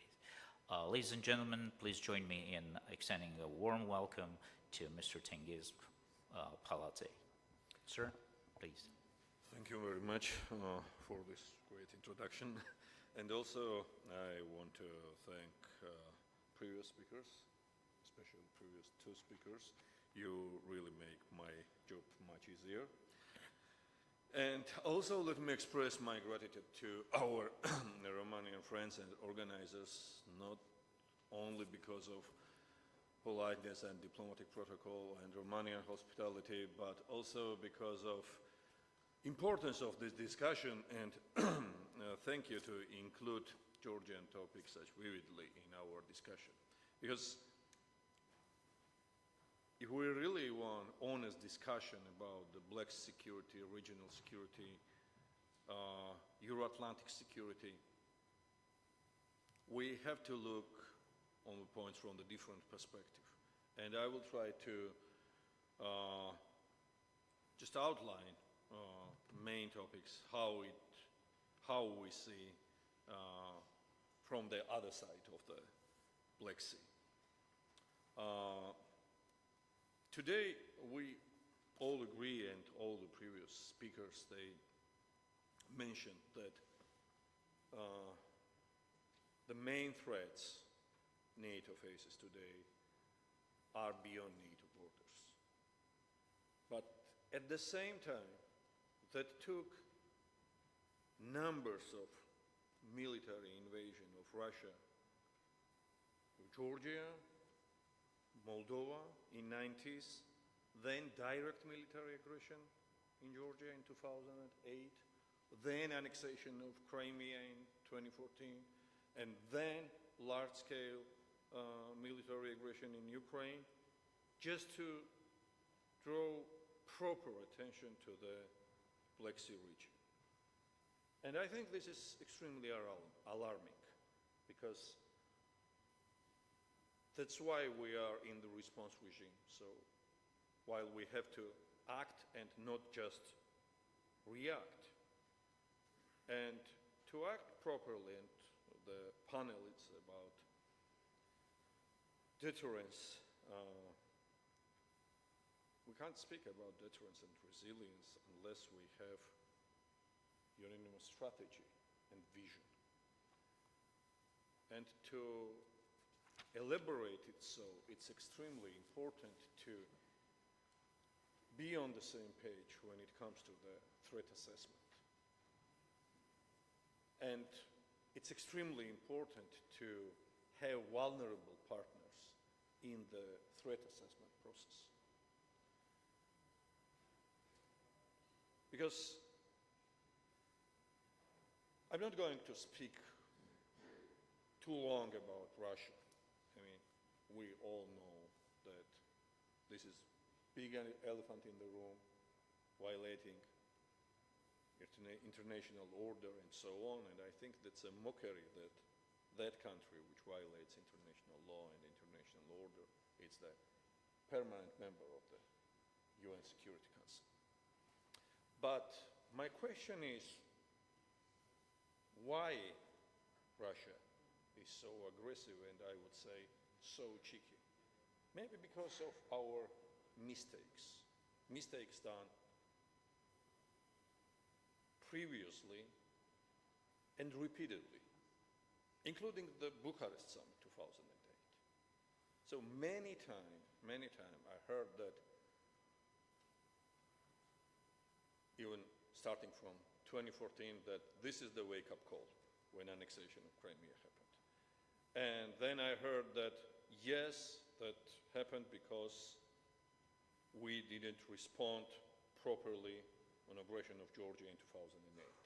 However, that time, when we urged and spoke about that and said that if you don't stop Russia today, the next will be Ukraine, that was considered as an exaggeration from many of our partners. But today, we see that that really happened. And today, we pay high price for that. And price will be even higher if we do not stop Russia today. And this is not investment only in Ukrainian security, not only in Georgian security. This is investment in Euro-Atlantic security, because stabilization, peace, and prosperity of Europe, it's impossible without Black Sea and without vulnerable partners. Previous speaker, Madam Olibasano, if I pronounce your name properly, you already described geopolitical picture of this region and highlighted the role of Georgia, Black Sea connectivity, and South Caucasus. I would add only that this is not just physical infrastructure. I will add there also electric cable and fiber optic cable and so-called digital Silk Road. And the question is that if Russia has advantage in that part of Black Sea, that means that this narrow bottleneck, which forms corridor for the East-West cooperation, it just will be disappeared.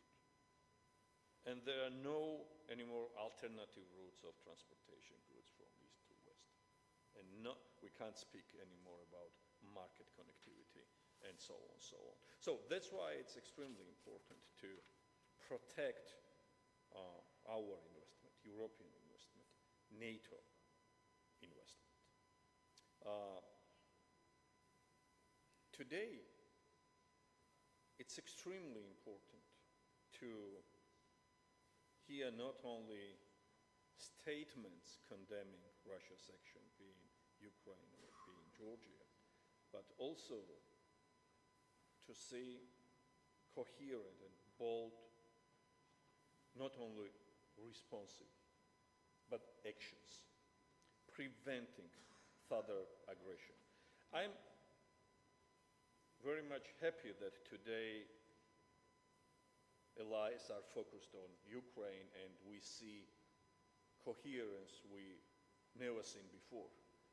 But at the same time, my question is, while we are focused on Ukraine, and definitely we have to be focused on Ukraine, why we give space for maneuvers to Russia on the other parts of the Black Sea? And regrettably, Georgia has become like a laboratory for the Russia's hybrid warfare technologies. And we have to pay attention to that, because otherwise we are like firemen try to manage fires from place to place. We have to speak and react and respond and demonstrate an acceptance of such kind of policy, be it towards Ukraine, be it towards Georgia, be it towards Moldova, or any other country.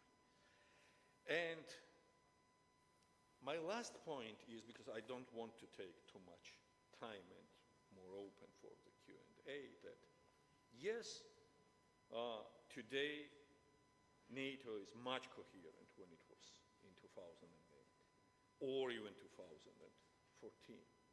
Yes, today we say that we understand that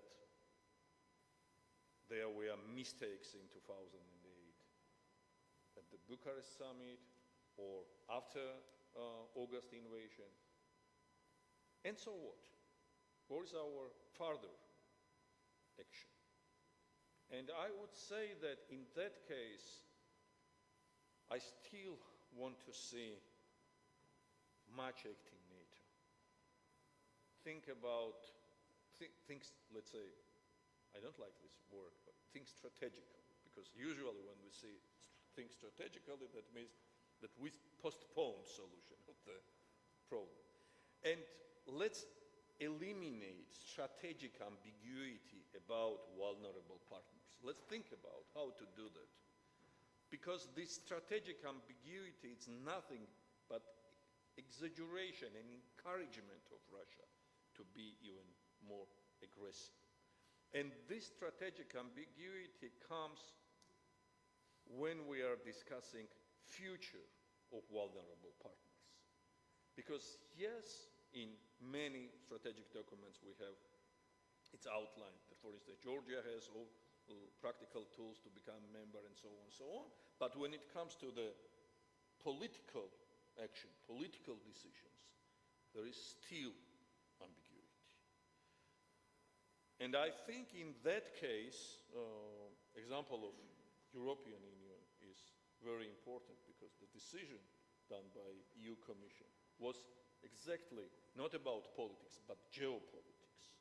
So let's think from the geopolitical perspective, not only from the perspective of current political situation, but from the perspective that NATO is a geopolitical player.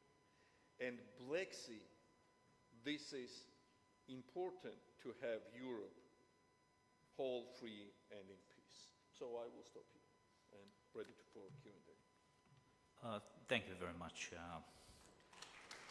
Mr. Palazzi. We now open the floor for questions. Kind reminder, one question per participant. Please state your name, organization, and targeted panelist or panelists prior to addressing the questions. Keep it short, clear, and to the point. Thank you. Go ahead, sir. General.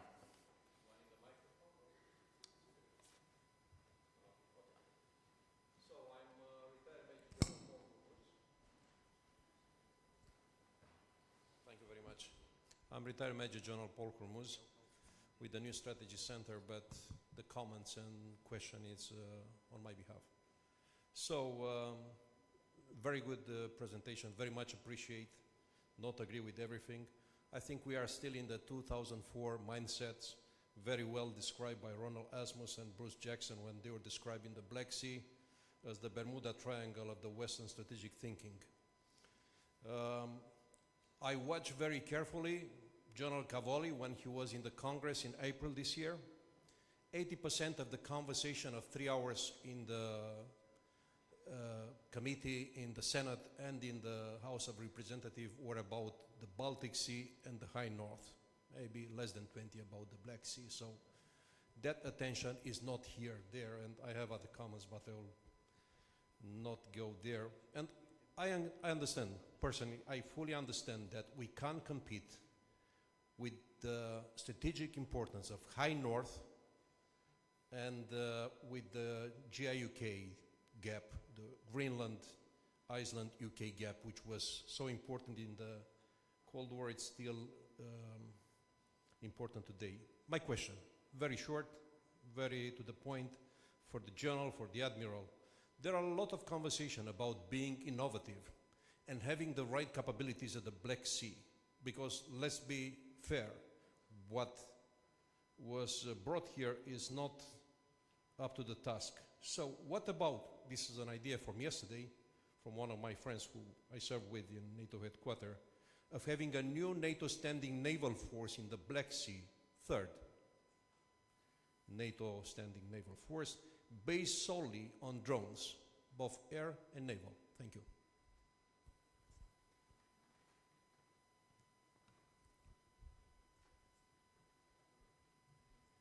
Anybody? I think I can say something about the NATO standing naval forces in Black Sea. And when I compare the 2008, 17 or 16, that time standing naval forces deployed in Black Sea almost 40 days. And then after that time, the presence of the standing naval forces in Black Sea had increased almost 100 days. So I think NATO is over there. I'm a member of the NATO, and also you are a member of the NATO. So with discussing this issue, this means it's a NATO issue currently. So that's I answer for you. So, General, it's 1 million points question. We are moving towards multi-domain operation. Now, a ship can be hit from the sea, can be hit from the land, from the air, from a long-range distance. So, indeed, it's a great idea to move, and the Romanian Armed Forces, through our 2040 Armed Forces program, we are moving in the next phase to the drone age. Yes, indeed, and you are right. So the Ukrainians proved that thinking outside the box, using very, let's say, unconventional way, pushed back the Russian fleet from the western, let's say, the northern part of the Crimea to a protected area. Indeed, it's a great idea, but it needs to go to NATO to come, and you know exactly how it works.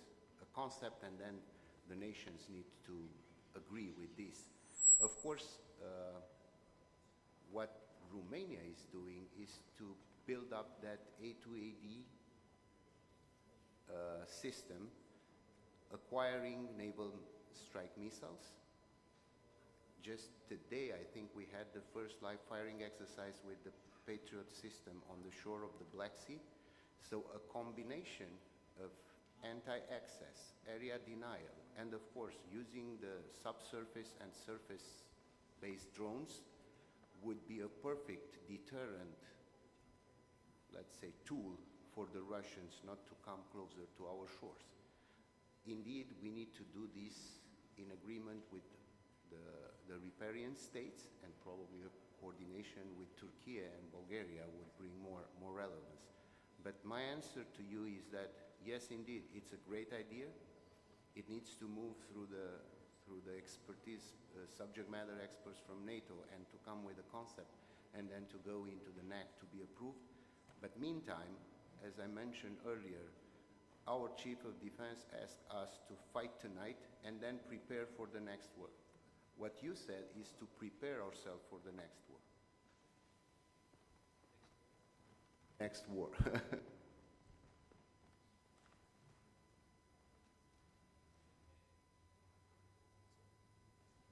Anyone? You want to say something, Doctor? Yes, just a two-finger to respond to the comment about trying to make sense of the legislative process in Congress. I can appreciate your views based on the amount of time and attention in the committees, but I have a slightly different interpretation of the attention given to those topics in the committee hearings. Regarding the Baltic Sea, this is sort of a continuation of what the policymakers have already been doing for some years now. So it's a topic that's on the agenda and very familiar to them.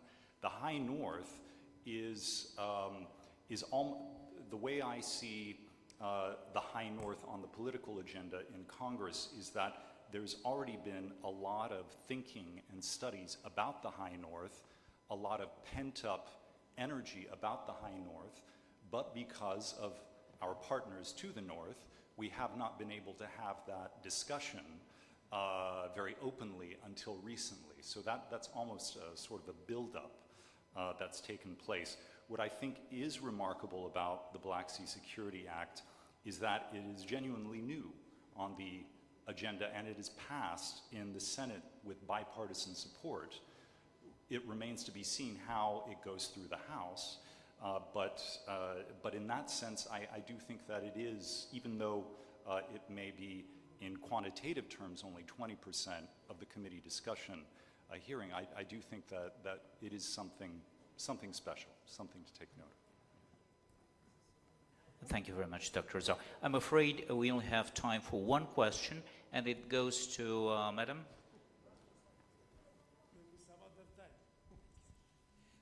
Liliana Popescu, I'm Director General of the Romanian Diplomatic Institute, and the question goes to whoever would like to answer. I had to decide on a concrete question because there are many, but this is, I think, important, maybe most important. So we had a presentation on economics, on the trade routes, we had presentations on military, and this made me think that actually there might be a lack of communication in terms of planning, military planning, when it comes to economic interest. And that has obvious explanations because, you know, economy is dealt with at the governmental level, at the level of national policies.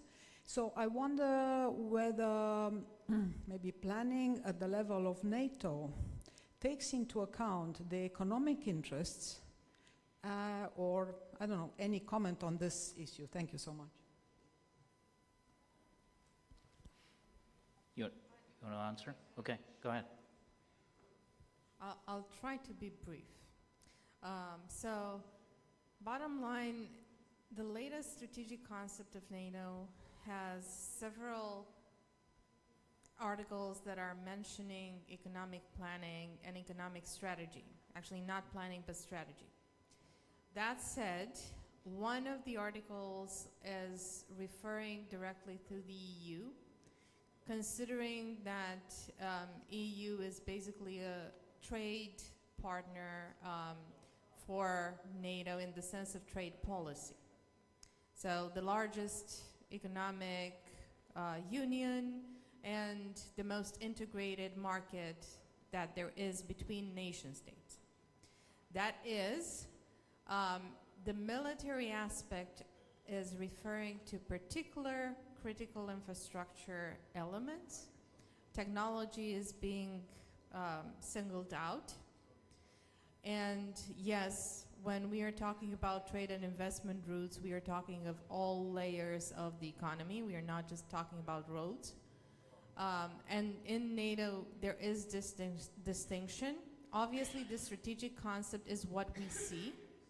Therefore, there is another layer that we do not see, and that is in negotiation, as there is another layer within the EU. As I will tell one thing, that the EU and the US in particular have gone to higher levels of talks when it comes to technological partnership agreements.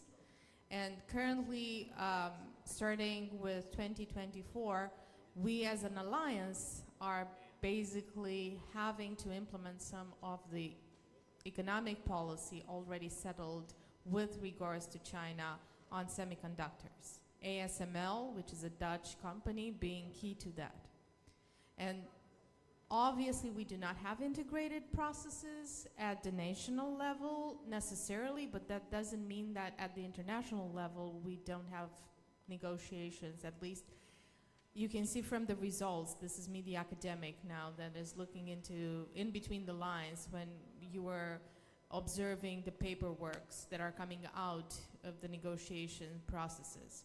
And you can see in those that there is correlation and coordination between the military angle and the economic angle. That's what I can say right now. Thank you very much, Dr. Golobușanu. Just very briefly, I would add, fully agree, and I just would add that EU was creating as an alliance for cooperation and prosperity of the nations. And NATO was also created to maintain peace, stability, development, and to protect those nations. So That's why I mentioned strategy. So sometimes we are becoming hostages of procedures. We are more focused on procedures or details, while have to be focused on the main cause. And the main cause is to defreeze Black Sea, because it's frozen from cooperation. Today, because of Russia, it's frozen for cooperation. My Turkish colleague mentioned brilliant initiative developed by Turkey, but why they not succeeded? Because of one country who consider Black Sea as a border between the West and their sphere of influence. So that's why we have to elaborate not only military defense strategy of the Black Sea, but also development strategy. And Black Sea, by its history and nature and destiny, this is a sea of European cooperation. Thank you very much, Mr. Palazzi. This ends this session. I know you may have a lot of questions, and I will strongly encourage you to address them bilaterally, taking advantage of the break. This panel is adjourned. Thank you very much.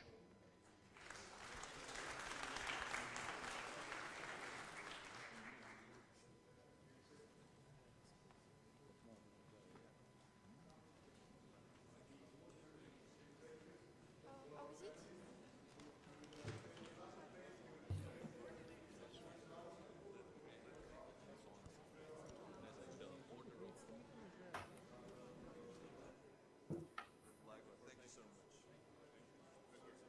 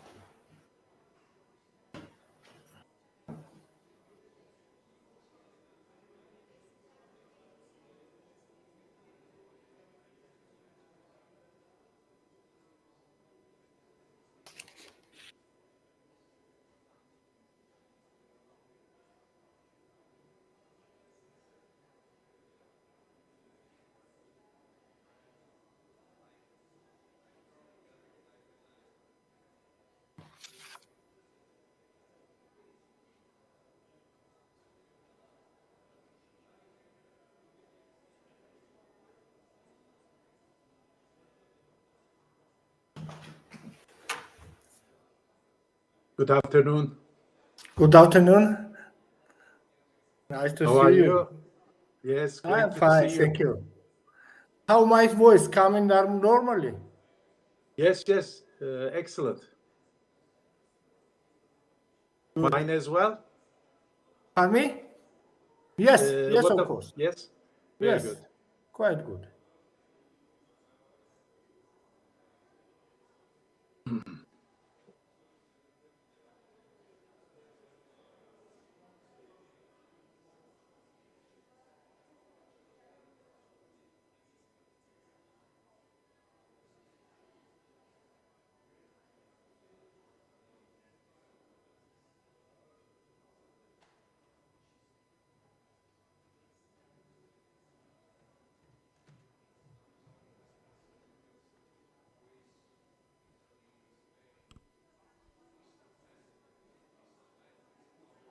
Hello, hello. Can you hear me? Hello, good evening.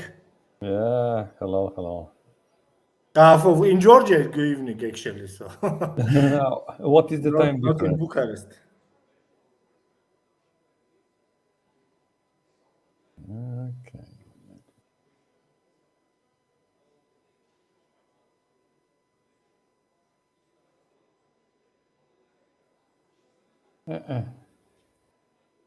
I can't hear it, Tachan. What about my voice? Yeah, I can hear you.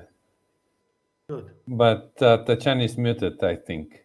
Yes, Tagan is mute. Jordan, Now it's up. Now okay. Now it's I just received a notification from the organizers that the link is different than this one, right? Oh, it can't Yeah, be. it is. It says room 2. This one is room One. Yeah, this is what I received. This is the latest. Yes, same. because it says I'm Correction, right? Yeah, there is another email. Just yeah, I've just So received. we So better let's go switch to off that one. and join the other room. So I'm also going to that room.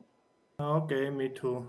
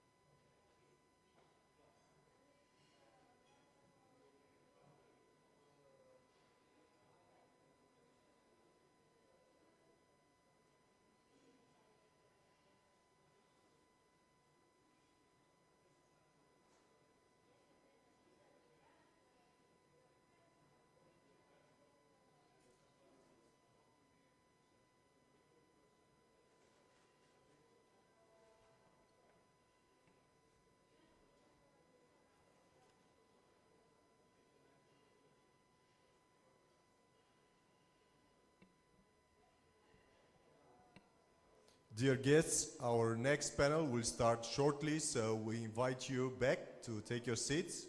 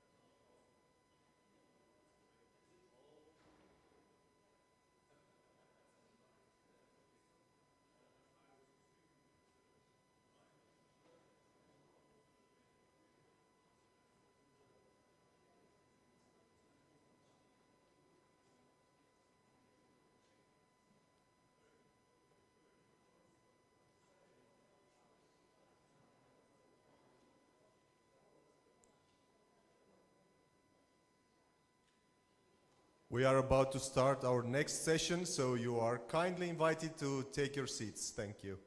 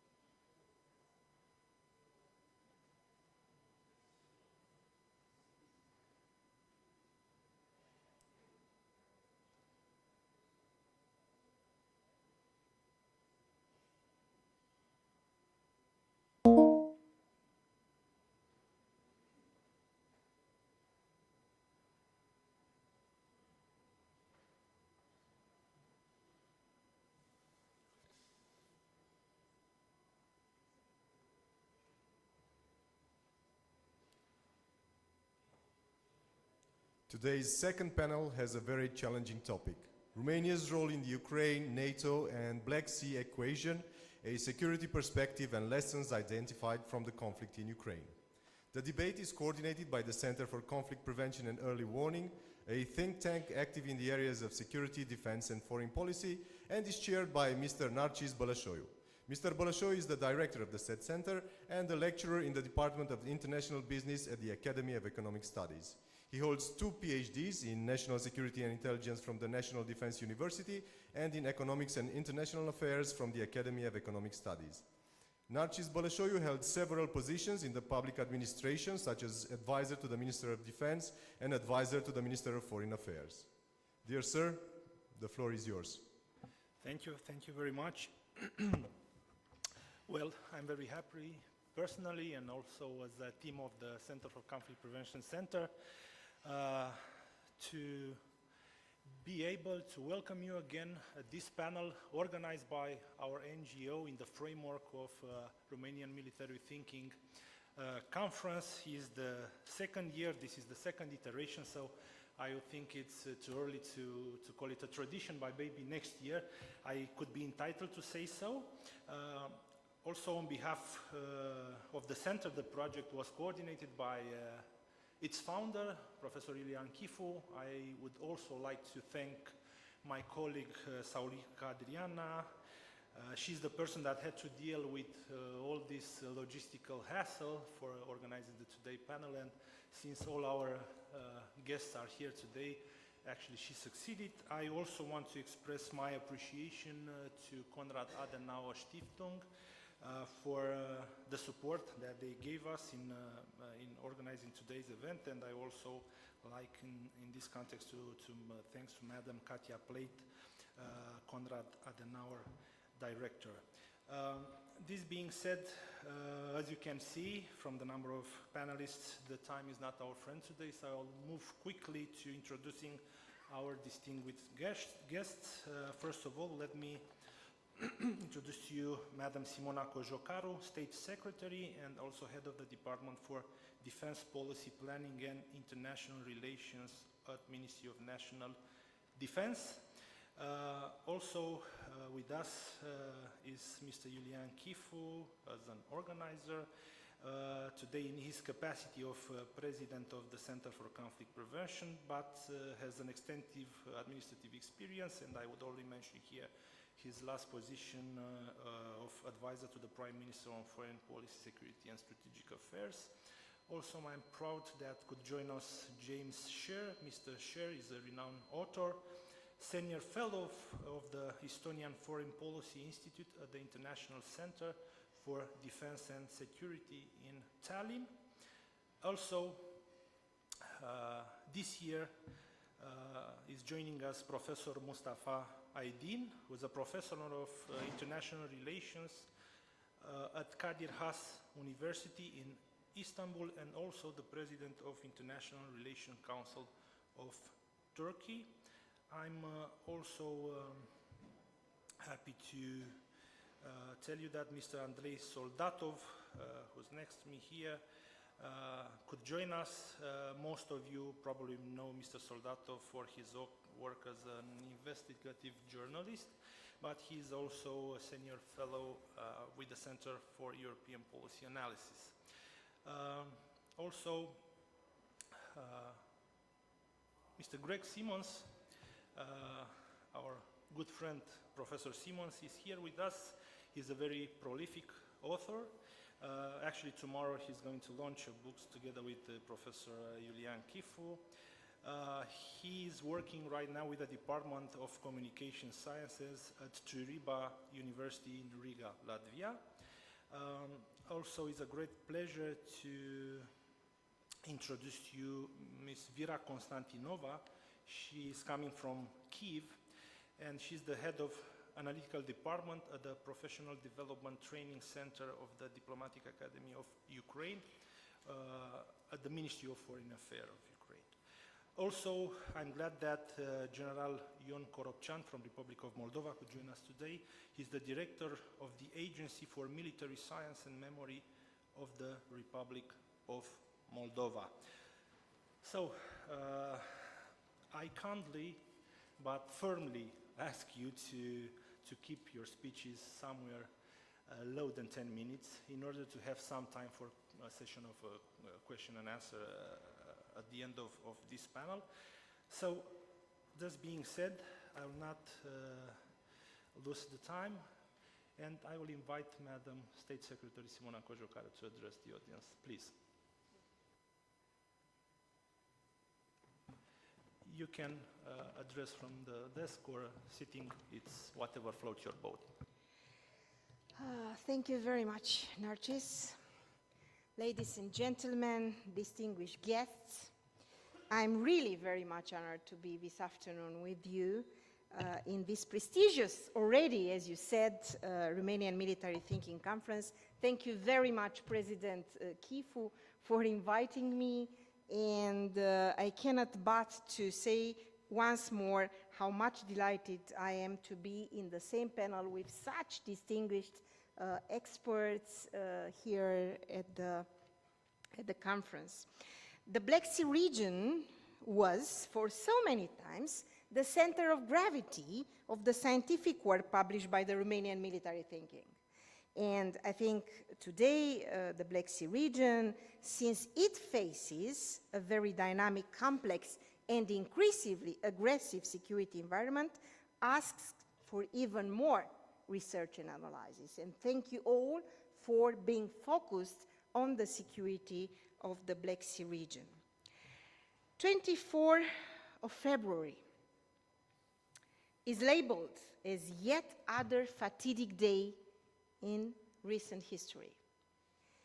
We will soon count 2 years since then. Yes, we are today in what we are calling the post-Cold War era. And we have a war of aggression at our borders in Ukraine. The Euro-Atlantic area is not at peace anymore, and Russia is the most direct and significant threat to the Atlantic security. President Putin's hoped to divide us, but he failed. The war is an evolving process, and the post-war setting is still far. Now we are seeing the Black Sea as being a theater of operations. And the attacks on the Ukrainian ports on the Danube demonstrate that Russia translated to the next level very recently.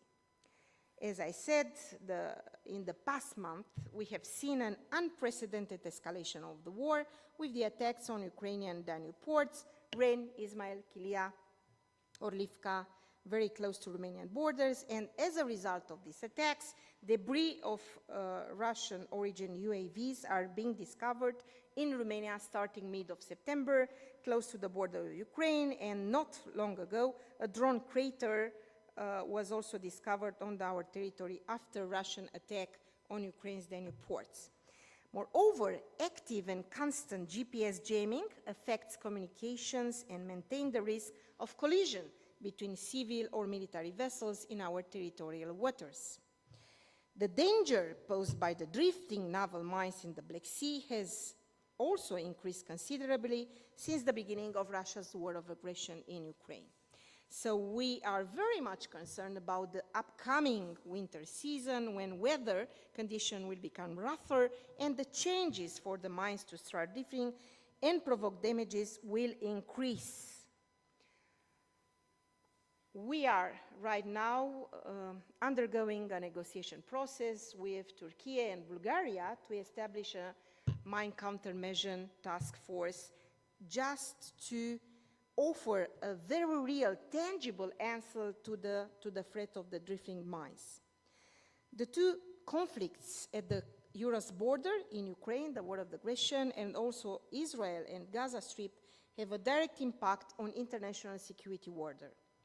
And I think the Euro-Atlantic community needs to continuously adapt its mindset in order to be ready to face all sorts of challenges. We have very often talked, Professor Kifu, about cocktail of threats, of risk, and unfortunately, this is going to stay. Moreover, the threats we face are global and interconnected. We are already in front of at least a decade strategically marked by global competition and the assault of the authoritarian regime over free and democratic societies.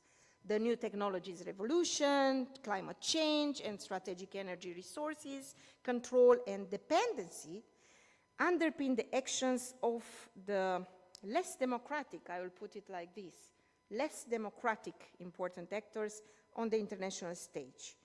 Facing this reality, the only option, ladies and gentlemen, we have is to work towards just, inclusive, and lasting peace, and to further ensure and promote the rule-based international order, because our world is unpredictable.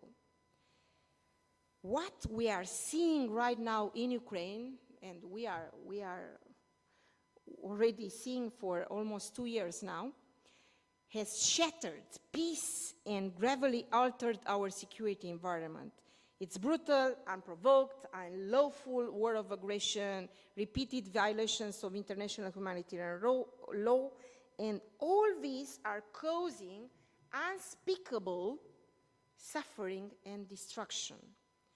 Russia's war in Ukraine is not limited, and I think you are all agreeing, is not a limited project, but part of the grand strategy to remodel geopolitical and security fundamentals in Europe.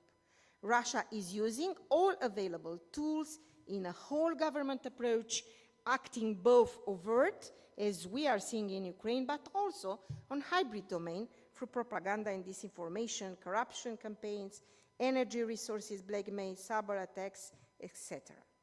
So, a strong, free, and independent Ukraine is vital for the stability of the Euro-Atlantic area and also for the future of the international security. I would like now very, very shortly to try to distinguish a couple of the lessons learned out of the war of aggression in Ukraine. Until now, of course, there are multiple military operational and tactical aspects to be analyzed in order to draw lessons to be implemented, that I believe that the Romanian military thinking could have an important role on this matter, and also the Center on Conflict Prevention and Early Warning. The international response to this war of aggression was prompt, helping Ukraine to resist. Although I believe that even if the perspectives for this war to end soon are not so encouraging, we could already consider some lessons learned, and as I said, I will limit myself to 4.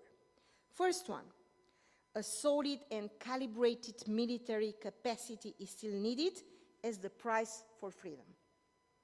The old saying, and I know that everybody is quoting this these days, and I will quote it myself, if you want peace, prepare for war.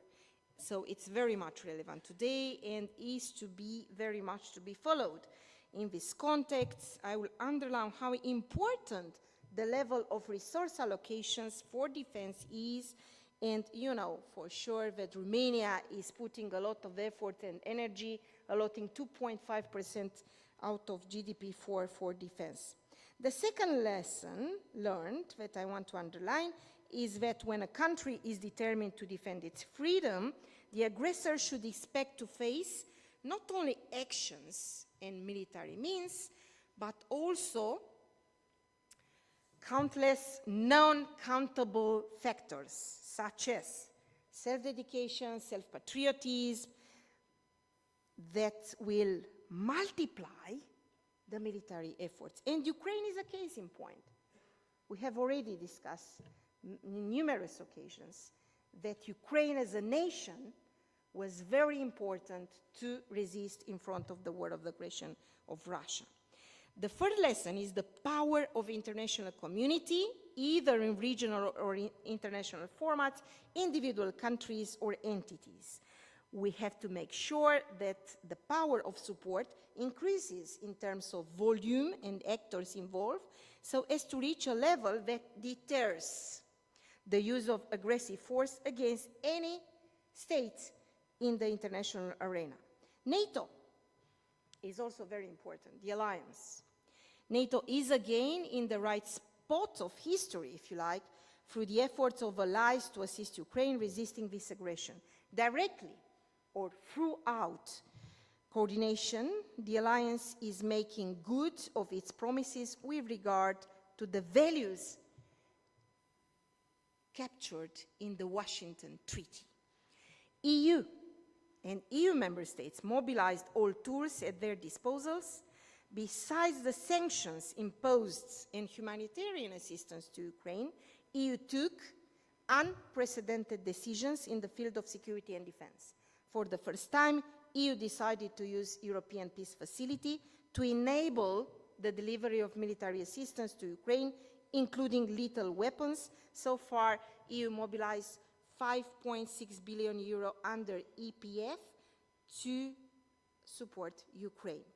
In another historical step, EU launched its first ever common security defense policy mission on EU soil, EUMAM Ukraine, with an initial ambition to train 15,000 Ukrainian soldiers, with the new target now being 40,000, as 25,000 Ukrainian militaries have already been trained.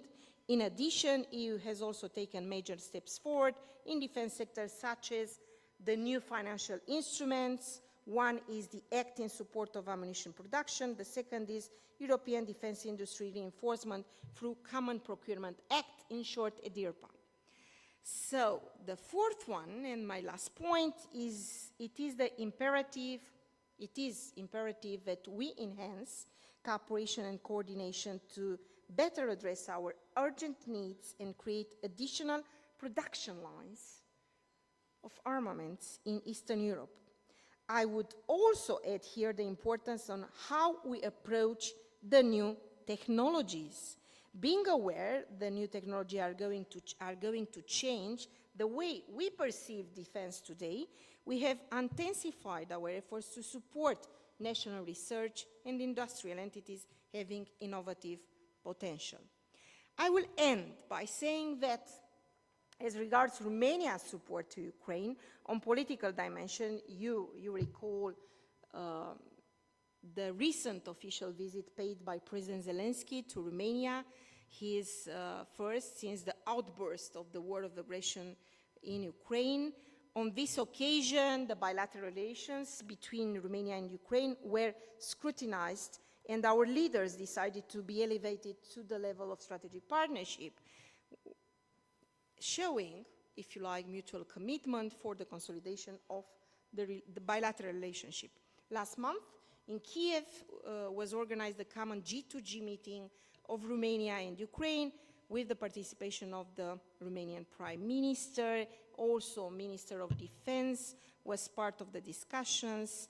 And you know that we stood alongside Ukraine since day one, providing a solid and multidimensional support, humanitarian, politically, economical, and also at military level. Almost 6 million refugees transited Romania, and we have been actively engaged in exports of Ukrainian grains, more than 27 million tons. Besides, Romania, Ministry of Defense, is participating in training of the Ukrainian troops in Interflex mission that is conducted in UK. Just yesterday, and I think you have all followed, so just yesterday in the air base in Fetesht, a new F-16 training center was inaugurated. This is a testimony, if you like, of the unwavering dedication and cooperation of Romania, Netherlands, in participation with Lockheed Martin. So, all in all, I am myself very much eager to find out from the distinguished panelists here how you see the security in the Black Sea region, how you see Romania's involvement at the regional level in deterrence and defense, in making this space more stable and secure, and how you see Ukraine victory. Thank you very much.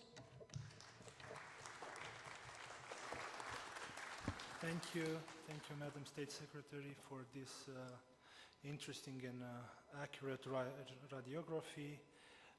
Not very comforting though, but still a lot of food for thought. If I was to, let's say, summarize your speech, I would also use the adagio si vis pacem parabellum, means if you are wanting peace, prepare for war. Thank you very much, and I am now inviting our second speaker to address the audience, Mr. James Sher. Please, the floor is yours, sir. Thank you very much, Chairman. Your Excellencies, friends, ladies and gentlemen, very honored by your invitation, and it is an enormous pleasure to be back in Romania after an absence of several years. There are two panels focused on similar things that I am taking part in, and Julian Kifu kindly spared me a dilemma. He said to me, focus today on Ukraine and focus tomorrow on the Black Sea. So that is what I am going to do. And I have two sets of comments. And the first is on Russia. Russia perceives the war in Ukraine as the center of gravity in a global war with the West, which last year the state intellectual Dmitry Trenin described as total, but so far hybrid. So there are close connections, and on the 30th of October, not so many days ago, before the Russian Federation Security Council, President Putin explicitly tied these issues also to the war in Gaza. He made a very clear connection. In 2014, I'll repeat what I said in 2014, that Putin is determined either to subordinate Ukraine or destroy it. The expansion of the war, the scale of Russian resources invested in it, the sacrifices made have led to a situation where Russia has sacrificed very serious, long-standing priorities that it has invested in some cases for 20 to 30 years, that have not furthered this objective. Latterly, of course, its friendship with Israel, but far more significantly, its special relationship with Germany. Russia, as I think we understand, I hope we all understand today, has no intention of being defeated. It has no intention of agreeing any compromise that either Ukraine or the West can accept. And it has no intention of honoring any compromise that we would be willing to accept. The draft treaties presented by Russia in December 2021, which effectively would reverse the enlargement of NATO, embracing Romania, Poland, Bulgaria, and the Baltic states, were a clear statement of Russian objectives. Of course, they did not expect us to negotiate on that basis then, but they did expect, and they do expect, that after we lose the war in Ukraine, then we will negotiate on that basis, point by point, bit by bit.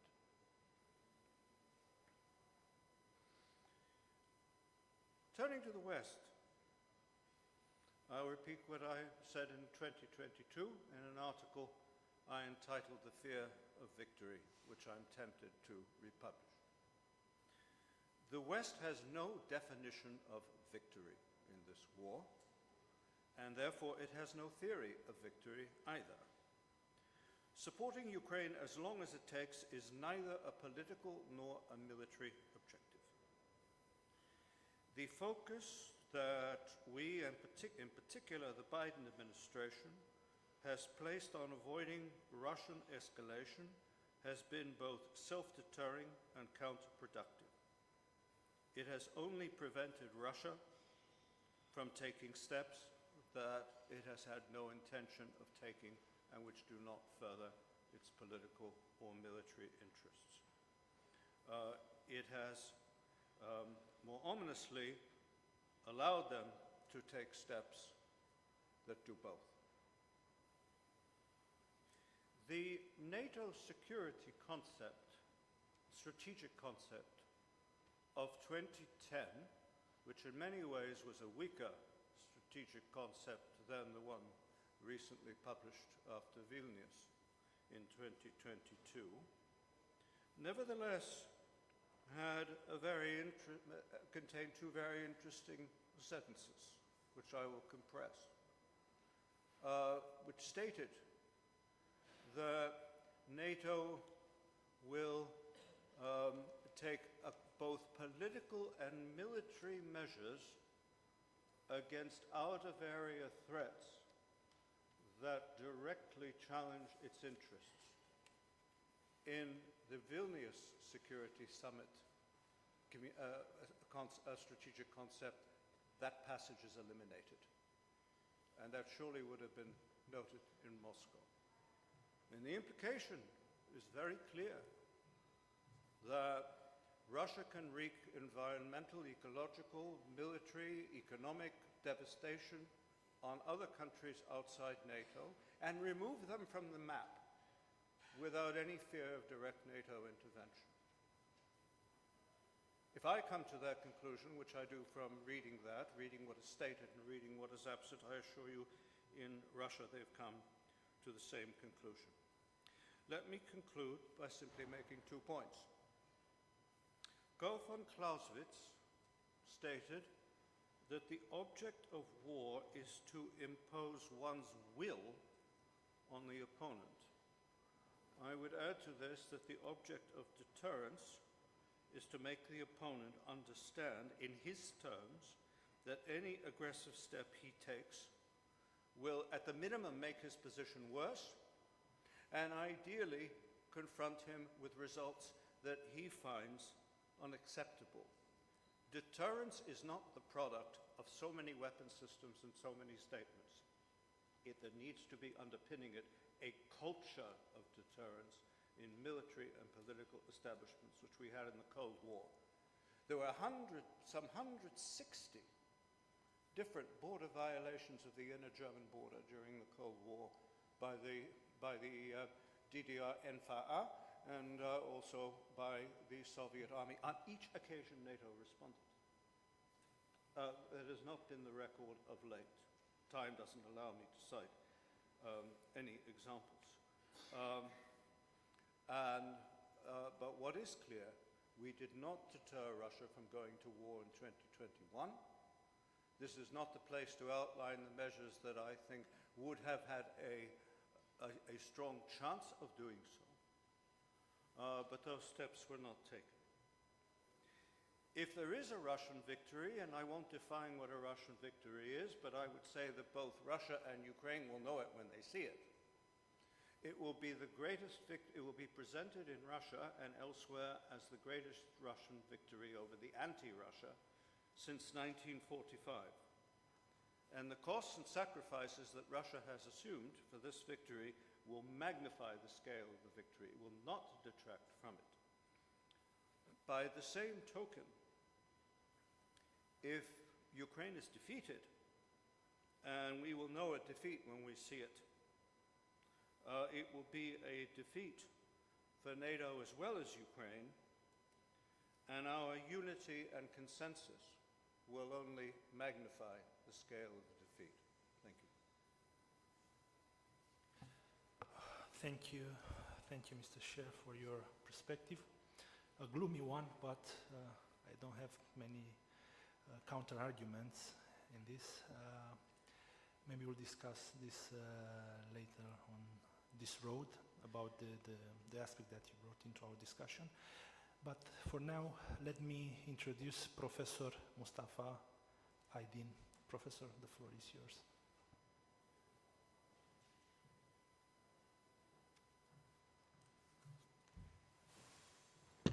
Thank you, Mr. Chairman. Thank you, Julian, again inviting me here to this magnificent hall to speak in this Romanian military thinking. Looking to the Black Sea, which I have been doing in the last 30 years, I have seen ups and downs of interest from the West in general. And for many years, in recent years actually, it has been ignored largely by the Western politicians, strategists, and academics. But with Russia's war on Ukraine, unfortunately, it became a brutal reminder of the region's strategic value to everybody else, including the West. Limiting the geopolitical debate to the Black Sea obscures some of the relevance of this region, because Black Sea is not only limited to the Black Sea itself. It connects to the geopolitics of Central Europe, Caucasus, the Mediterranean, and the Levant region. Without looking at the Black Sea and trying to understand what's happening in the Black Sea at this moment, it's impossible to understand what's happening in all these regions. Especially from the Russian perspective, if you look at it from the Russian perspective, the Black Sea is crucial for projecting power and influence in the Mediterranean, the Middle East, North Africa, and the Danube region. The Black Sea gives access to the key regions with important security challenges for Russia and significant energy resources, as well as it's one of the priorities of Russian policy for centuries to dominate the Black Sea in order to present a forward defense as well as project a force across regions. With the collapse of the Soviet Union, Moscow's domination over the Black Sea was broken for a brief period at least. While NATO and the EU enlargements to Romania and Bulgaria increased the number of Western allies in the region, it has been mainly Türkyie that has challenged Russian naval supremacy in the Black Sea region. As Russia weakened and Turkey's influence increased, an equilibrium of the sort appeared in the region for a while, with a complex partnership and competition pattern between the two countries. However, with the beginning of 2008 war in Georgia, Russia has staged several moves to reclaim its dominant position across the Black Sea region. As a result, we can say that the geopolitics of the Black Sea has been changing in recent years with warfare, 2008, 2014, and 2022, and it's still in transition.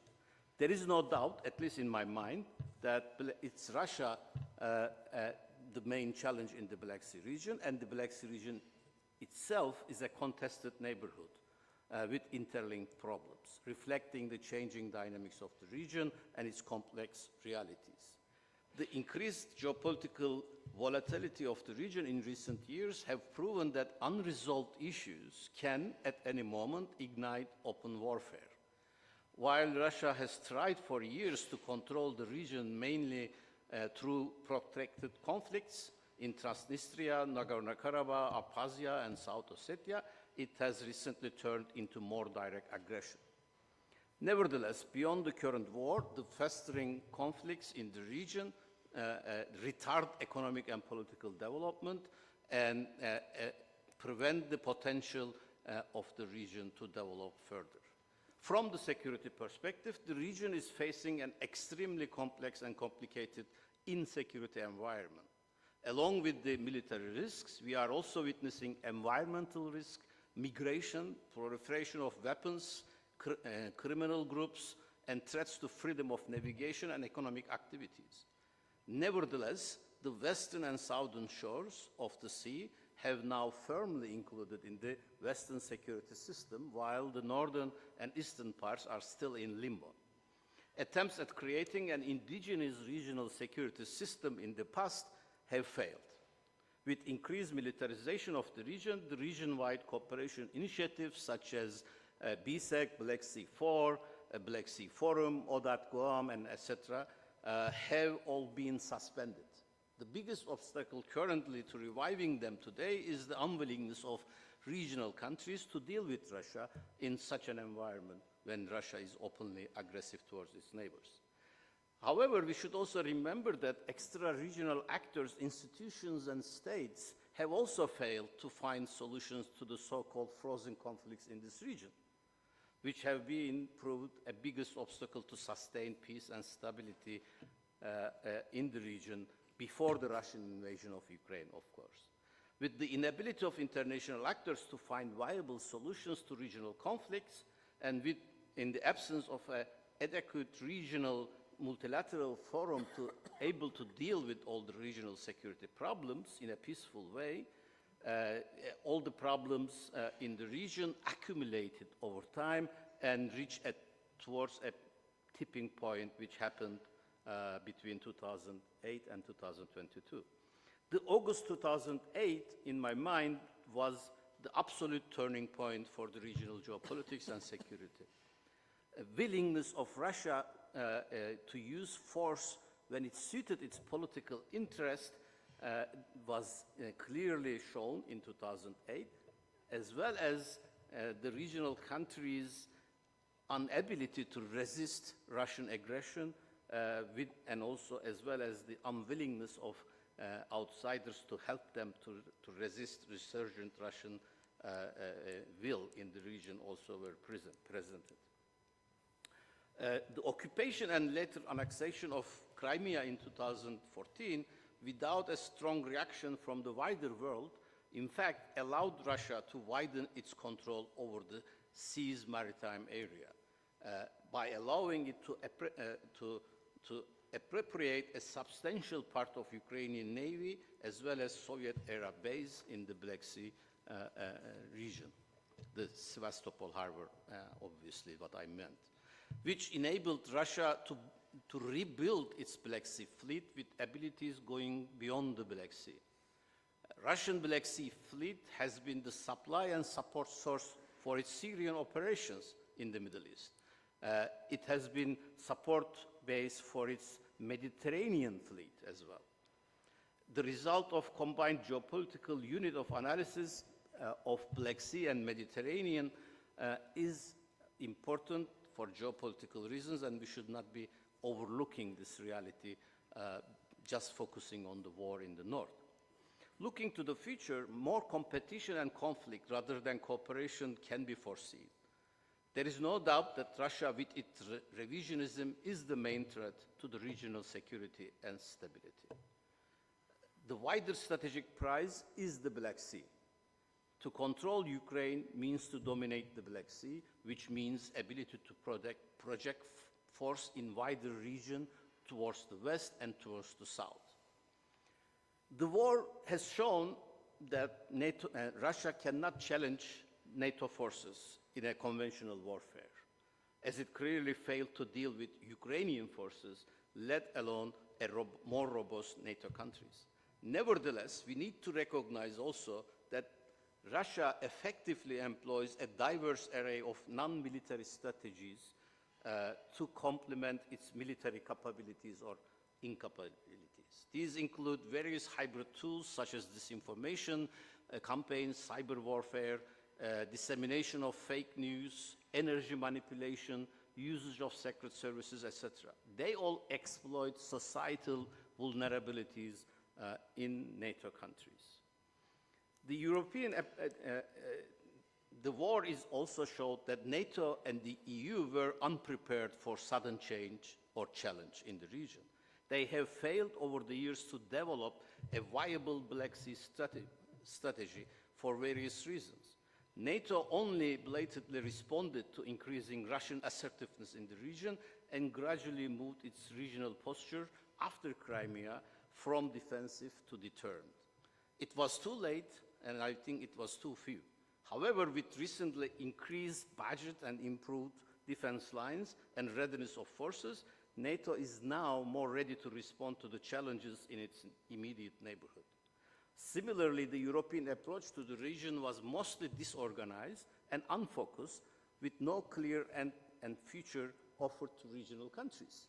From the EU's perspective, the Black Sea was primarily an area for trade, economic development, and transit of raw materials. The focus of EU policy in the Black Sea was never sufficient in the wider geopolitical context.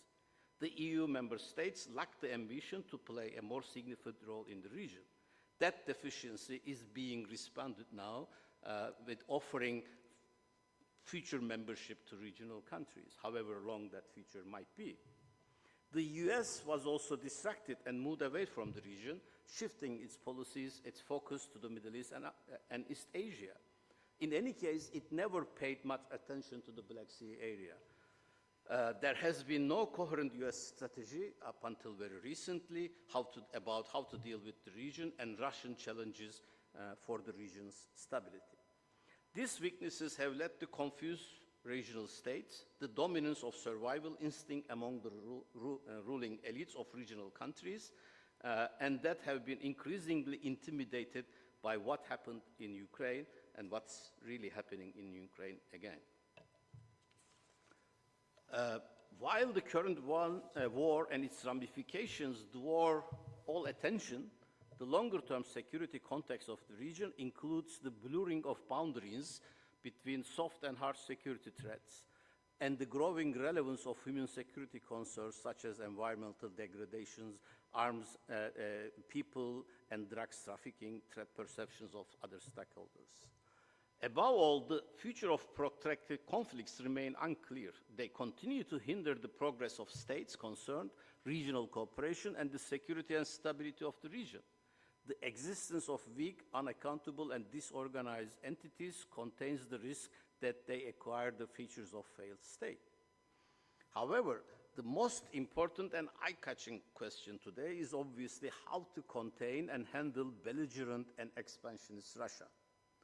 Under the current circumstances, avoiding high-risk environments and near misses are very challenging. Russia cannot be allowed to win the war in Ukraine, but we have to recognize also that it is too big and too powerful enough to lose the war either. So we have to find a way to a negotiated solution, even though Russia might not be willing to have a negotiated solution. We have to force them to agree on a negotiated solution. Looking to the future, NATO could enhance its security and its members' security in the Black Sea area by various measures. First of all, increasing and ensuring a lasting military presence with its high readiness capabilities and responses to hybrid threats in the south of the alliance's eastern flank. We have to separate Black Sea from the eastern flank. So far, up until the war in Ukraine, eastern flank devoured all the attention of NATO. We need to recognize that Black Sea is a separate region and deserves more attention. Prioritizing maritime security and the freedom of navigation in the Black Sea area has ramifications beyond the region. As this needs improved and modernized fleets of Bulgaria and Romania, these two countries need to be supported, as well as the partners in the region, NATO partners in the region, need to be supported to develop their navies. As this will undoubtedly take time, Türkyie will have to shoulder the burden for a while, opposing Russian naval presence. Although it has a modern navy and has been increasing its capabilities, it still needs NATO support if it will have to face off against Russia in the Black Sea region. The new strategy of NATO should also provide a new regional cooperation mechanism, including a maritime cooperation between Turkey, Romania, and Bulgaria, three NATO allies in the region, allowing, for example, joint patrolling, monitoring, demining, protecting critical infrastructure in the region, etc. We have to remember and recognize the emerging Russia-Iran axis in the region as well. The connection between Russia and Iran has been increasing, as we have seen support of Iran, of the war effort of Russia in Ukraine, but also cooperation in the Middle East and in the Caspian Basin. So we have to recognize that this Black Sea Mediterranean region as a geopolitical area, and it is important to Russian posturing. NATO needs to counter Russia in this wider region with a multi-domain approach. New coordination among NATO countries, especially in the Black Sea, needs to be supported. Definitely trilateral coordination and partnership of NATO countries in the Black Sea would be utmost importance to develop capabilities. Let me remind you, the war has shown us that Black Sea is a domain of submarines and land-based defense systems, and it creates weaknesses for surface ships. So in order to enhance the ability of NATO defense capabilities in the region, NATO countries could and should support anti-submarine capabilities and anti-mining capabilities of the member countries in the region. And also they could help them to build additional coastal defenses, intelligence and surveillance capabilities as well.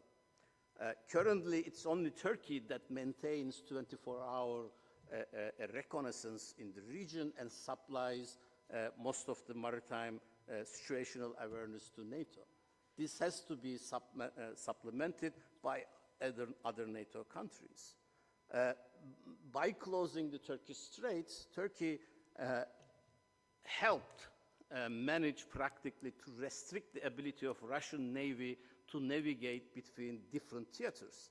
It's not only that Russia cannot bring ships into the Black Sea, so it's weakened in the Black Sea in its war against Ukraine, but also Russia is not able to resupply its forces in Syria, in Libya, in Eastern Mediterranean from its Black Sea forces. So we have to start thinking in a wider geopolitical concern, not only focusing the sea in the Black Sea. The Black Sea is always means more than Black Sea. Thank you. Thank you, Professor Aydin. Thank you for putting Black Sea under the spotlight in such a pragmatic manner. Thank you for your straightforward analysis of the regional security. Seems that I have still to wait for some good news today. Now it's my pleasure to introduce Mr. Andrei Soldatov. Please, sir, the floor is yours. Thank you very much for thank you very much for having me. I'm a Russian investigative journalist now living in exile in London, and my topic for 20 plus years has been Russian security and intelligence agencies. So I'm going to talk about these agencies and how these agencies were affected by the war and what does it mean for the region. And I will try to be as practical as possible. We already heard today that the war led to militarization of Russian society, which is absolutely true. What is also true is that it also led to militarization of Russian security and intelligence agencies. And that we can see both on tactical, practical level and on a conceptual level. On a tactical level, it means that before the war started, only 2 departments of the FSB were directly involved in Ukrainian problem. Now we have all major departments of the FSB being directly involved in the war in some capacity. You have border troops, you have counterintelligence agency, you have counterterrorism department, you have even regional departments, because there is a system of rotation, which means that every regional department needs to send its people to the occupied territories to serve for some time in this region. And of course it affects the mentality of people who serve, it affects the modus operandi of the agency. We also see that the Kremlin is in demand of more and more information about what is going on in Ukraine on the battlefield, and it means that there is a growing demand for the security and intelligence agencies for this kind of information. And that is why, if, say, before the war, we had some distinction between what the GRU military intelligence would do in Ukraine and what the FSB would do in Ukraine and what the SVR, Russian Foreign Intelligence Agency, would do in Ukraine. We don't see this kind of distinction anymore. All of them are trying to prove themselves useful for the Kremlin war effort in Ukraine. On a conceptual level, the changes we've seen go even deeper.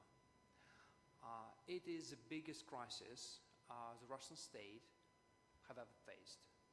And as it's usual for the Kremlin, they always try to look into their past, into the history, where they can learn some lessons which might be applicable to the present-day crisis. And the only period of time when they think they can find some useful lessons are the Second World War. And that means trying to learn what they can learn from Stalin and the way Stalin handled his security and intelligence agencies. And we all know that Stalin's security services were much more aggressive externally than, say, the KGB of post-Stalin period. That, again, there was no distinction between the methods and sometimes personal between these agencies. So you might see the same people serving in military, then being moved to NKVD, and 5 months later they could be moved back to the military intelligence. There was always a big sharing of objectives between Stalin's security and intelligence agencies. All of them were after political immigration, all of them political and again aggressive. What does that mean for the region we are talking today? Unfortunately, I cannot be optimistic here, because it means that the Russian agencies would be more aggressive than we saw before. We sort of saw some signs of that after 2018, when the military intelligence became more and more aggressive in this region, and they decided just not to pay attention to the cost of their operations. And it was before the war, the full-scale invasion started, which means that now they completely disregard the costs of their operations to themselves and to the countries we operate. We also need to understand that some methods which were developed by the West, specifically after 2016, when there was a Russian interference in the US election, namely naming and shaming, then there was an idea that if Western security and intelligence agencies would expose Russian operatives in Europe or in the United States, naming their names and indicting them, that could be seen as a mean of deterrence, and that would help to disrupt their operations, because they would need to change personnel, because it would be seen, well, not really fancy for these kind of people. Unfortunately, these days we can forget that these tactics might be effective. We see that in a time of war, these agencies do not actually pay attention if their operations are exposed or their personnel are exposed. It also means that in terms of the targets and the methods they use, they, again, I just need to repeat this word, they would be more aggressive and they would put more emphasis on operations, not just collecting intelligence. Of course, it's been and it would be a big objective, all this, but conducting operations, that is what is getting prominence. And we see that in the time of war, again, learning from Stalin time, they use more and more some unconventional tools and people. So we cannot anymore think of the Cold War experience when some KGB operatives didn't want to participate in, say, assassinations because they loved to be stationed in good places in the West, and they didn't want to be expelled, and that is why there were some cultural limits inside of the agencies against some sort of operations, and only after, under big pressure from the Kremlin, they would conduct some really nasty operations. Unfortunately, it's not the case these days. We see that agencies, as I said, they are getting militarized, and the methods which were more applicable to military intelligence are now used by the FSB and SVR.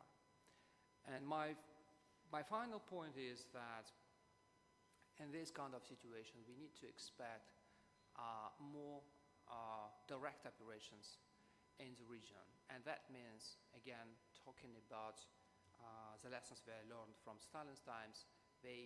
Back then they were focused on political immigration, and they are focused on political immigration of the most recent wave of Russian immigration right now. And we already see them conducting operations in Georgia, in Bulgaria. We see them trying something in Turkey, and we know that in Turkey there was a series of assassinations in the 2000s, so they have this experience. Unfortunately, it's what we need to expect. These kind of operations. Operations like what we saw last week in Georgia, when a Russian activist was lured back into Russia and was immediately sent to jail. Is it a security problem for these countries?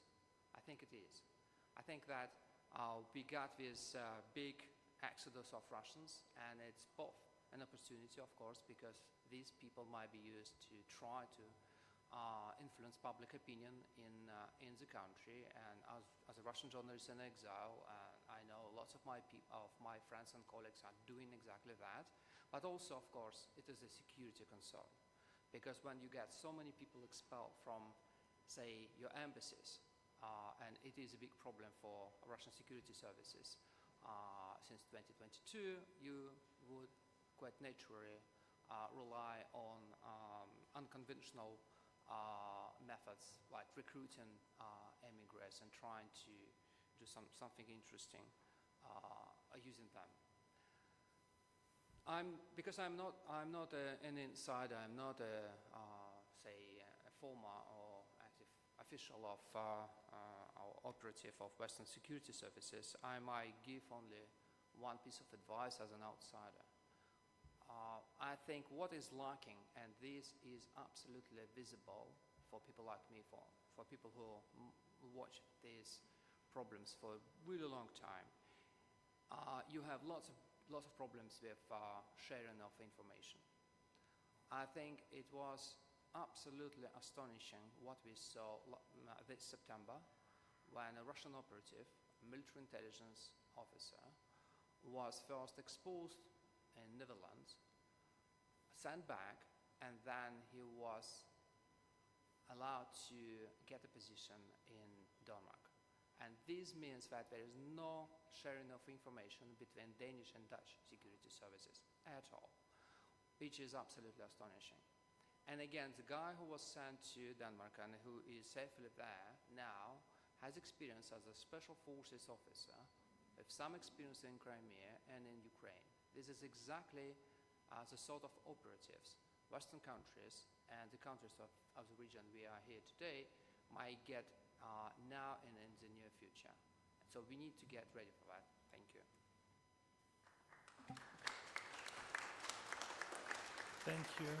Thank you, Mr. Soldatov, for another, what can I say, cold shower. Yes, but I truly appreciate your full of insight presentation. I am now inviting to deliver a presentation to Madam Vera Konstantinova, our guest from Ukraine, please. Good evening or good day, I don't know, maybe. Well, that's difficult to speak after that so brilliant presentations made by colleagues. Well, I believe that it's important to focus on the several, I guess, issues that could be interesting for thinking and understanding how it's how this things is going on in Ukraine and why it's already 629th day of three-day war.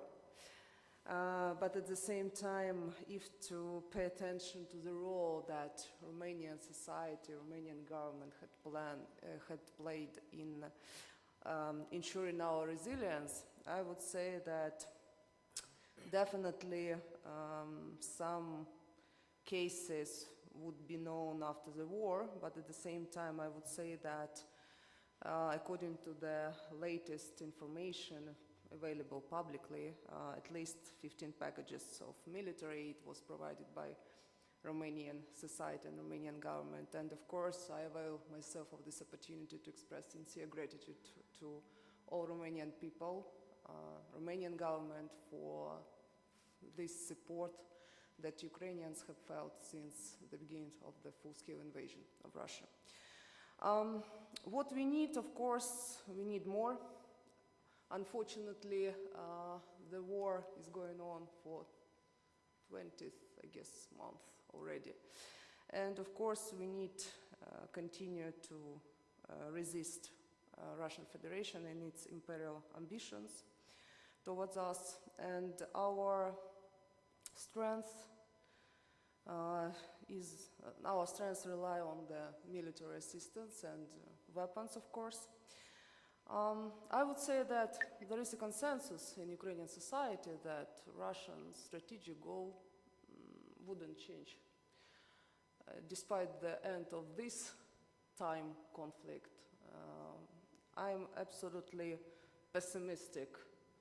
And to reflect on what Mr. Sheikh had said regarding the next round of our resistance to Russia, at present stage, in practical terms, of course, cooperation between civil society organizations, expert communities, of course, defense industries would remain one of the top priorities for Ukraine and I hope for our European partners.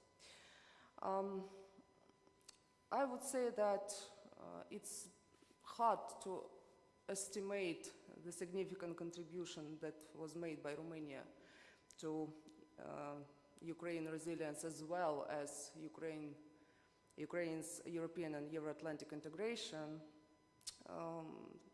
Romanian support of Ukraine's aspirations to join NATO and EU are widely recognized by the Ukrainian society. And of course, it's interesting from the expert perspective.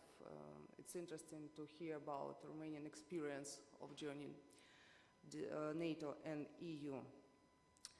I thought that it's important to mention, I listened very carefully during the first panel as well as the contributions of colleagues during our panel. I would say that maybe it's time to think about establishing some kind of format that would involve Romania, Moldova, Türkyie, Ukraine, Bulgaria, of course, in order to intensify our efforts to make the Black Sea region a secure place. Of course, we need to think about deepening our cooperation because if to try to prognose, to make some kind of predictions, it would be important not only in terms of continue our resistance to Russia and Russian aggression, it would be important to ensure the long-term security of all societies within the Black Sea region, including the Romanian one. I would stress, regarding the lessons learned, I guess it's important to mention three of them. Of course, the future security architecture in the Black Sea region, as well as European security architecture, it would be defined and designed after Ukraine, as well as Moldova, would restore its territorial integrity and sovereignty. After our winning in this war. But at the same time, talking about the lesson 1, I guess the most important phenomena was the readiness of Ukrainian society to defend themselves and to defend in psychological, informational, military domains. In this regards, I think that it's important to think about how to involve the broader general public into the national security system, because currently I would say that it was one of the secrets how Ukraine would able to continue its resistance for such a long period of time. Lesson 2 is again pessimistic. Aggressor would weaponize everything in order to achieve its goals. And in this regard, it's important that society would have some kind of skills. For example, even your smartphone would be an effective tool to counter Russian disinformation campaigns. And I believe that as much as we can involve younger generation, women in countering Russian disinformation campaign, it would be useful in order to increase our resilience. And of course, lesson 3, to continue the previous idea, it's important to have the understanding among the general public how they can contribute and could be included into the national security systems, because if to pay attention to our war and to pay attention to the other conflicts in different regions, they demonstrated that, for example, women as well as children, the most vulnerable category of population. That's why I guess it's important to think about how to increase the level of survival of women and children when the diplomacy and military capacities are under deployment.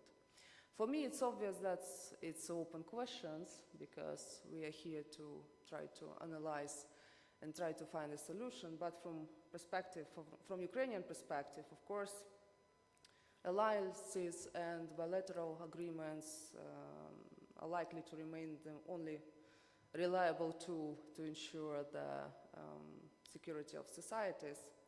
But at the same time, we need to think about how to protect and how to defend our values when you have an enemy, an adversary with significant resources, significant human resources, military resources. And of course, I would like to refer and to use this opportunity to refer to what General Zaluzhny said in the recent article published by The Economist regarding the changes that the war is now moving to a new stage. And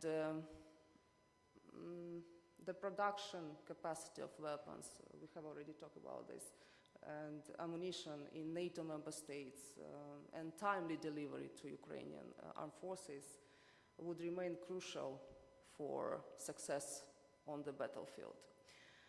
From my perspective, I hope that, in expert community, by the way, in Ukrainian expert community, we have discussions regarding the long-standing war with Russia.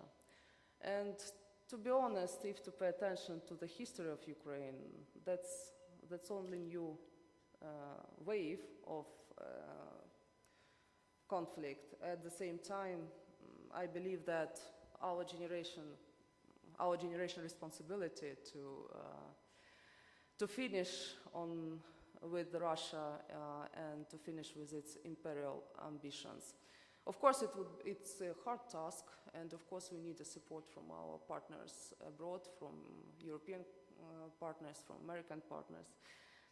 But at the same time, if we are the guardians of Europe, then we need to be well equipped, well trained, and it's not only about the military dimension, but of course about the civilians. Thus, I guess I would put an end. Thank you. Thank you, Vera, for sharing with us your ideas. I'm happy that you managed to join us today despite all the logistical challenges. It's important for us to have Ukraine on the table. and also I'm very happy to see that we are so like-minded. Now I'm moving to our next speaker, which is Professor Greg Simons. Professor Simons, I have my heart pills with me, so I'm ready for your discourse.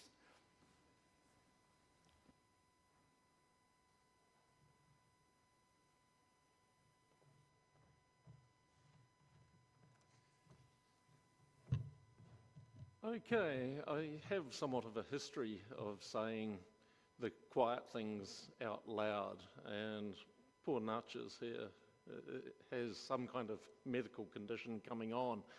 However, I do not really want to change from or depart from this particular point or this particular course. It's been a very instructive, illustrative, and yeah, we can hear on Natchez's voice very depressing kind of trajectory in general. And yeah, I agree, not with everything, but the general gist of it. And perhaps to really get down away from these political wish lists, these slogans, these different things floating up here, and come back down to this realism in geopolitics and get away from these points. I mean, as James was saying, I mean, these are not strategies. I mean, political slogans are not even tactics. So, I mean, they have a certain symbolic value, but nothing more beyond that.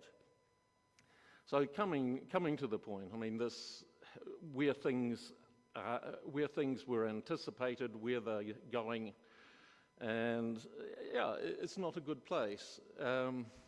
We see a lot of changes and challenges, and generally speaking, what I'm beginning to see is a number of cascading effects, which are not only related to individual countries, but across regions, and I suspect they're going much more global as we speak. And I mean, this is coming to this point, this global level of geopolitics and what role it plays in individual regions and so forth. And I mean, most are now buying into this idea of a new Cold War. I mean, if we said 20 years ago, started to speak about a new Cold War, people would have laughed. Ha ha ha, you know, old Cold War, it's all gone, it's behind us. But we live in a completely different age, and one where you have a Western-centric decline and a non-Western-centric rise. And I mean, this is dictating a lot of the geostrategic imperatives, if we look. And the main geostrategic imperatives of the US, if we're not to mince words, are to maintain its not absolute but relative hegemony. And this is what we're seeing playing out, not only in the European theatre in Ukraine, but in the Middle East, and I mean, centered around Taiwan with China. And it's creating a lot of instability. And as a result, I mean, what we see in Europe, I mean, this is rather the beginning. I mean, there are these slogans about unity, etc., etc. But even if you do have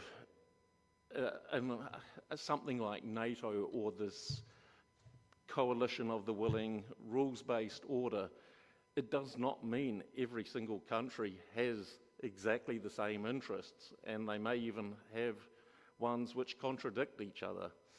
So while Poland supports Ukraine militarily, it considers Ukraine a potential economic risk to its agricultural sector, and hence it's blockading the border at the moment. So you've got these contradictions already.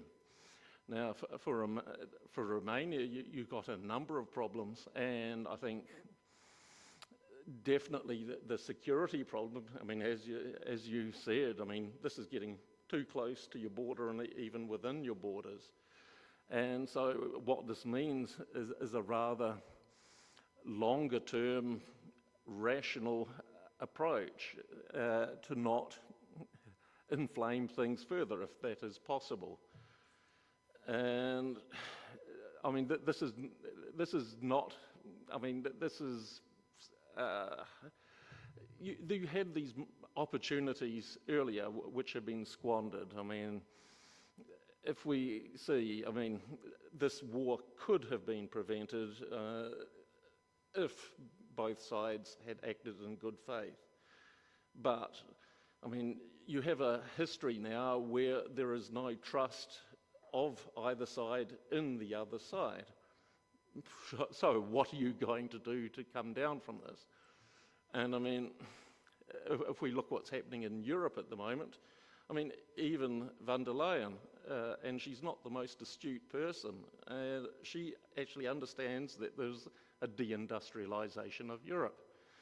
And The Economist, I mean, recently calculated that the sanctions Europe has imposed on Russia have cost collectively European economies in US dollars 1.5 trillion.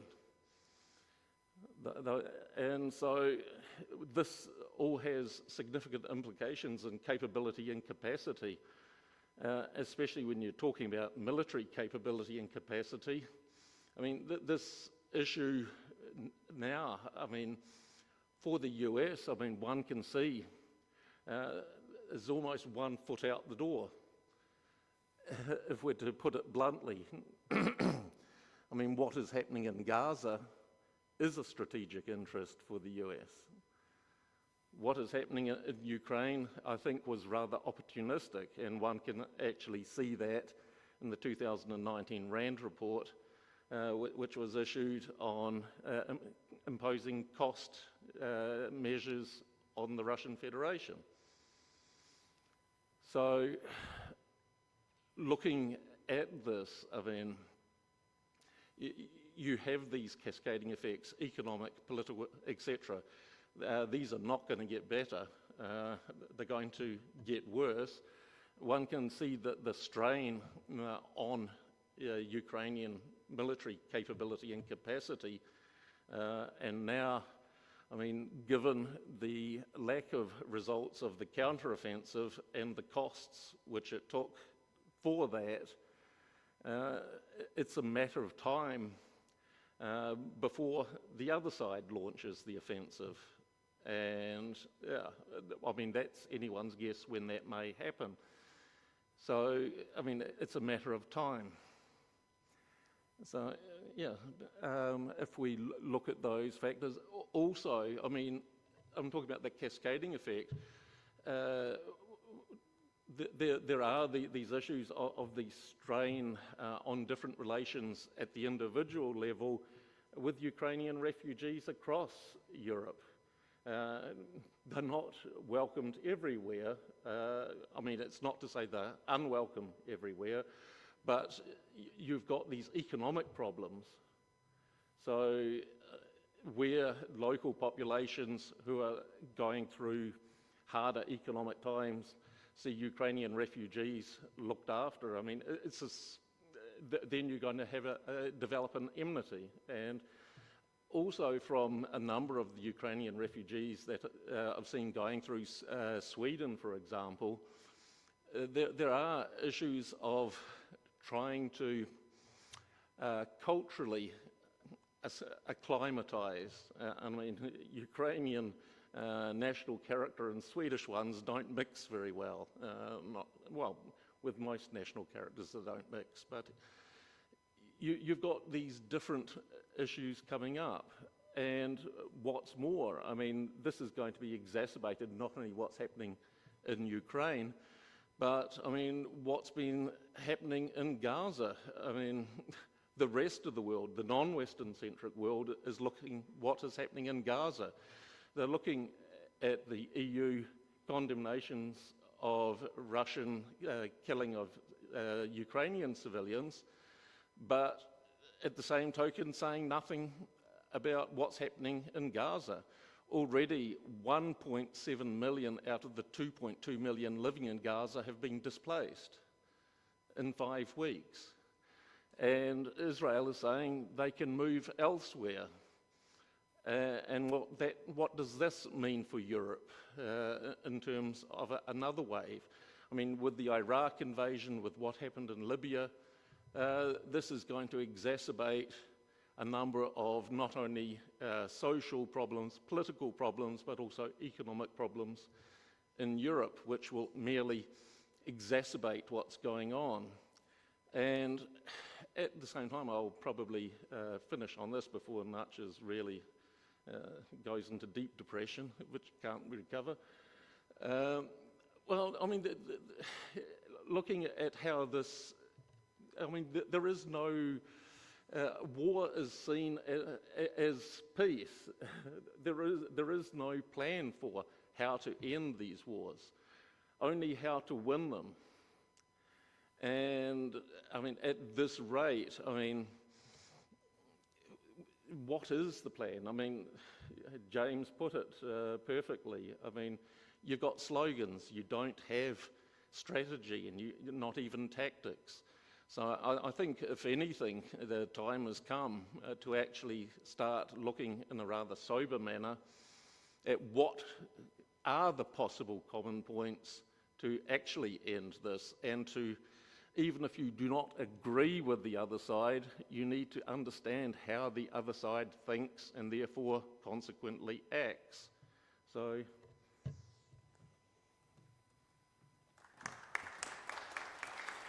Thank you, Professor Simons. Thank you for assuming the devil's advocate posture today here in our conference. My level of ambition was to survive your speech, and here I am, safe and sound.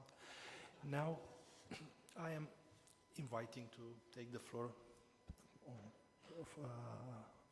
General Ion Koropchan from Republic of Moldova, the head of the analytical department at the Professional Development Training Center of the Diplomatic Academy. Oh, no, that was Director of Agency for Military Science and Memory of the Republic of Moldova. Sorry. Dear participants, dear colleagues from Romania, thank you very much for inviting me to participate at this important scientific conference. Thus, I will present the concerns of the Republic of Moldova on aspects of the National Army development in the context of the evolution of the regional security environment as a result of Russia's aggressions in Ukraine. Short history. The National Army of the Republic of Moldova was created immediately after the declaration of independence on September 3, 1992, when the destructive action of the separatists in the Transnistria region of the country were increasing and the state needed defense. The newly created units of the army were engaged in fighting with separatist military forces and Russian military forces stationed in the region. On July 21, 1992, after the political decision to cease military action, the agreement on principle of peaceful settlement of the armed conflict was signed. A new stage in development of the army has begun, characterized by oscillation and uncertainties regarding its future. The discussions are still relevant today. Many politicians, civic activists contest in different forms the necessity of a modern national army. These actions are part of the propaganda and misinformation fed by Russia. The culminating point was the Cossack Memorandum regarding the settlement of the Transnistria conflict from 2003, where on the one hand, the total abolition of the national army was demanded. On the other hand, the long-term stationing of the Russian army was legalized. The leadership in Chisinau was aware of the danger of the future of the Republic of Moldova, and at the last moment did not sign the memorandum. After this, the army came back into the attention to the state leadership as an objective necessity. The law of national defense was adopted. In the same year, the National Army started to participate in post-conflict reconstruction operation in Iraq. 6 contingents participated. And in 2006, the Republic of Moldova NATO Individual Partnership Action Plan was signed. A document that marked the deepening of the beneficial cooperation with NATO.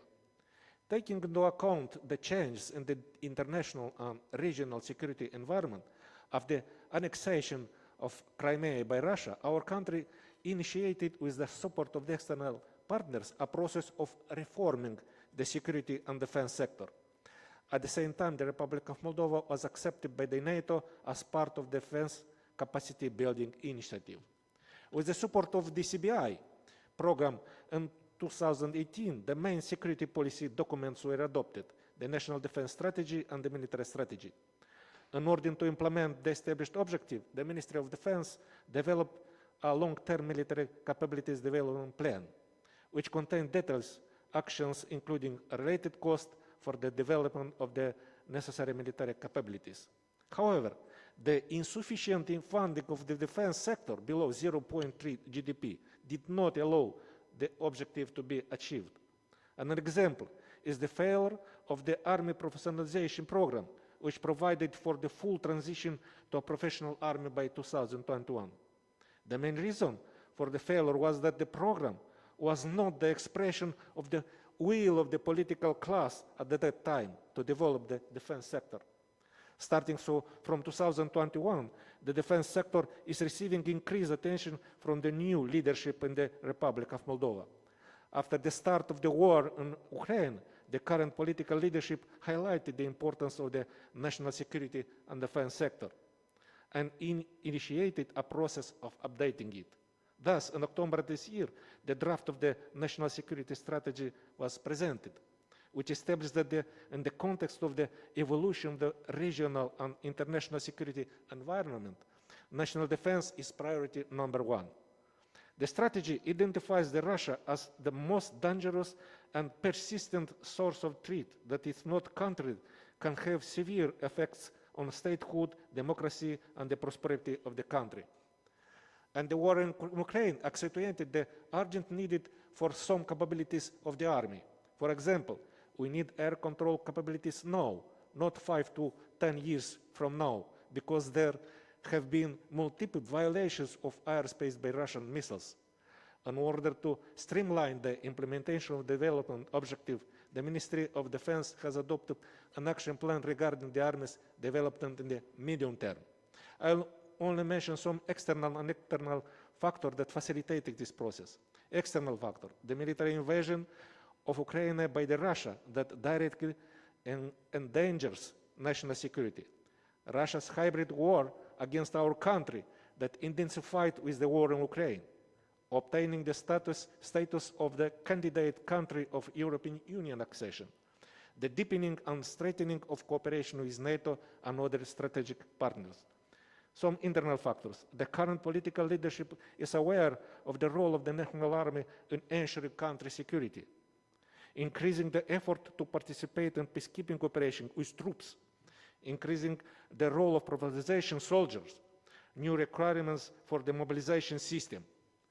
The Ministry of Defense aims to carry out an extensive process to gradual transformation in order to obtain a modern, well-equipped army, completed with trained personnel, which can generate the military capabilities necessary to ensure national defense, provide support to civilian authorities, but also to participation in peacekeeping mission.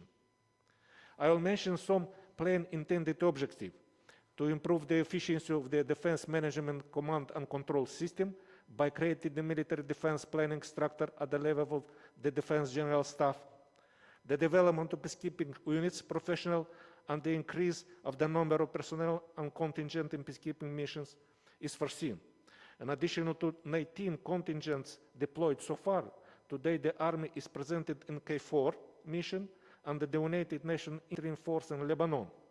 And starting from next year, it is planned to participate in the European Union ALTAN mission in Bosnia and Herzegovina. As a result, the Republic of Moldova projects its image at the international level as a security provider and strengthens its credibility in relation to its partners. This process of development of the national army needs the broad support of the citizens, for which a security culture and effective strategic communication are necessary. Thus, the Ministry plans to create the Department of Public Communication and Information. The firm political commitment to support the development plan of the National Army is reflected in the Governmental Development Plan until 2025, where the necessary financial sources are provided to achieve the assumed objective. The defense budget has increased by 0.25% of GDP. I will mention some. Strengthening anti-aircraft defense capability. The acquisition of a French medium-range air-express surveillance system is in the process.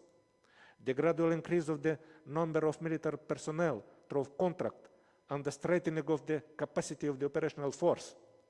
The French surveillance system, which will arrive by the end of the current year, will be able to be integrated into the exchange of data with Romania and Ukraine based on the existing agreements.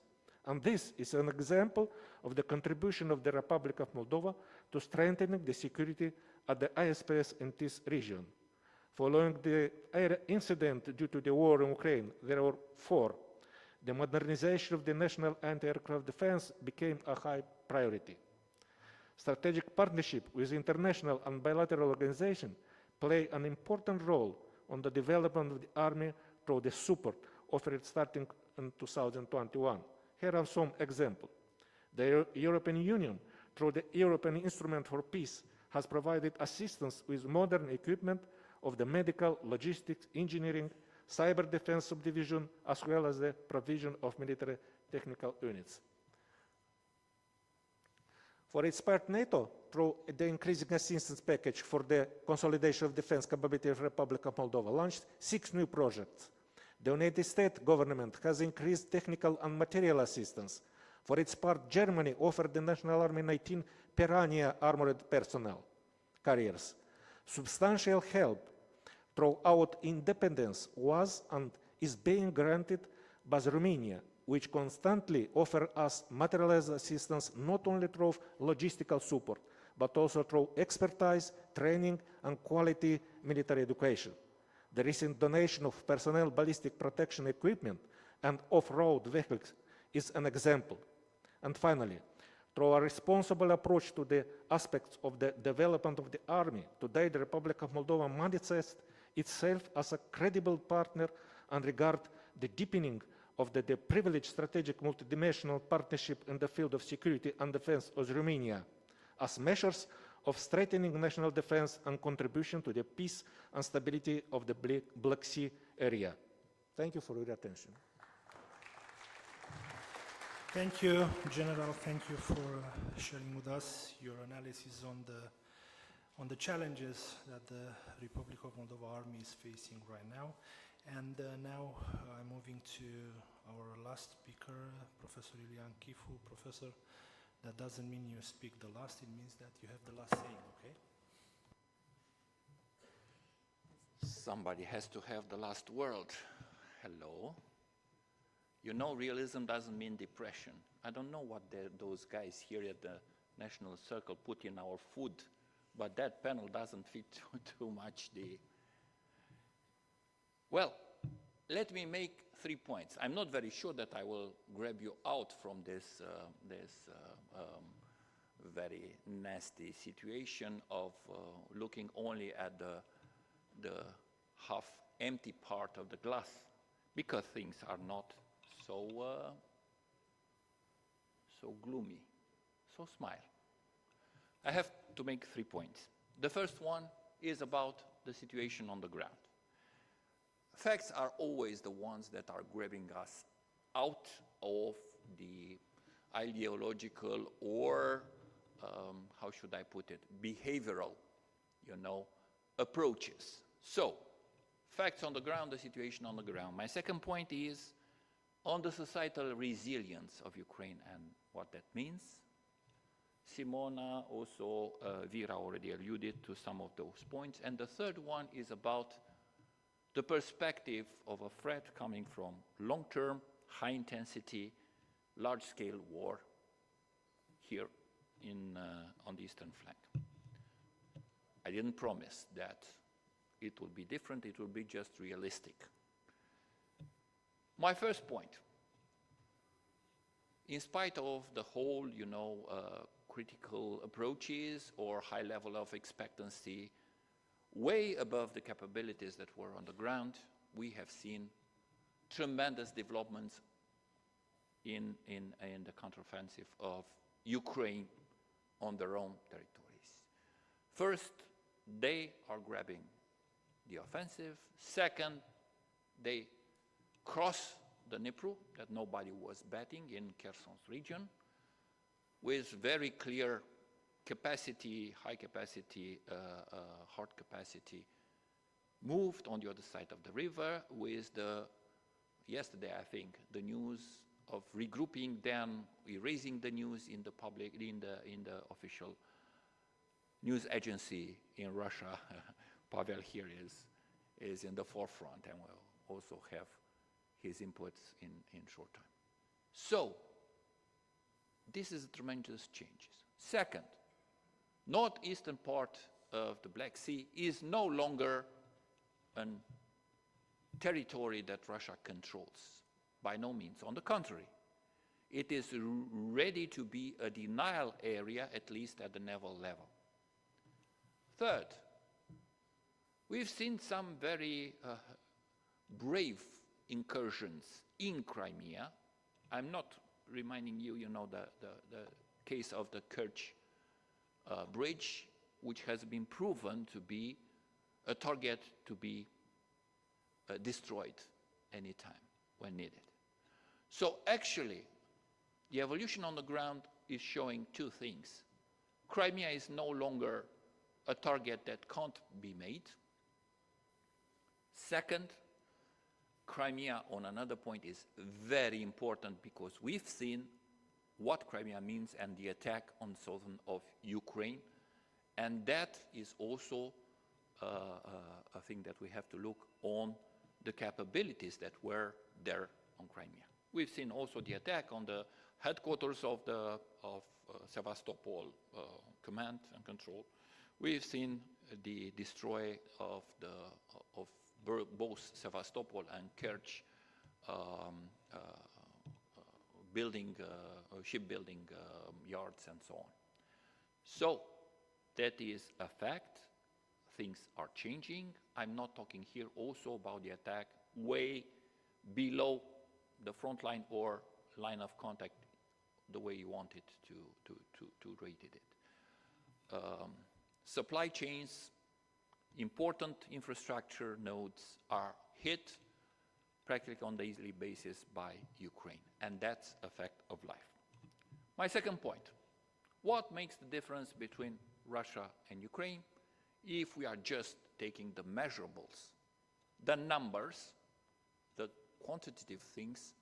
Yes, we would second the assessment that have been made that in 12 hours Kharkiv will fall, in 3 days Kyiv will fall. Guess what? Neither Kharkiv, neither Kyiv fall. On the contrary, we are seeing a completely different dynamic. What makes the difference? Because the figures are there, number of tanks, ammunition in deposit, capabilities, men, so on and so forth. The difference is made by this societal resilience of Ukraine that we have to learn. We have to learn back, will to fight, patriotism, courage, why not? And all those intangibles that are making the difference, as well as the components of societal security, meaning societal cohesion and identity. Strong identity, strong sense of a purpose are making the difference, and once again, it has been already alluded.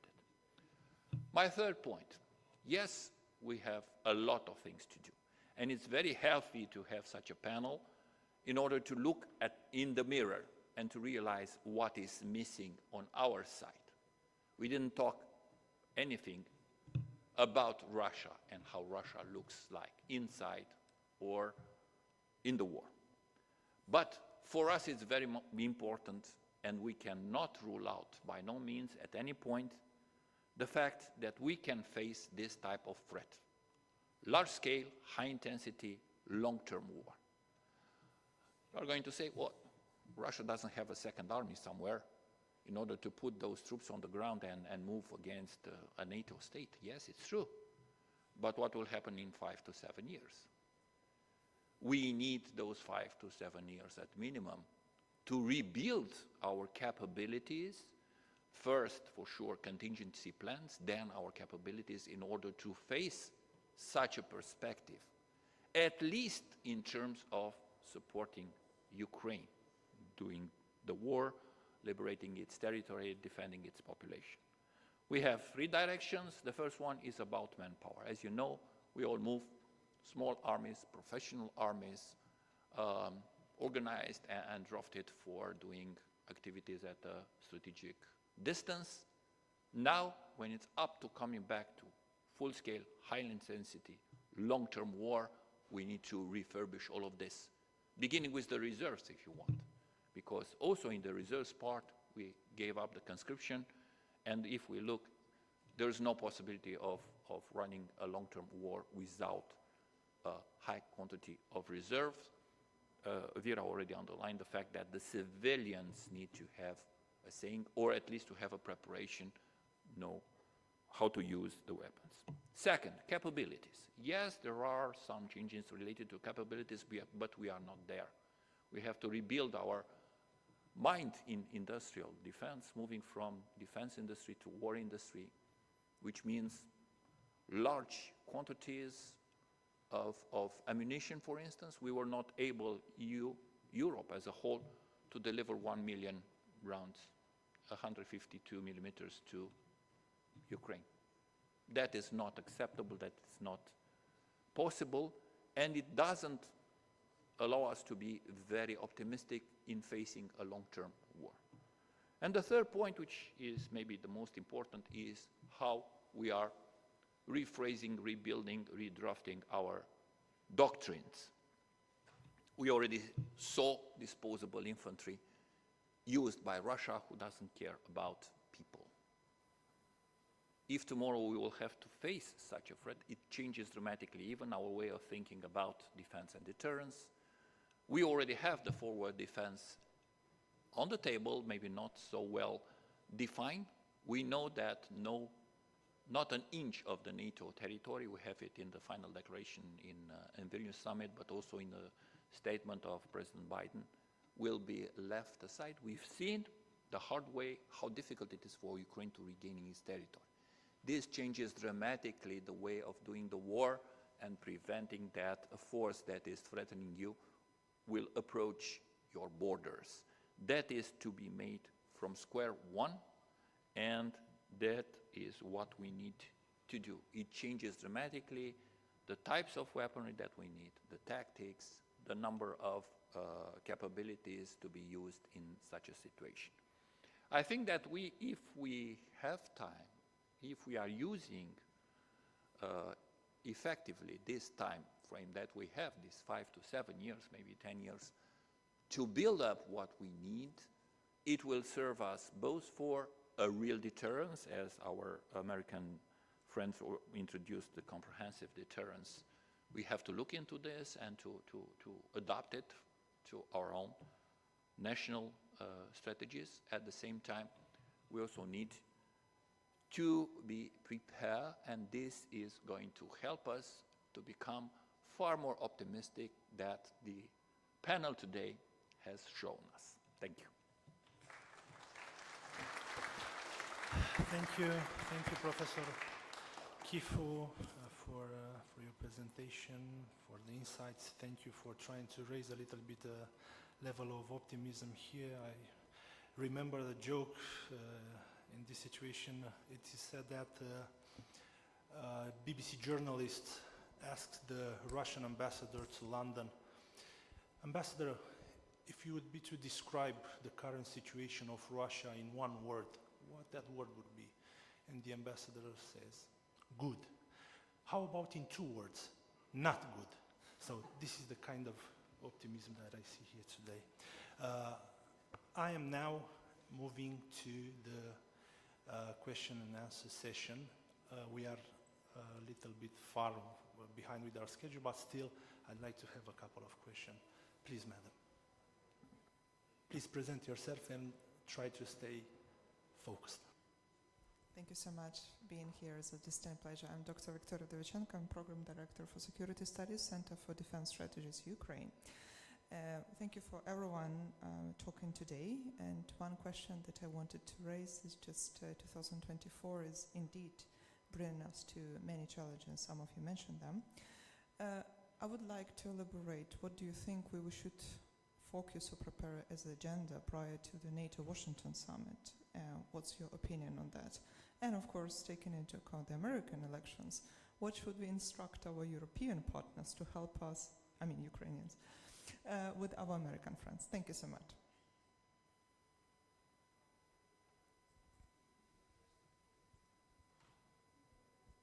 Who's the target for your question?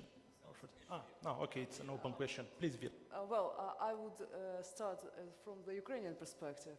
Of course, I hope that we would receive the invitation at the Washington summit, and from our perspective, we would work hard in order to achieve this.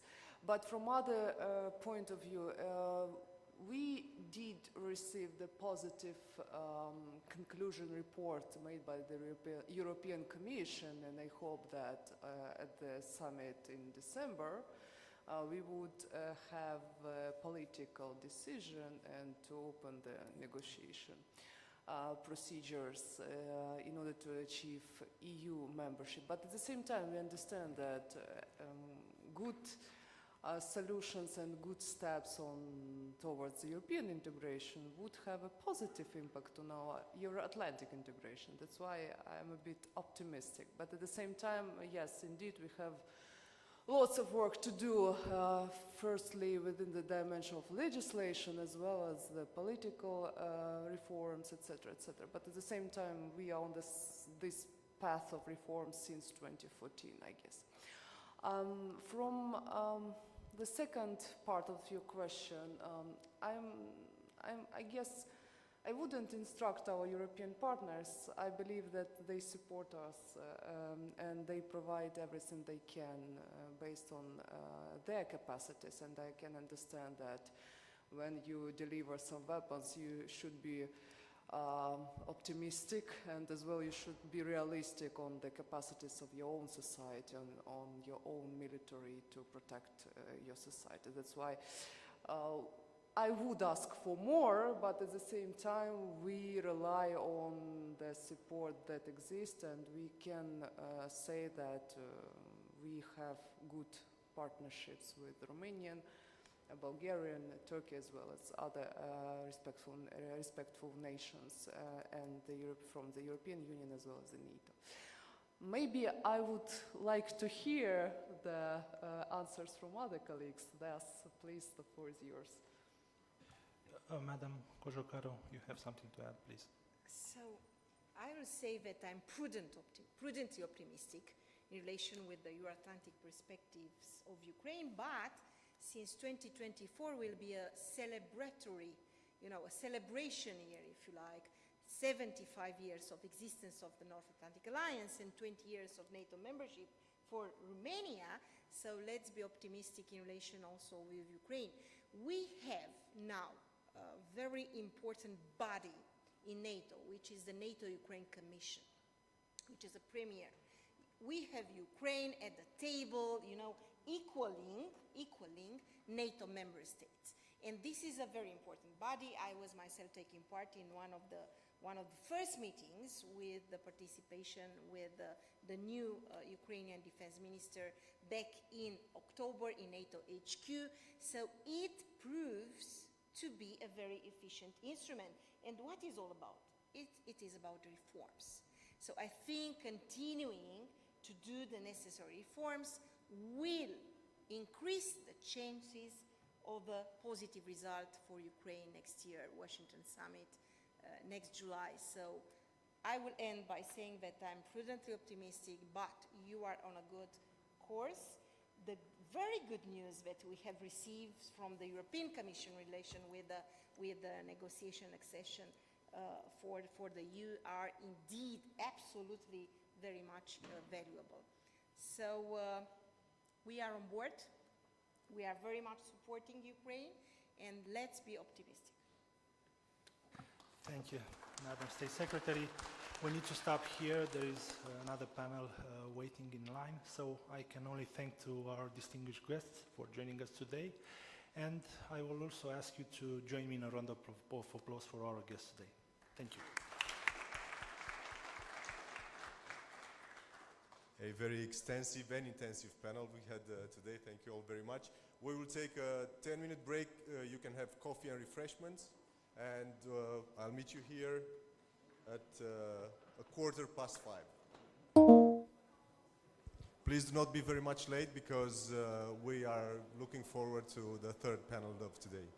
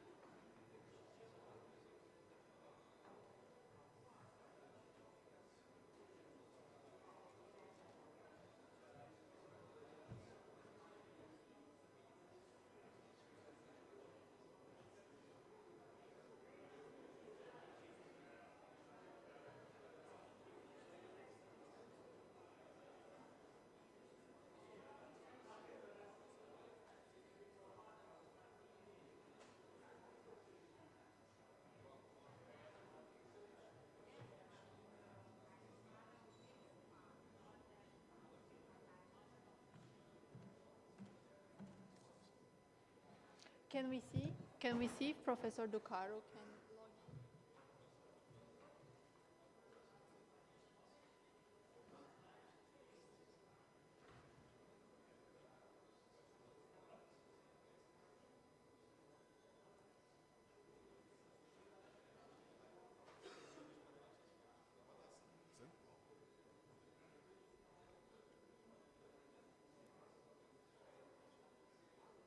Ladies and gentlemen, we are now ready to proceed with the next debate of today, so if you'll please come back and take your seats.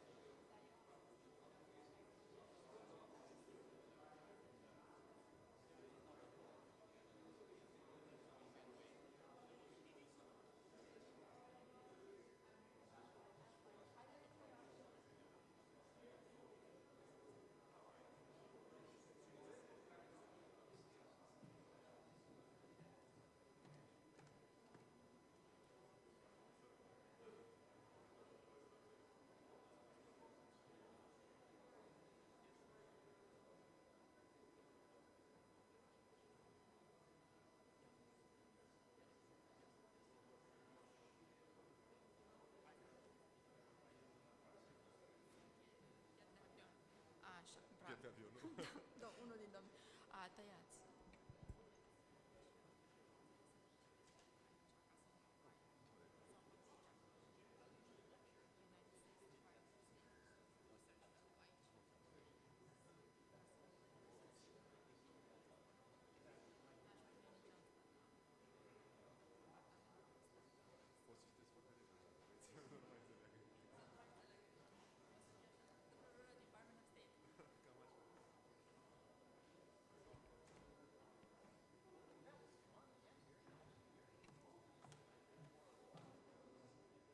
We will start our next panel in 1 minute, so please take your seats.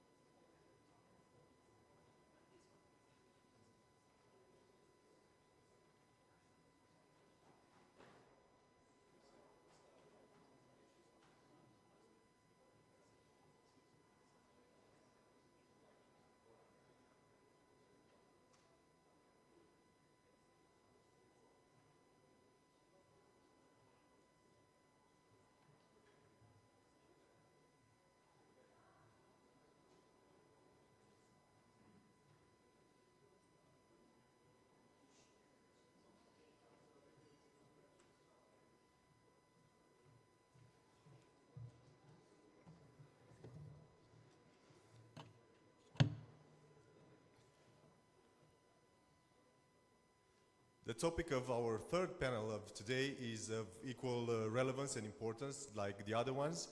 And it is NATO-EU naval cooperation strengthening Euro-Atlantic maritime posture in response to Russia's war in Ukraine by achieving allied technology superiority in the Black Sea. The panel is coordinated by the Research Institute at the University of Bucharest and is moderated by Dr. Olga Chiriac. Dr. Chiriac is the Project Europe Head of Engagement with Irregular Warfare Initiative of the Modern War Institute at West Point and visiting professor at the University of Bucharest, where she leads engagement for the Black Sea program. She is affiliated as an associated researcher with the Joint Special Operations University in Tampa, Florida, and the Economic Conflict and Competition Research Group at King's College. Dr. Chiriac, you have the floor. Good evening. Thank you very much for joining us for today's last panel. It will be, obviously, as the title says, concentrated on NATO-EU naval cooperation and ways in which we can strengthen cooperation via technology. I will be very brief in my introduction before we move on to our speakers, our panelists that are here today. I would like to have Ambassador Ducaru, thank you for waiting patiently, sir, give us some introductory remarks. I'm sure you know Ambassador Sorin Ducaru is the director of the European Union Satellite Center since June 2019, and he has been appointed there because of his very extensive background in technology and his commitment to bridging technology cooperation and scientific cooperation. Ambassador, the floor is yours. Thank you. Thank you very much. Can you hear me? Loud and clear. Yeah. Well, it's really a great honor to be connected with Bucharest and participate this year again at this prestigious conference. And also a great honor to be introduced by one of my most meritorious students in the master's program. So with scholars like Olga, I think we have a bright future. The scope of my intervention today is to bring you a perspective from my current job on what it means to have powerful enablers for maritime situational awareness, and of course, in particular, for the Black Sea strategy. I'm also a very, very strong supporter and advocate of the NATO-EU relationship at large. And I think having such a cooperation in the Black Sea region on maritime, but also beyond just maritime aspects, general strategic and security aspects is absolutely key. With this, let me share with you a couple of slides and also give you a bit of a hint of where I think what we should have in mind and where we should advance, also with a focus on the Black Sea region. As some of you might know, I'm a very strong supporter of the implementation of the recent technology developments on the side of the good guys, on the defenders in the field of security and defense. And I think the illegal war and intervention of Russia in Ukraine has put forward with quite convincing examples the key role with regard to the use of the modern technologies. Now, let's be very clear. We are at a time where we need to combine what would be classical, conventional capabilities. It's not a time where when combatants or adversaries give up on the heavy stuff,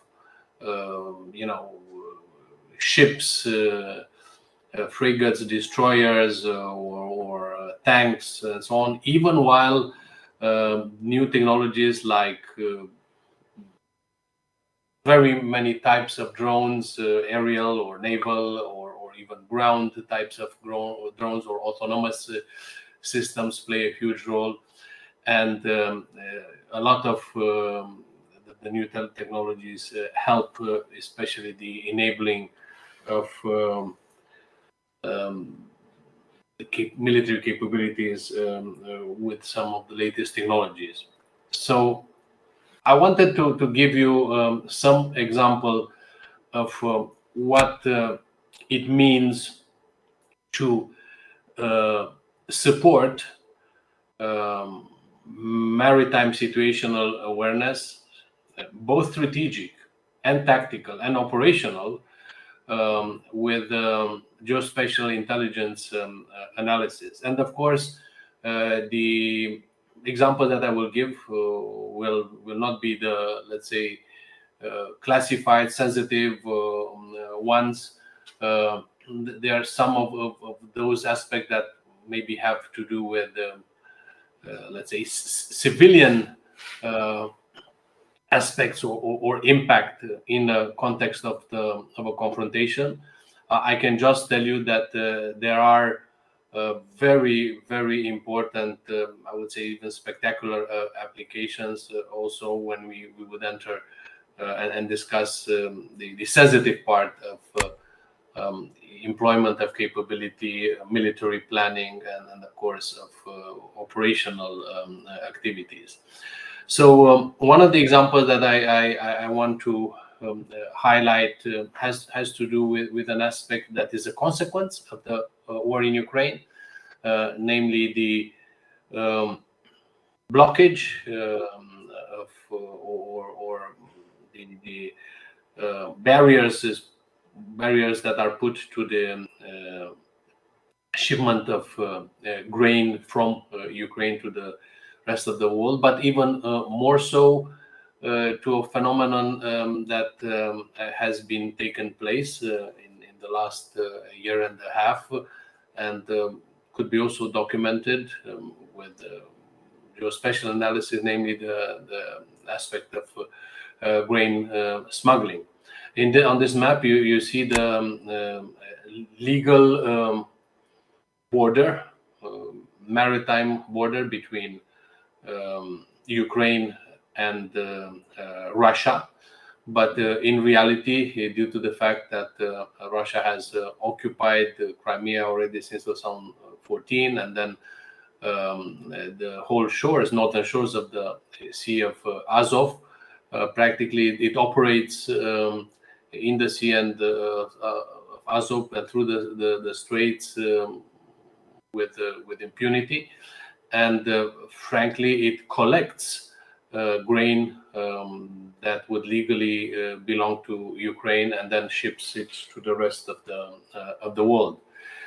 Interestingly enough, sometimes it makes it to look like it's legitimate transport of grain from, let's say, Russian ports through the straits through the Black Sea to the rest of the world, but there are instances where there are transfers from ships coming from the territories that legally belong to Ukraine that transfer grains at sea, and then those ships are navigating to the rest of the world, presenting the grain as a Russian grain. And this can be also analyzed to see harbor activity. Looking, sometimes the transfer is not done at sea. It's simply grain coming from Ukrainian territories and loaded on ships in harbors and presented as actually Russian grain. Other example is to monitor critical infrastructure. You are familiar with the damages of the Kerch Bridge in October 2022, quite a severe damage. It was repaired, but then another one in July 2023. But like this bridge, many other examples of infrastructure monitoring are worth to highlight.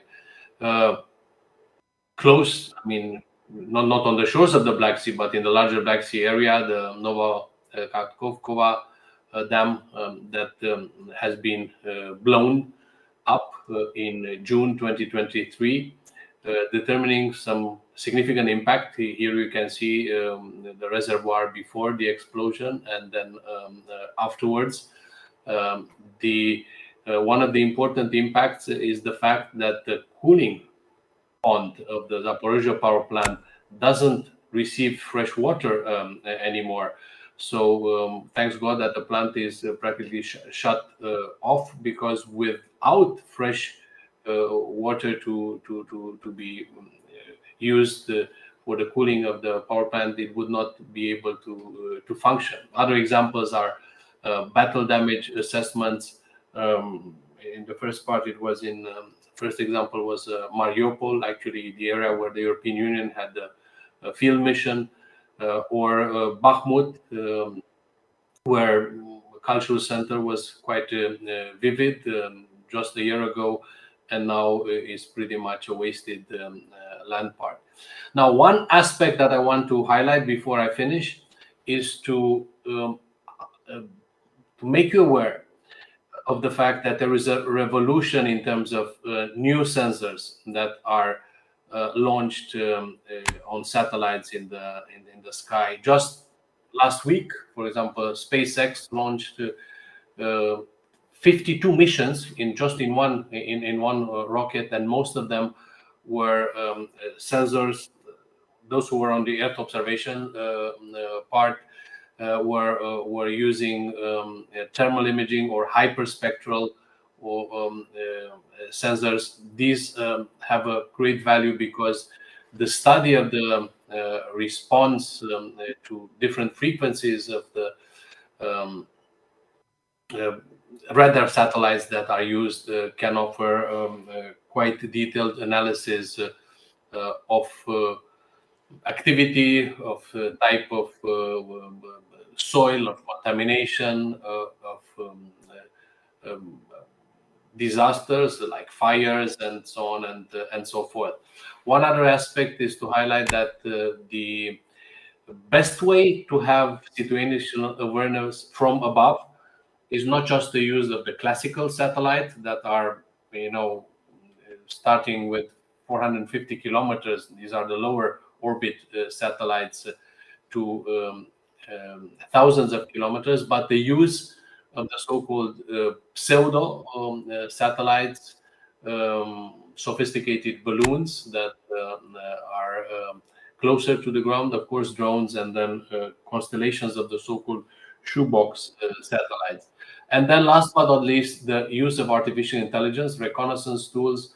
I'll give you some examples on maritime images that can be taken from satellites, then are introduced in algorithm, and those algorithms can identify types of ships or types of planes or types of infrastructure on the ground, and they're combined with other information also coming from other sources and offer the most accurate intelligence. It is in this context, for example, that the European Union Satellite Center, which I have the chance to lead, was host this summer on the 29th of August of the 27 defense ministers of the European Union, who decided to further invest in this autonomous asset for the European Union, for all its agencies, but also for all its member states, and also based on specific mandate also for third partners like international organizations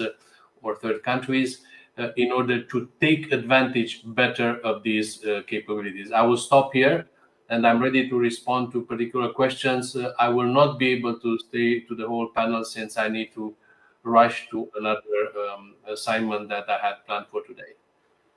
Thank you, Ambassador, very much. Now we'll go a little bit off script, and I'll invite Colonel Sönke Marens to speak. Colonel Marens is a career Air Force officer. He previously served as a head of research for strategy and armed forces at the German Institute for Defense and Strategic Studies in Hamburg, as well as a full diploma. He also has a full diploma in computer science. He holds a master's degree from the Royal Military College in Kingston, Canada, and another from the University of the Federal Armed Forces in Hamburg. He was deployed with NATO to Bosnia and Kosovo, and in 2020 served as branch head for transition at HQ Resolute Support in Kabul, Afghanistan. Colonel, go ahead. Yeah, good afternoon. Thank you for inviting me. Thank you, Olga, for having me.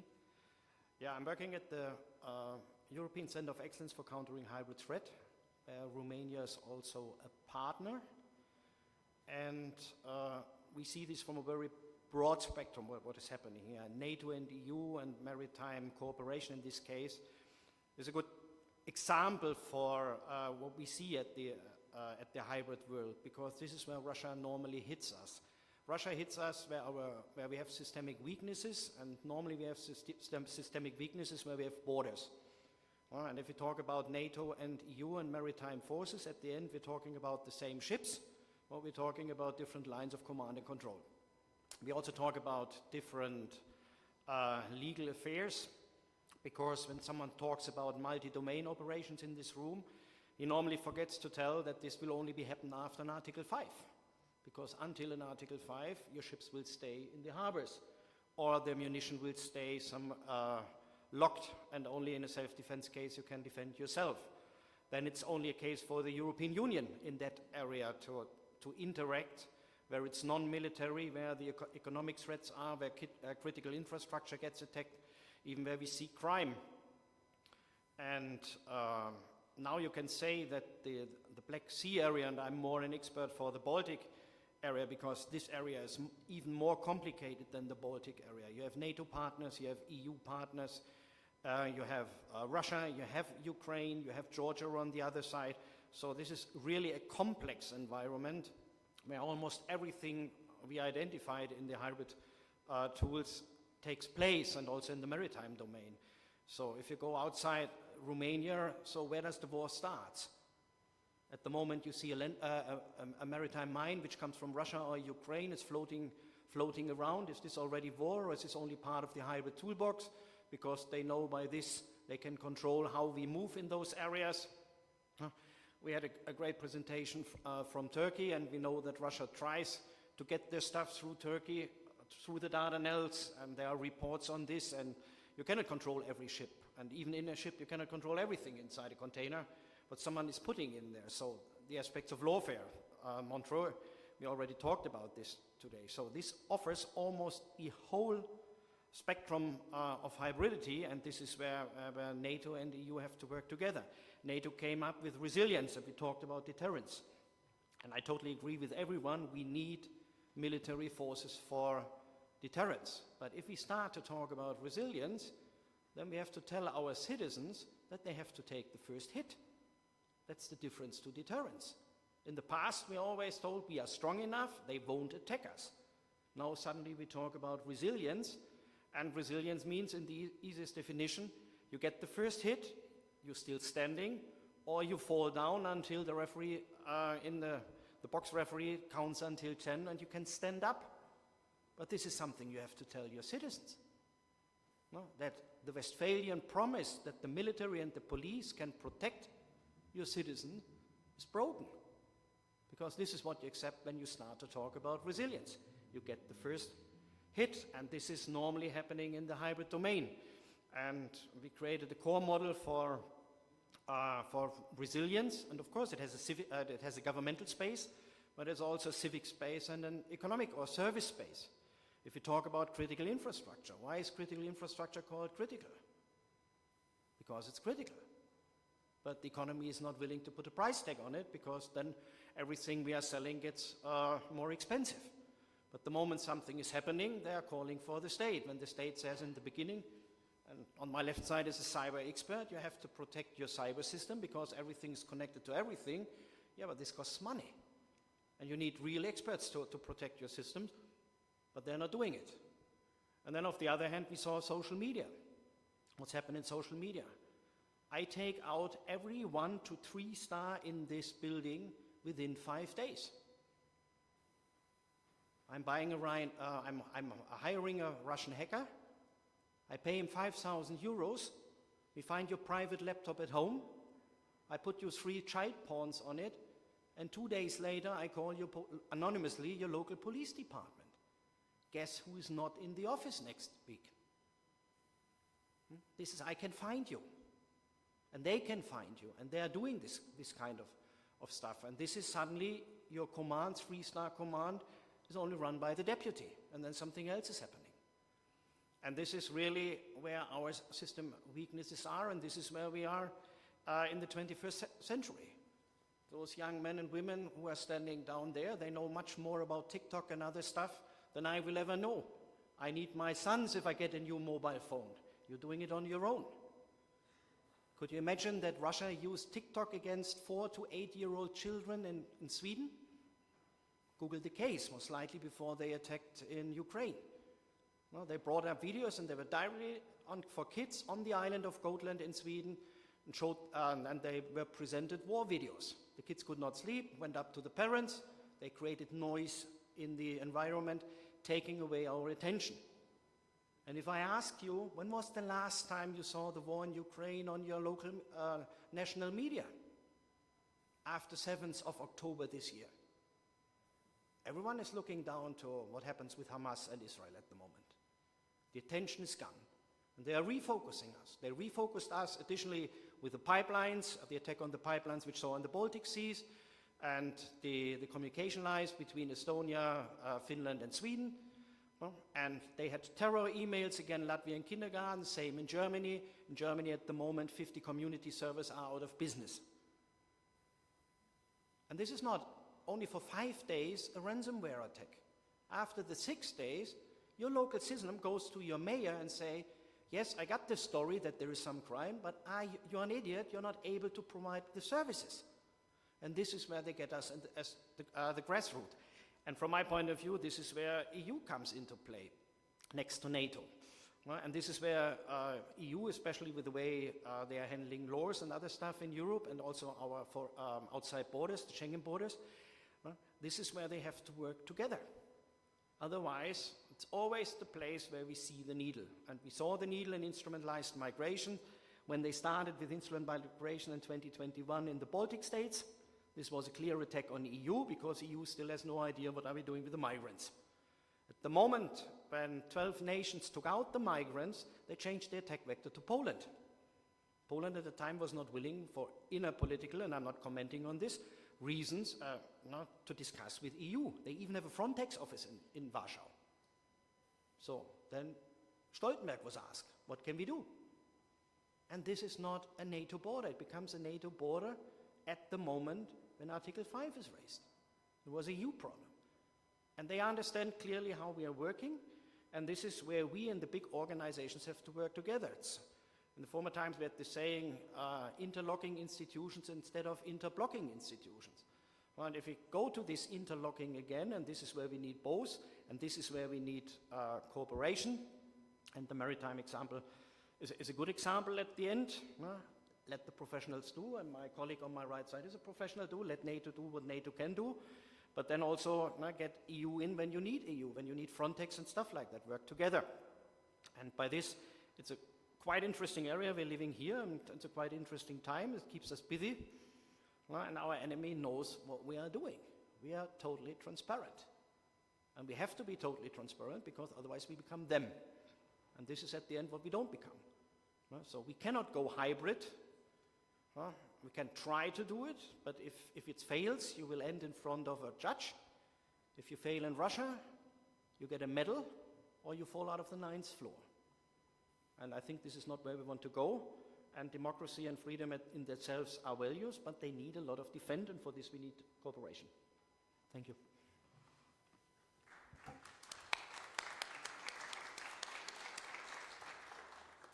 Thank you very much.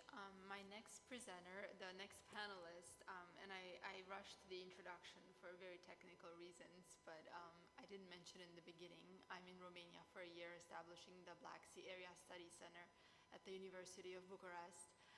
It might be a year, it might be longer. Let's hope it's a successful endeavor. And one of our most prized relationships is with the Romanian naval forces. So it's we're very happy to have, and thank you for taking the time. I know you're relatively busy with what's going on in the Black Sea. I would like to invite Vice Admiral Mihai Panait. I could say many things, but I'm just going to say he's a gentleman and he's in charge of the Romanian naval forces, and he's been doing this in the service of Romania for over 20 years now. And wherever you go in the US, people like him. So. Thank you very much. Thank you very much, Professor Kyriak. I would like to thank you very much for the Chief of General Staff for this invitation. It's a great opportunity for me to be part in this important conference. Good evening, first of all, ladies and gentlemen, distinguished guests. First of all, it is a great honor for me to take part in this important event, the Romanian Military Thinking Conference 23, and particularly to Panel 4. So thank you very much for the invitation and giving the opportunity to share with you this brief that is intended to be a sense setter for a better understanding of Romanian naval forces, as well as an opportunity for open discussions. The agenda consists of 6 points, and it is presented on the screen. Slide, please. By participating in missions, operations, and activities like those mentioned on the screen, Romanian naval forces contributed to the regional and global security and proved that Romania is not a security consumer, but a security provider. You can see our background on the slide. In accordance with the commitments assumed, Romanian naval forces participated with integrated capabilities within the standing naval forces in the Black Sea area with minesweepers and with Type 22 frigates, with Puma naval helos like organic helicopter on board, and the detachment of combat divers on board, or special operation forces in order to support the implementation of insurance measures at the alliance level. I would like to emphasize only a few elements.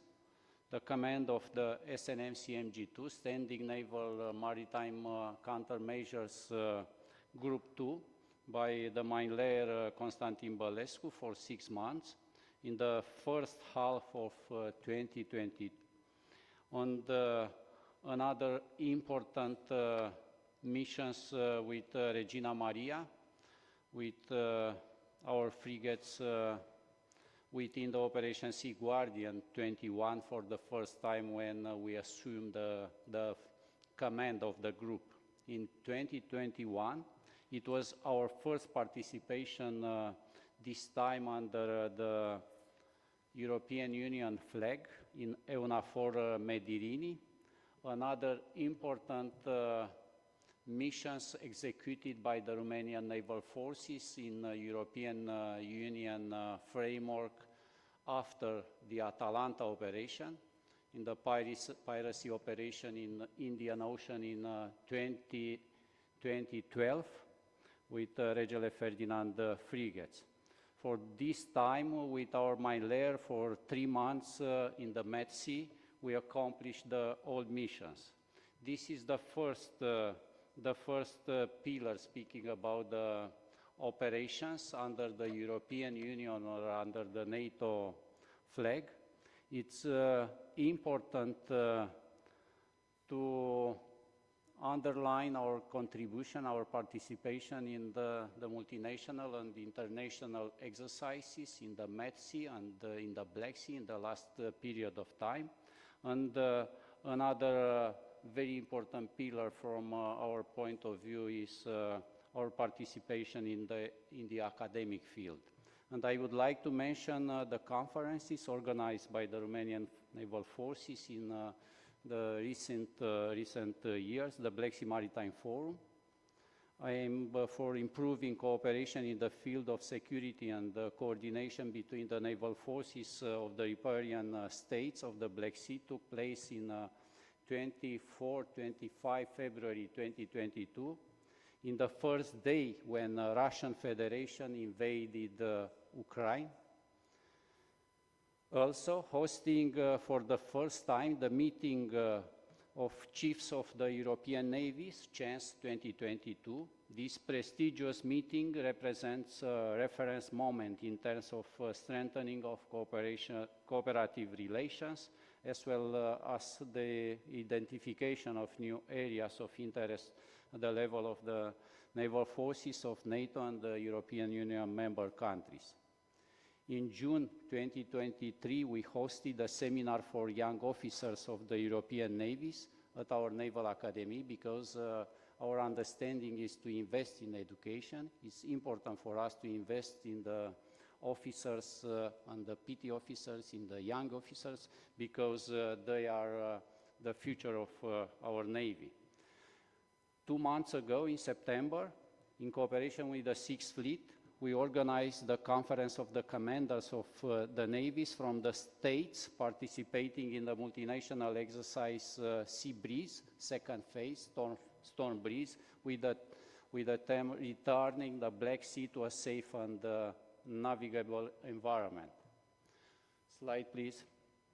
In the context of volatile security environment, characterized by geopolitical unpredictability, the Romanian naval forces have demonstrated their firm commitment to strengthening the international response to numerous challenges through the continuous and important contribution to the missions and operations led by NATO or European Union or under the United Nations mandate. Romanian naval forces contribute currently with officers and military personnel in NATO, United Nations, European Union missions, and in the NATO posts. After the launch of the armed aggression of the Russian Federation against Ukraine, the missions executed by the Romanian Navy in the area of responsibility were adapted to the specifics and complexity of the security challenges in the Black Sea region. Thus, part of the national and multinational exercises, as well as other specific training activities, were replaced or supplemented with real surveillance missions carried out by aircraft, helicopters, unmanned aerial vehicles, drones, ships, and coastal sensors. Also, the Romanian naval forces have played a significant role in the management of information regarding the mine threat in the Black Sea area, both through the specialized structure, the Maritime Hydrographic Directorate, and through cooperation and the exchange of information with MARCOM. The mine threat in the Black Sea became real, leading to freedom of navigation limitations and acute restrictions of commercial traffic in the west of the Black Sea and significantly affecting the actions of the naval forces of the NATO countries bordering the Black Sea. The consequences of the war in Ukraine, the floating mines, requires a combined effort of the Western Black Sea states to counter the threat. The MCM ops are coordinated in close cooperation with the MARCOM and include surveillance of our area of responsibility using ships, aircraft, and sensors, notifications to mariners through international and regional NAVAREA warnings, comprehensive analysis and support to commanders regarding the hydrological factors influencing the path of the drifting mines, mine surveillance and active search operations in cooperation with our Coast Guard, Bulgarian and Turkish navies, and other naval air assets, detection, identification and neutralization of drifting mines, share of information with MARCOM and maritime operational centers of different NATO countries, including US Sixth Fleet. The maritime area of responsibility for Romanian naval forces is large, so it is needed a systematic plan and a very good cooperation with other structures from national defense system and allied assets to cover designated areas. For searching and surveillance are designated assets as naval ships, rotary wings, unmanned aerial vehicles, and specialized UAD units. The naval assets are the ships from 24 hours duty in maritime areas and other nominated supplementary ships that intervene on call. The aerial assets are naval helicopters and unmanned aerial vehicles. On the screen you can see the number of missions carried out by our forces. The days at sea and the flight hours are bigger than the ones that we had in previous years from the Russian-Ukrainian war in 20 and 21. In the context in which on 17th of July this year, the Russian Federation officially suspended its participation in the Ukrainian grain agreement, the Russian armed forces moved to the execution of new types of military actions directed against Ukraine and his economic interests through air attacks with drones, probably of the GEOANЫN 2 type, on some of the Odessa region, which also aim at hitting some elements of the port infrastructure in the area of the Ukrainian river ports, Danube, Rhein, Ismail, Chilia, and Vâlkovo, near the border with Romania. Since the beginning of September 2023, in 4 locations were discovered drone fragments on the right bank of the Chilia branch, 3 places near the Plauru village and another one at 21 kilometers near the border in the vicinity of the village Nufăru. Designated assets for surveillance along the Danube River Chilia branch are represented by naval ships, personnel, and unmanned aerial systems. Slide, please. This conference presents a unique opportunity for me to present in advance, because next week we will host a very important conference in our Navy. This conference presents a unique opportunity to meet, network, and discuss concepts, tactics, and procedures and training opportunities related with the usage of maritime unmanned system in maritime security operations, underwater acoustic and drones, unmanned air vehicles, innovative sensors, command and control, and precision weapons that would be very useful for Romanian naval forces in order to identify optimal endowment solutions with modern and up-to-date equipment. The event includes 3 panels with subjects related to the protection of critical infrastructure, the security, energy, and current security situation in the Black Sea area. On the second day of the conference, the Future Technique and Technology panel is dedicated to the defense industry guests. On the right part of the screen are presented the invited structures from NATO entities, defense industry, shipyards. If your agenda permits, you are more than welcome to take part at this event. More details are on conference page from Romanian Naval Forces site. After we participated with maritime hydrographic ship Alexandru Cătuneanu and staff officers at the first edition of NATO's Dynamic Messenger 2022, which brought together military, industry, and academia to Portugal's Maritime Operational Experimentation Center for NATO's first operational experimentation exercise focused on maritime unmanned system and extracting the lesson learned and best practices, we took the decision that in 2024, the Romanian Naval Forces will organize and conduct in cooperation with the NATO Allied Command Transformation, Operational Experimentation Branch, and OPEX-EDT, Emerging and Disruptive Technologies exercise. As you know, OPEX is the intersection between operators and innovation. The scope is to plan, design, and conduct and analyze new technologies in support of concept and capabilities development in order to develop the maritime drone system for the Romanian Navy. The Romanian Navy platforms and the equipment involved in the exercise are displayed on the screen. More data of this activity will be presented at our conference, the new concept technologies equipment that will take place at the end of this month, next week. Slide, please. In conclusions, I would like to underline some points. The Romanian Navy role will continue to be maintaining the freedom of navigation in our area of responsibility and to be an active contributor to the regional security and stability. First, the need to remain vigilant in this area.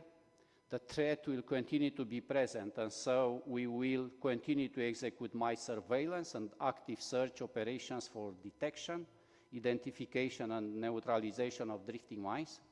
We have to increase the cooperation with our Coast Guard, with Bulgarian Navy and the Turkish Naval Forces too.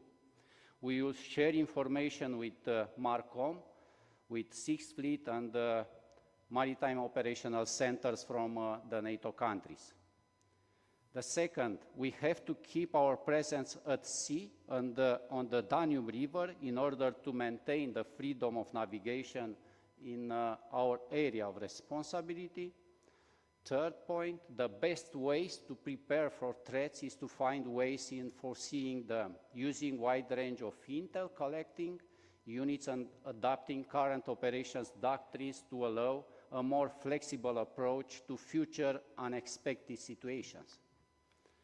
The fourth point, Romanian Navy has to keep port authorities and oil or gas companies informed on the level of danger in our area of responsibility, together with instructions and best practices on how to handle encounters with drifting mines in the vicinity of critical infrastructure elements. The last, building and promoting a Black Sea strategy.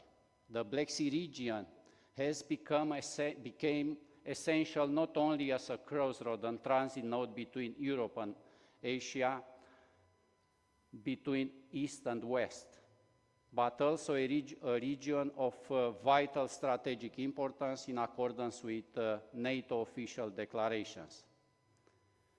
In addition, Romanian naval forces need to develop new MCM capabilities and mine movement prediction tools by upgrading current mine warfare capabilities, by moving to next generation sensors and unmanned survey platforms. Slide, please.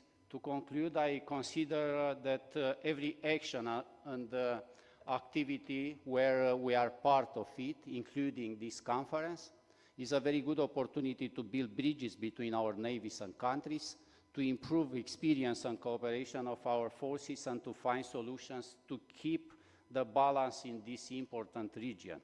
I am convinced that our endeavor will be an excellent opportunity for networking and sharing views with subject matter experts, and at the same time, it will make its contribution in developing new and innovative approaches in addressing maritime security challenges. From the Romanian Navy, I would like to wish you, all of you, fair winds and following seas. Thank you very much for your attention.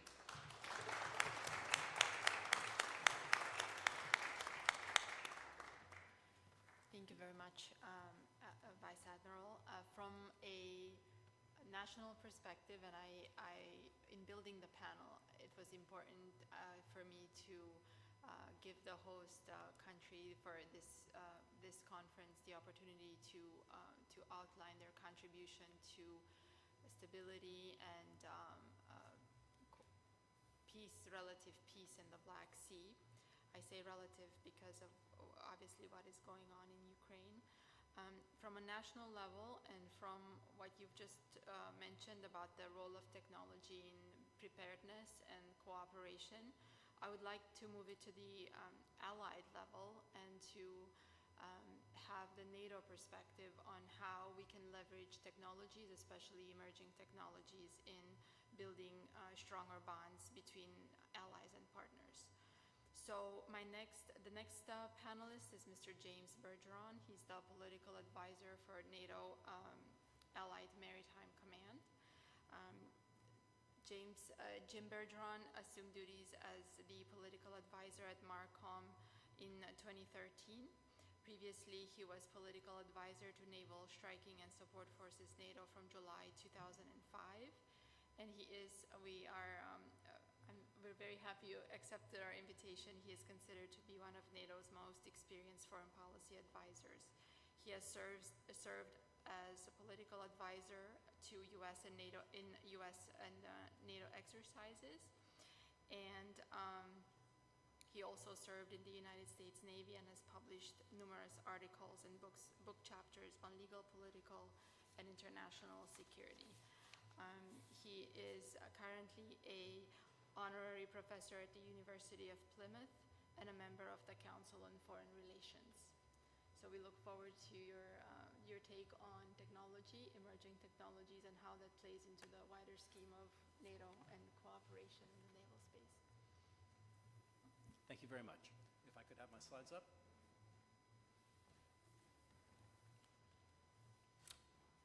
Oh, good. Thank you very much. It's an honor to be here. I really enjoy it. On behalf of my boss, Vice Admiral Mike Utley, Royal Navy, he sends his greetings to the conference and his best wishes for a successful conference. And that is the last comment I make that you can attribute to Admiral Mike, because the rest of it is going to be in a personal capacity, drawn on my experience at MARCOM, but more in my professorial hat. And I hope to be another one of your glass half full people in the conference. I also have an equity in this on the topic, particularly of NATO-EU cooperation, in that I've been a POLAD for 17 years, but I taught European Union law for 15 years of my life in Dublin and London. So I do have a foot in both camps. Next slide. Right, looking at the theme of this panel, I discerned there were really three questions here that interrelate. The first is prospects for NATO-EU naval cooperation, operational cooperation. Now, that has since 2004 been governed by a concept called Berlin Plus, and that is still on the books, which actually to some degree limits our level of operational cooperation, although it can be very powerful when we do it.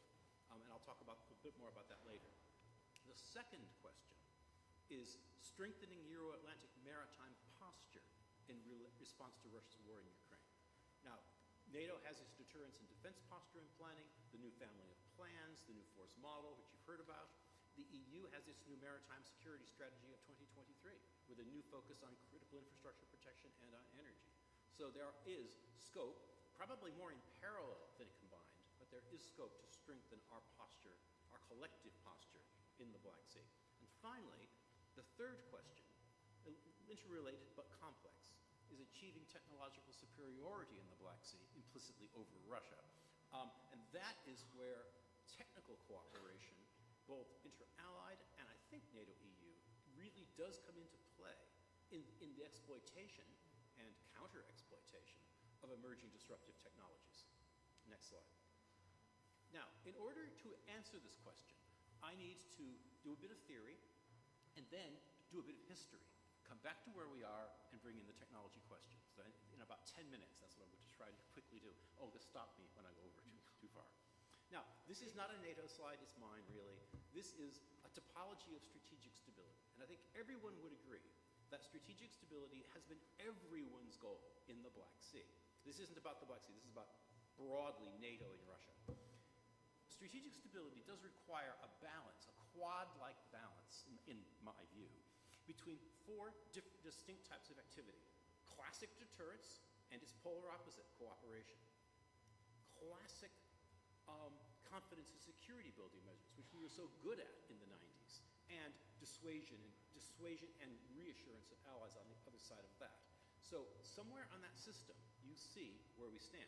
Look in the lower right quad. That's where we were in the 90s. The fracas talks, which I was involved with, the French, US, UK, Russian staff talks. Black Sea Harmony and Black Sea 4. And I remember talking to retired Turkish admirals who were young officers at the time in the early 90s. They talked about the level of excitement and anxiety that they had, engaging the old Soviet enemy for the first time in a more cooperative relationship. We spent a lot of time in that quadrant. Up in the area of between dissuasion and deterrence is enhanced forward presence, tailored forward presence, the NATO Response Force since 2014, particularly the NATO Response Force now, and the deterrence and defense of the Euro-Atlantic area and family of plans. Where we sit on this determines our strategy for strategic stability, and it changes. Notice, ball tops moved in both directions. It at times was more of a confidence and security building exercise, and then it became much more of a deterrent and assurance posturing exercise. Next. Right, here's the history lesson.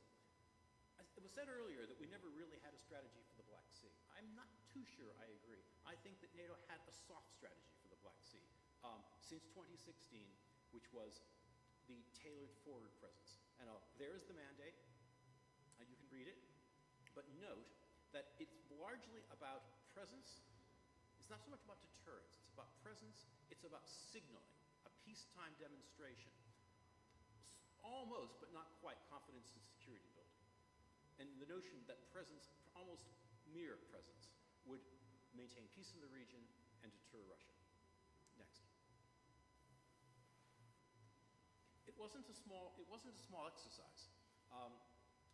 Standing Naval Maritime Group 2 had 20 days per year, 2014 to 2015, rising to 40 days per year from 16 to 2021. And SNMG2 had similar numbers. Overall, standing naval force, NATO's standing naval forces, the forces under NATO operational control, tripled their presence in the Black Sea in those years. The US, on the other hand, kind of dwarfed that. Now, by the way, that's a typo. That's 950 to 1,000 days in the Black Sea from 2014 to 2021. UK had a total of 10 deployments at 166 days at the same time, and the French had a substantial presence as well. The vagueness of the USN numbers have to do with debates over how you count them. But, so there was a lot of presence here on that notion that that tailored forward presence would have an assurance function, a signaling function, a kind of soft deterrence function. Next. What did it do? It got Russia's attention, particularly in 2021 when they complained about it. We have a MARCOM Black Sea Task Group, staff cell in MARCOM that provided very valuable support for us in planning and executing this for the standing naval forces. It did drive robust NATO national coordination over sequencing deployments out of respect for Montreux. We had to work closely with the French, the Brits, the Americans, and the NATO standing forces to determine who was going to be in where, but maintain a solid presence. Is it still relevant? Next. My own view, and it's only my own view, is that the 30-year experiment in cooperation and security building measures in the Black Sea to deliver strategic stability, or at least a strategy that leads on that, has failed. The February 2022 brought that to an end. Technically, I think TFP is still with us, but practically speaking, I think we can put an end date on it of February 2022. Now, the alliance territory is at its most vulnerable on its eastern flank, in the Baltic and in the Black Sea. We have limited indication and warnings times, particularly in the Baltic, but not great in the Black Sea either, and a Russian Federation advantage of landlines of communication. The area denial anti-access bubbles that Russia has, its anti-air systems are a primary challenge to overcome that require really advanced and heavy forces not typically found in the littoral regions. Russian operational skills are currently challenged, but they do have some good tactical assets. And here I slightly disagree with a comment made earlier. Although the Russians are trying for a long war of attrition in Ukraine, that's Plan C, definitely Plan C. Their preferred model is a short, limited, hybrid conflict that they settle short of outright victory, but on terms that they find acceptable and beneficial. NATO is the one that needs to be able to signal the capability to fight a long and a big conflict in order to deter Russia effectively. Next. Oh my word. The slide seems to have gone to pieces. What this meant to say. In order to say, I was going to say, before I got distracted, next slide. Good, next slide. There it is, let's start with this one. I had a hunch it might be not in order. Right, now, this is a picture we use a lot in NATO. Now, this is not any specific day. If it was, it would be classified, but this is a typical day in NATO. The little blue dots are the Allied warships. The red dots are the Russian warships. There's a significant difference. Before COVID, our ratios were, we had them 2 to 1 to 3 to 1. Today, it's typically 5 to 1. This does not show submarines, but that ratio is about the same. We have a big advantage in the maritime. Those 3 blue stars are where we would probably put carrier strike groups in the event of crisis, where we have put carrier strike groups in the event of crisis. MARCOM in 2022 in the spring, organized and coordinated the activities of 4 Allied carrier strike groups, the Charles de Gaulle in the Eastern Med, the Harrius Truman in the Adriatic, the Prince of Wales, who was actually north of that in Iceland, as well as the Cavour with its F-35s on board in the Central Med. Why does that matter? Because from those positions, the Charles de Gaulle and the Truman can cover almost any target in the Black Sea, and the Prince of Wales can cover almost any target in the Baltic. So it was never the case that the Baltic was undefended by NATO. We had significant carrier striking power at our disposal. Why does the rest of the blue dots matter to the Black Sea? They matter because that means that Russia cannot just, as at a whim, reinforce its Black Sea fleet. It has other things to worry about. So I think in terms of the conventional threat, we are in a good place. Now don't go back to the other slide, but let me explain why I threw it up. Does this mean we don't need warships in the Black Sea? Not at all. We do need warships in the Black Sea. Why? Because if you think about classic deterrence theory, the threat of nuclear escalation creates a shadow zone, a buffer zone, that prevents even conventional major conflict between nuclear peer competitors. And our experience of Ukraine shows that to be very true. Because we can't even really risk conventional conflict unless the stakes are incredibly high, that creates the gray zone. It creates the gray zone. It creates hybridity. It sits beneath the threshold of deterrent escalation to the potential of losing control of it, which has interesting implications. It means first that the adversary believes that you will not escalate for a hybrid act. It also therefore means it's not deterrable. You might do other things in response to it, but it's not deterrable. Therefore, the most likely area where we are going to find ourselves in conflict with a small c with Russia in the Black Sea, we as NATO, not talking here of Ukraine, is in this hybrid space. Next slide. And the next chapter, we kind of know what the hybrid space looks like right now in today. It's CUIs, critical infrastructure, it's pipelines and IT cables, it's mines, it's warning areas and exercise zones to try to chill shipping and distort creative navigation patterns. There's a long school of warfare here. We know that game. We've played it a bit. But there is a new game coming, and that game has to do with technology. And this is, I think, an area where we have to be ready, because this could be the fourth offset, and not one in our favor, but against NATO. And unless we can leverage our own technology very quickly, very effectively, and together. Next slide. Just a few examples of what I'm talking about. Well, these slides did not survive well. Cyber and C4ISR disruption. There's a balance in cyber between signaling and surprise. It's almost like the gas cloud at Ypres in 1915. When you show your adversary you have a really significant cyber effect, that's great for signaling, possibly good for deterrence, but you've given away the game. You've given away when the Russians knocked down a satellite, that was an effective demonstration of their power, but it also took away the element of surprise. There's always a balance in cyber. But there's another factor worth considering, and that's the Vegas proposition. Does what happens in cyber stay in cyber? Experience today seems to imply yes, at least between nuclear powers, it does. We treat this as a condominium. Next slide. What about autonomy? Same problem. What about autonomy? Well, you could argue that autonomy also seems to fit the Vegas proposition, which is what happens in unmanned.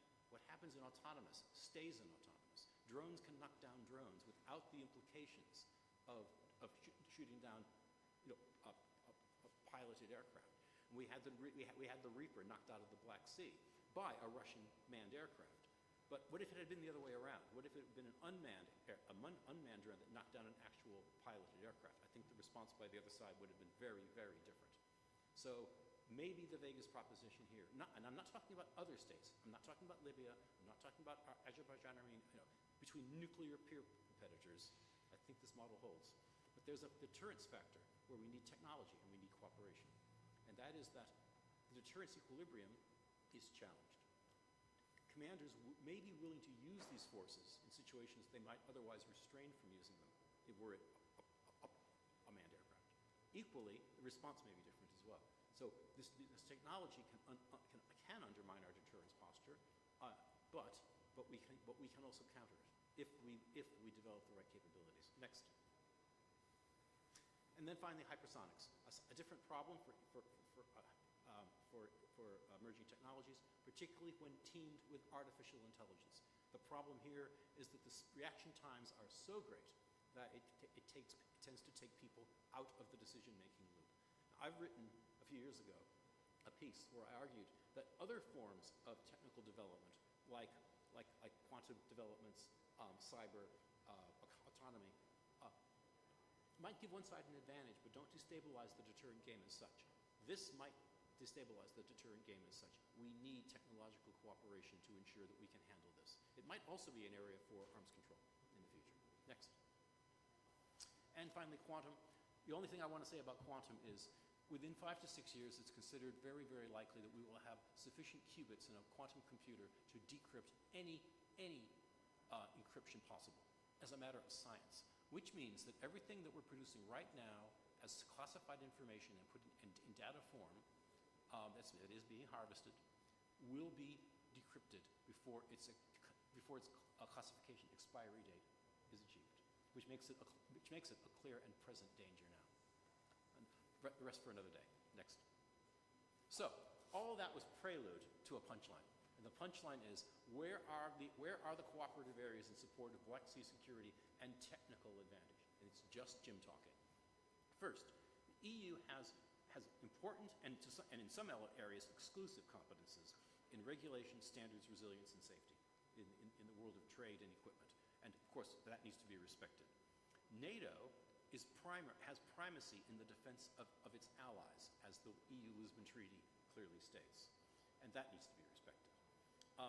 The EU cooperative security policy on the Black Sea, the EU MSS, the new one, offers some scope here for enhanced EU thinking about the Black Sea, and I think that's to be encouraged. EU-NATO technical cooperation, which has begun, conversations have begun in Brussels on how we actually twin efforts, not be mutually destructive and cooperate, have begun, and that's important. And I think that's an area where we can make a useful distinction. Remember, both NATO and the EU are prime contractors. It's BAE Systems and Lockheed Martin. The people who are doing the work are either nations or companies, which means that what the two institutions need to do is deconflict and synergize what they fund and what they direct for research. That is what the cooperation between the institutions should or ought to look like. See, there have already been conversations on critical infrastructure between NATO and the EU. That needs to continue. NATO planning for the deterrence and defense of the Euro-Atlantic area in the Black Sea is well advanced recently in the improved family of plans. Regional NATO presence and operations is really welcome. We strongly welcome the MCM agreement that we'll get into hopefully into MOU form next week. And I can tell you my boss would like to see that type of cooperation expanded substantially. That said, and this is again me talking, regional capabilities in the Black Sea, in any region of NATO, are vital, and you cannot succeed without them. But they're also not sufficient because of the nature of the challenge. And so the return of extra-regional naval presence also is something we need to consider. But it is almost a Russian stacking doll of capabilities. The local multi-domain, multi-layered defense regionally by regional players and some extra-regional players. The wider capability provided by say the carrier strike group in the Adriatic, the second doll in the Russian stacking doll, and then third, the wider resupply of the Atlantic. So I think thinking about it broadly makes it good. It gives us a viable, more than cup half full strategy for the security of the Black Sea. Next. Next slide. And that's it for me.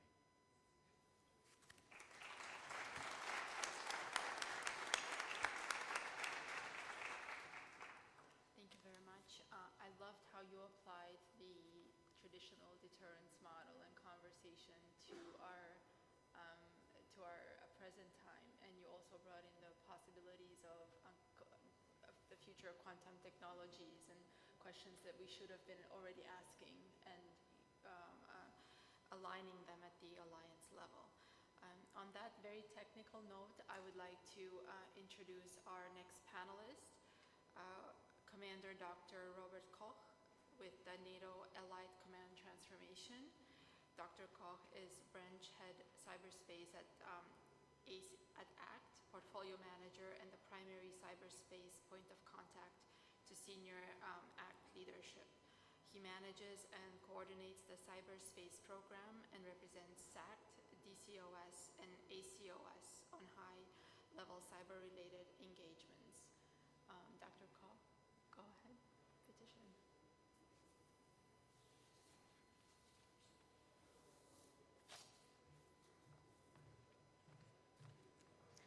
Thank you very much. I have some slides too, maybe. I can do it without. Perfect. I think I can be really brief because a lot of my thoughts were already mentioned in the last presentation, which is good, so I can speed up a little bit. And I definitely will focus on the role of cyber in our question about how to achieve allied technological superiority. Can you full screen it, please? Okay, that will work. Also to highlight a disclaimer, most of these things are my personal view, so not to blame NATO for that at the moment. Cyber is, of course, nothing new. We had a lot of summits, a lot of papers in preparation of our cyber defense evolution, how it's stated at the moment. So nearly 2 decades ago, we realized the threat arriving from the cyber area, and around 2016, we recognized cyber as a domain of operations. Nowadays, I think we are on our way to really implement cyber as an operational domain, but there's quite some work to do. So it's still a very young domain compared to the traditional ones, even not the youngest, which is space, of course, but a very young one, and we have to think about how to approach these things. Slide, please. So I want to highlight a few dates, because with respect to the Ukraine war, we had a couple of years ago in the preparation or some Russian operations to the energy grid in Ukraine. So 2015 and 2016 in December, first time around 230,000 households without electricity for a couple of hours. 2016 in the northern part of Kiev, a little bit less, but from a technical point of view, a more sophisticated operation. So a lot of questions arise after the beginning of the full-scale invasion. What will be the date when the huge cyber operations from Russia will appear in Ukraine? And in fact, we haven't seen these. And slide, please. A lot of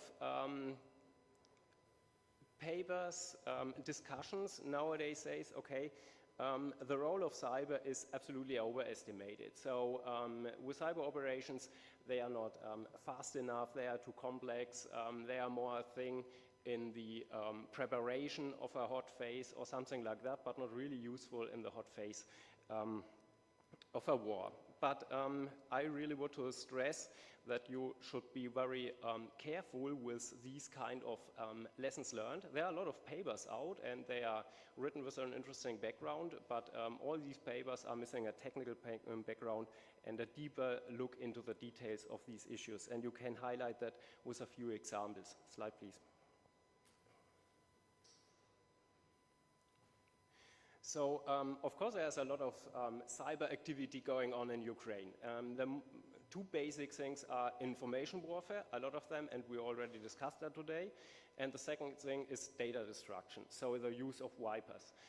And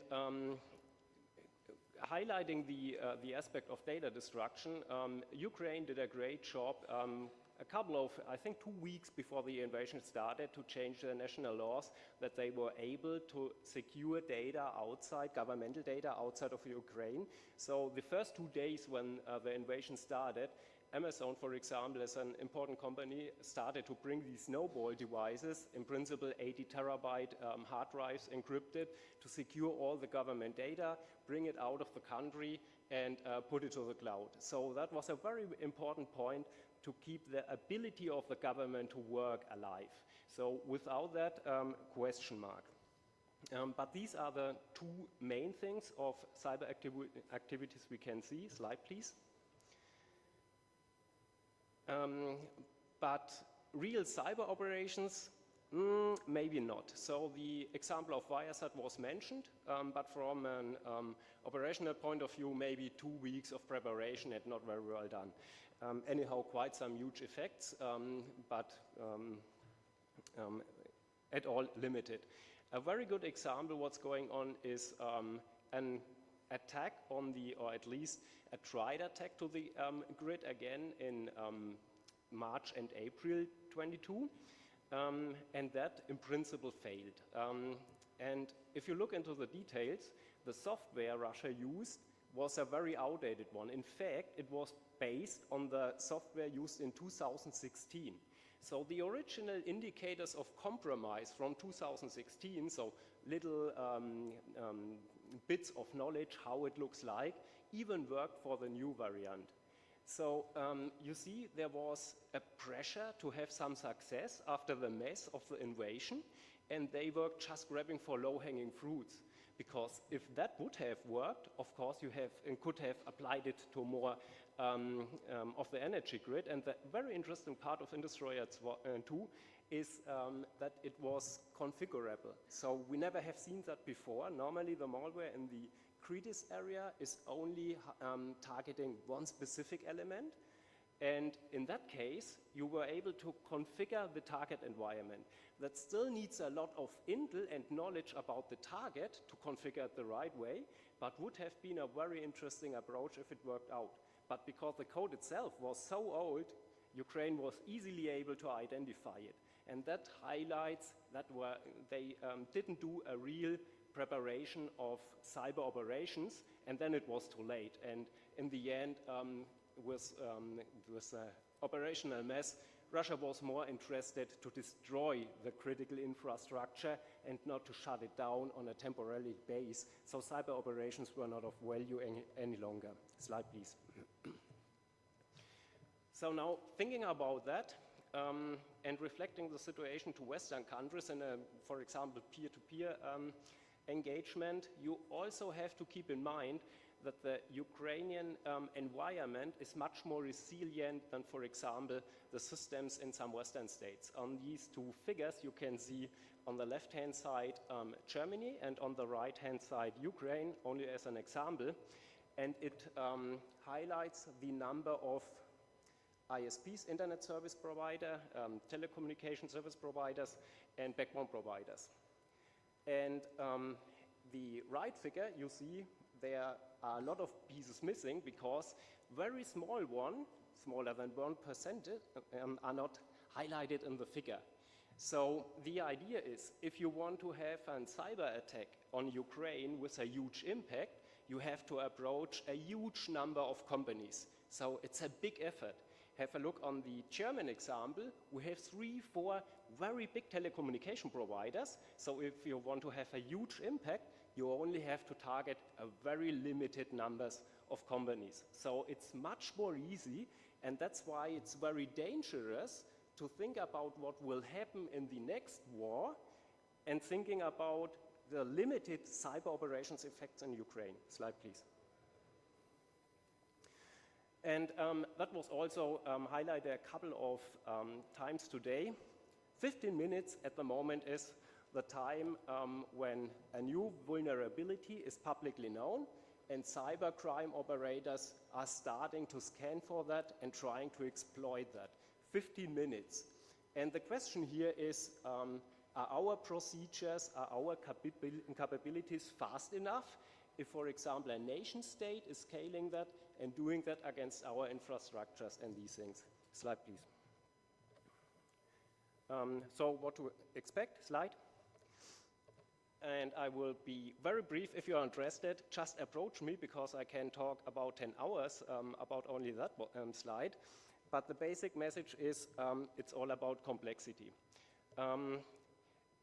We have a very challenging situation, how, for example, our systems are working, and you have seen that the screen was down several times today. So even in the small scale, we have technical issues. Think about the complexity of our weapon systems, and when working together, about the challenges of the overall complexity of the system.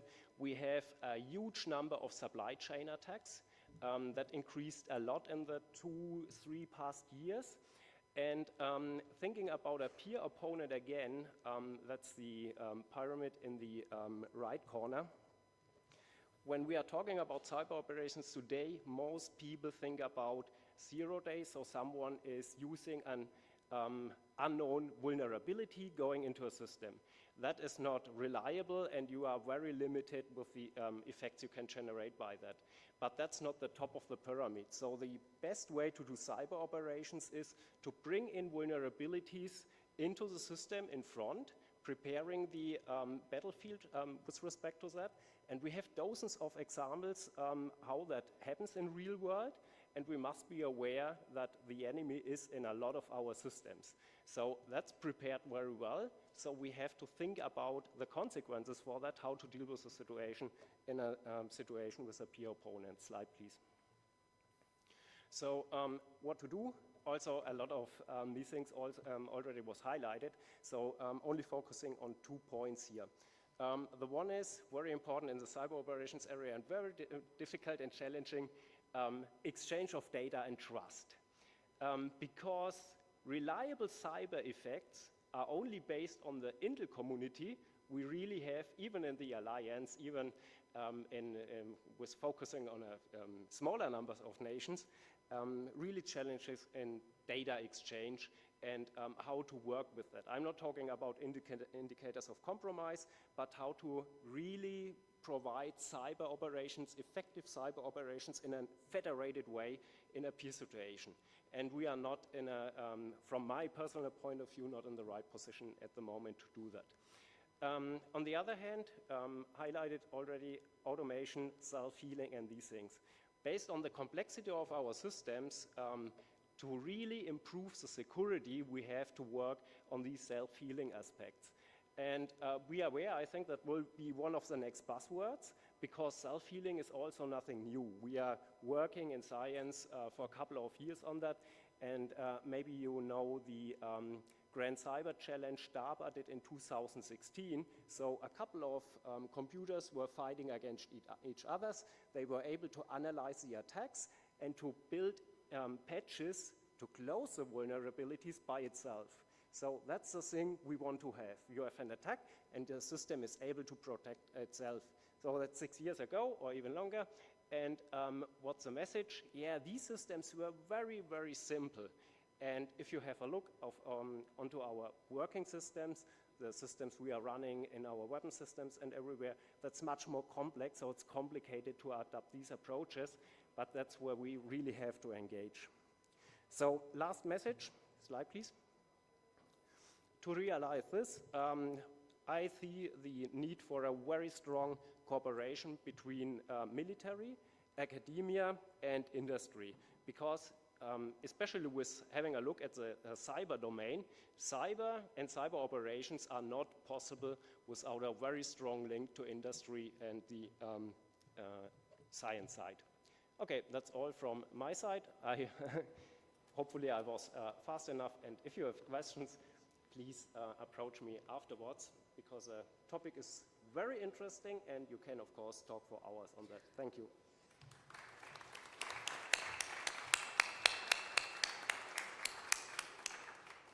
Obviously, I will give our room the opportunity to ask any questions that you might have. It was definitely a very interesting panel with a lot of very interesting things that we should be thinking about walking home. Does anyone maybe have a question for our panelists?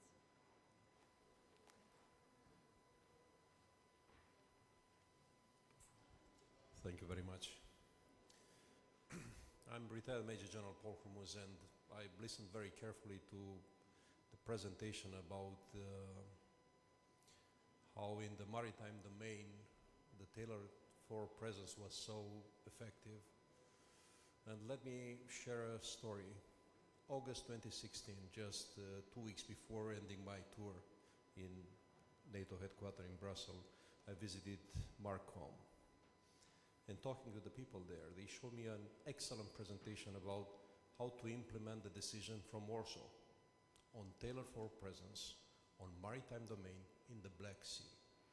And I said, excellent. So how was the reaction from the people? Because the meeting was in shape in Brussels. In shape in Mons. And they said, but the presentation was not delivered. I said, what? Your presentation is excellent. Because someone in shape in the Supreme Allied Command Europe, a high-ranking general from a Western European country, decided that that presentation is too sensitive to be presented. What I'm trying to say is that sometimes we manage to deter ourselves from doing the right thing. And I believe that as someone who was a supporter of the tailored forward presence, because without tailored forward presence, there was absolutely nothing for the Black Sea in the Warsaw Summit.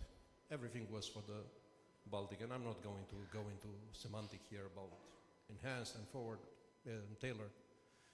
What I mean, the tailored forward presence, as it started, and which was mostly supported by Romania. We were hardly supporting, did our best to have something at the summit in Warsaw. But that part of maritime was never implemented properly. And from this point of view, I'm trying to be optimistic. I think there are solutions. I think we can be innovative. But in order to do that, we need to do one thing: stop deterring ourselves from doing the right thing. I would like your comment on that. Thank you. Briefly, you can measure NATO's performance by the performance of the organization and the forces under its OPCON. Or you can measure it on the overall effect of that plus the actions by all the allies. You get a much better answer if you take the latter approach. Because NATO's standing forces did triple their presence in the Black Sea. That was not insubstantial. But the real heavy lifters of tailored forward presence were the allies, and particularly the US, UK, and France. There was no Indian shape that could say, you can't enter, that's too sensitive. But that's often the case. We started piracy in 2008, and then I helped write the Alliance Maritime Strategy to authorize maritime security operations in 2011. We wrote a CUI into Operation Sea Guardian, but the first ever exercise of it wasn't in Operation Sea Guardian, it was in the Baltic.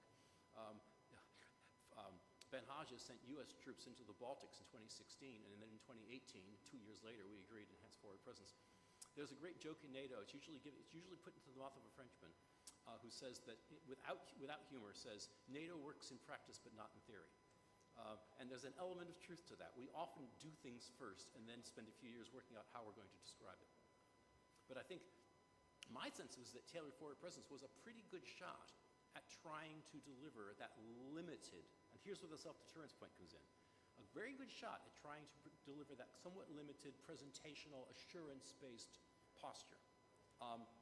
It didn't succeed because the stakes for Russia were too high, which also means we're now in a different place.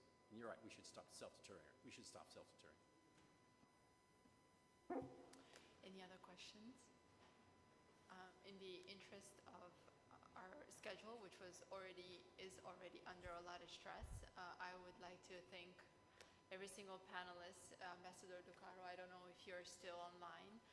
Vice Admiral Panait, Jim, thank you very much for flying out here. Robert, and of course, Sönke. I hope that this conversation sparked a lot of questions. Technology and innovation cannot be settled in a panel, neither can be maritime security. These are two very complex domains. but I hope that they sparked a lot of questions, and I hope that next year when we get together, we'll be getting together under better circumstances and talking about all the progress that we made. So thank you very much. Don't forget about the Black Sea Area Study Center at the University of Bucharest. Shameless plug. Thank you very much. Have a great evening.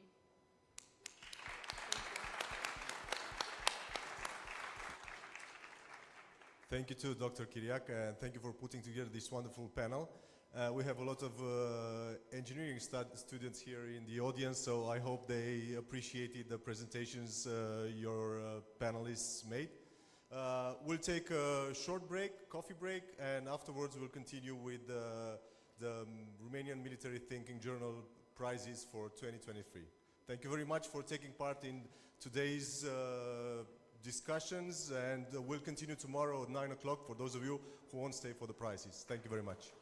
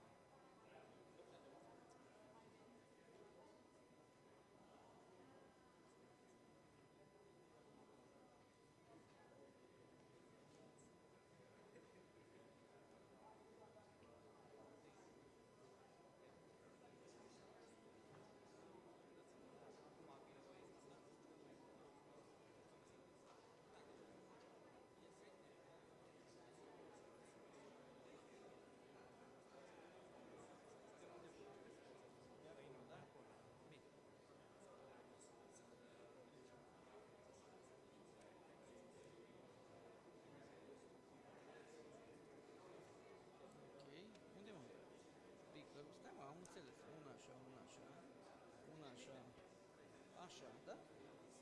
Am înțeles, las că e ok, am vrut să le văd, da? După care, după ce termină, le dau, după ce termină de anunțat, eu le dau diplomele și după aia tot eu continui. Da? Bine.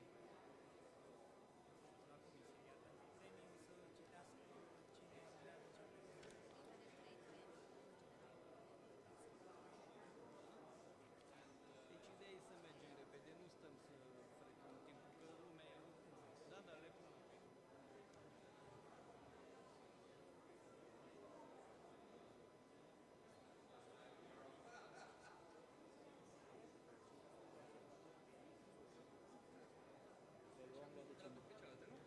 Nu aduce nimic, îți tragem mesele mai în spate.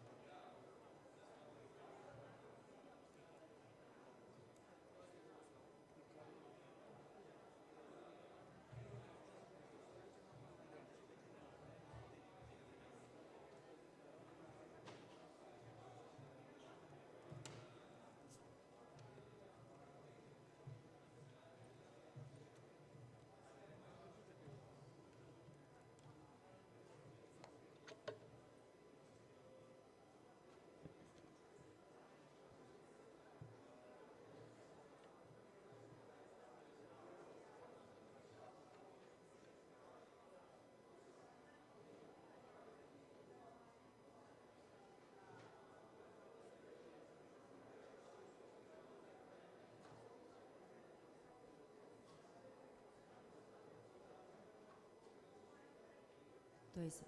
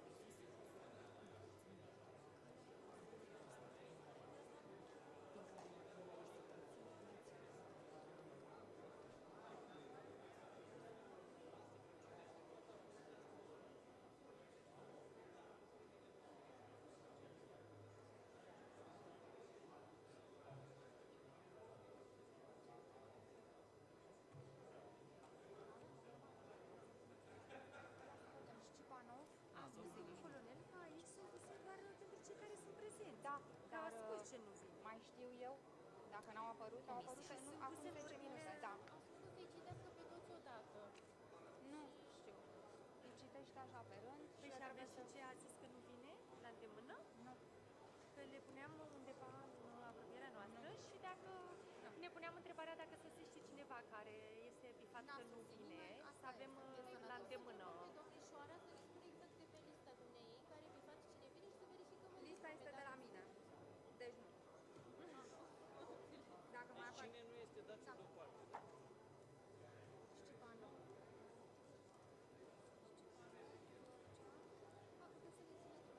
Da, și German sunt, ia, sigur sunt Ștefanu. Dați-le, doamne. Da. Manuel Stănescu. Puneți-le deoparte, le puneți acolo pe aia. Pe cele care sunt Da. și pe cele care nu sunt. Nu sunt și la mine. Puneți-le deoparte. Să văd dacă mai Și astea la tine? Astea sunt hârtiile mele. A, și le pun acum afară. Astea primele.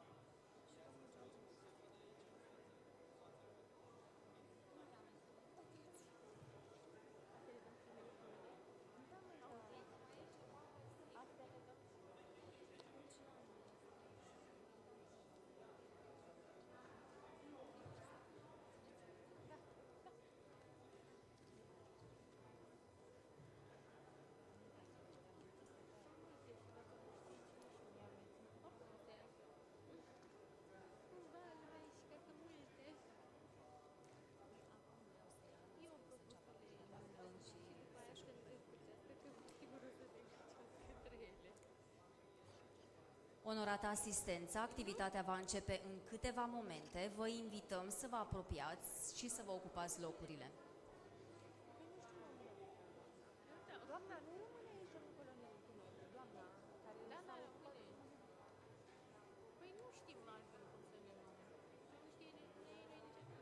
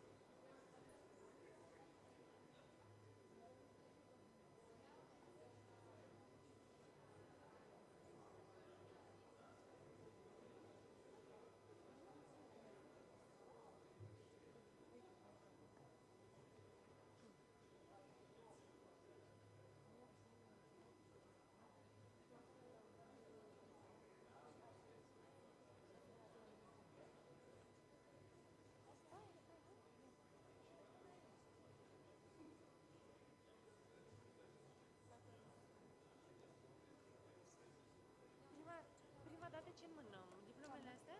Astea sunt Prima primele? dată, primele. Uite, când va ajunge domnul general să citească.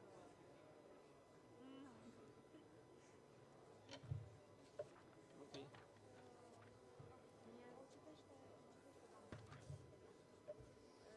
Spunea dânsa că noi avem diplomele aranjate exact în ordinea în care dânsa citește, așa le-am pus.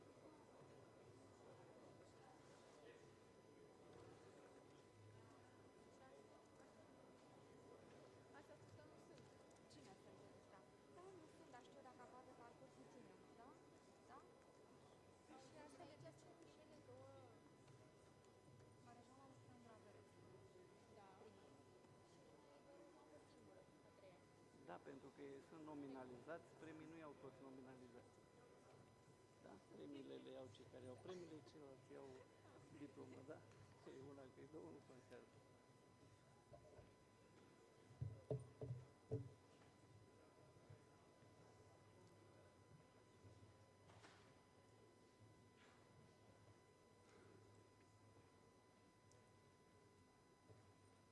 deja suntem în întârziere. Domnilor generali, amirali și ofițeri, stimați invitați, vă spunem bine ați venit la cea de-a 25-a ediție a decernării premiilor revistei Gândirea Militară Românească.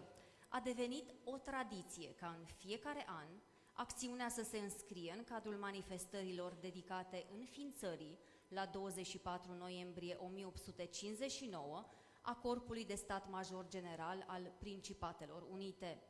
Vă rog să-mi permiteți ca în numele Consiliului Editorial și al Colegiului de Redacție al revistei să adresez sincere mulțumiri conducerii Ministerului Apărării Naționale, Statului Major al Apărării, Universității Naționale de Apărare Carol I și celor care ne-au sprijinit în organizarea acestei manifestări.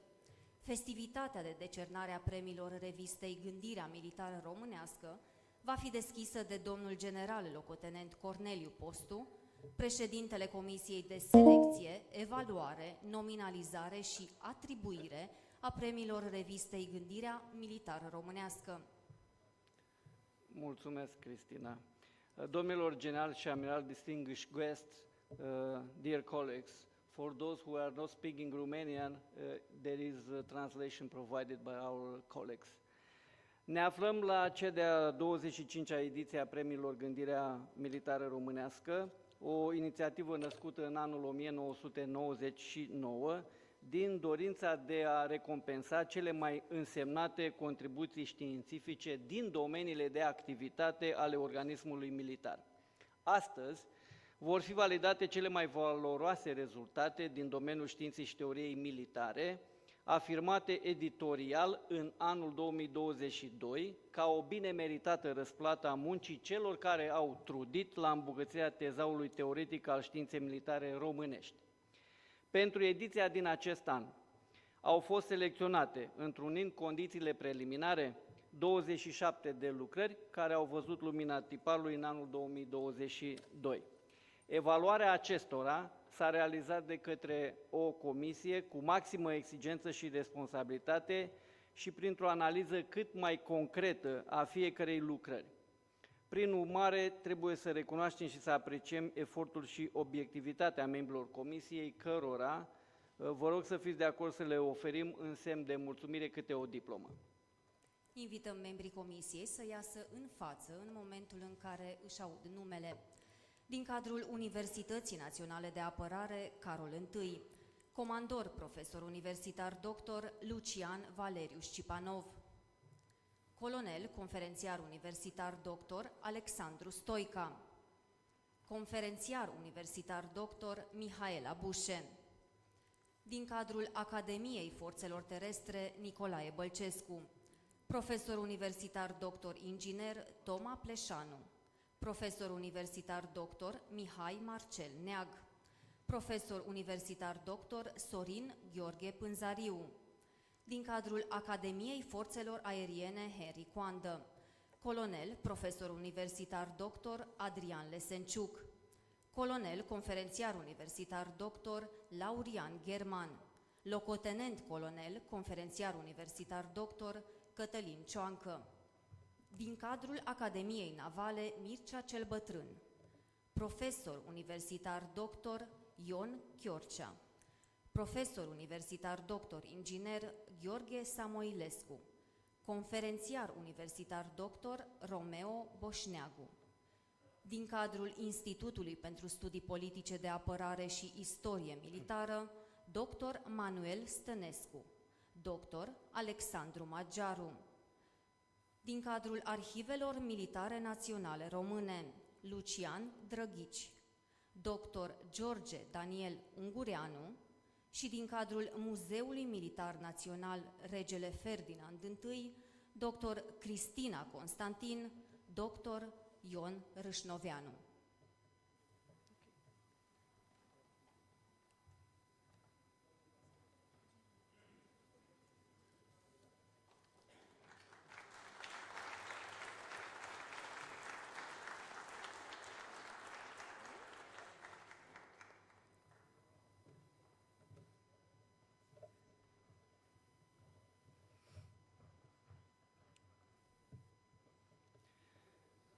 După o laborioasă evaluare, au fost atribuite 5 premii unor lucrări care și anul acesta, așa cum ne-au obișnuit ultimii ani, au câștigat cu diferențe de punctaj extrem de mici.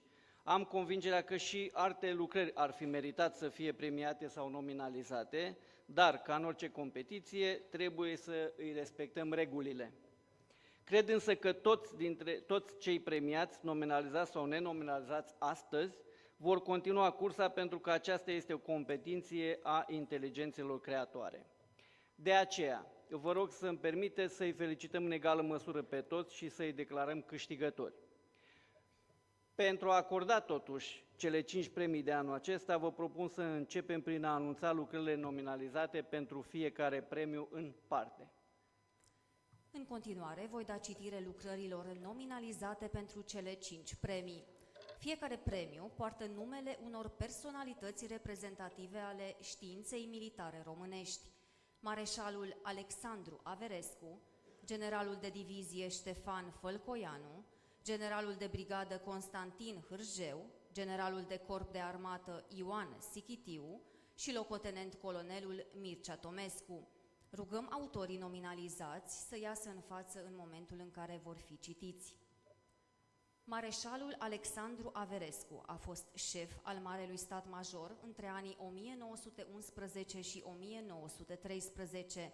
S-a remarcat în calitate de comandant al Armatei a doua în lupta pentru eliberarea Transilvaniei în august 1916.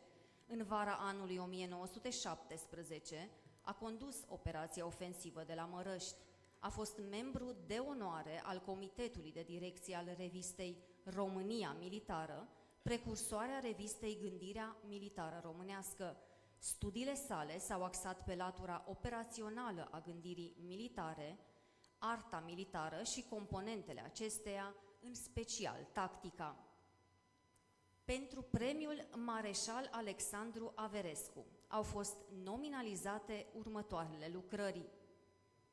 Cerințe privind întrebuințarea artileriei terestre în cadrul acțiunilor militare simetrice și asimetrice specifice conflictelor actuale. Autor, conferențiar universitar dr. George Bucăța. Tratat de securitate maritimă. Autori, amiral în retragere dr. Gheorghe Marin și contraamiral de flotilă în retragere dr. Romulus Hâldan. Despre strategie, războiul, lupta armată și strategia în secolul tehnologiei informației. Autor, conferențiar universitar dr. Laurențiu Grigore. Îl rugăm pe domnul general locotenent Gheorghiță Vlad, locțiitorul șefului statului major al apărării, să înmâneze premiul și diploma lucrării câștigătoare a premiului Mareșal Alexandru Averescu, care în acest an le revine domnilor Gheorghe Marin și Romulus Hâldan pentru lucrarea Tratat de Securitate Maritimă.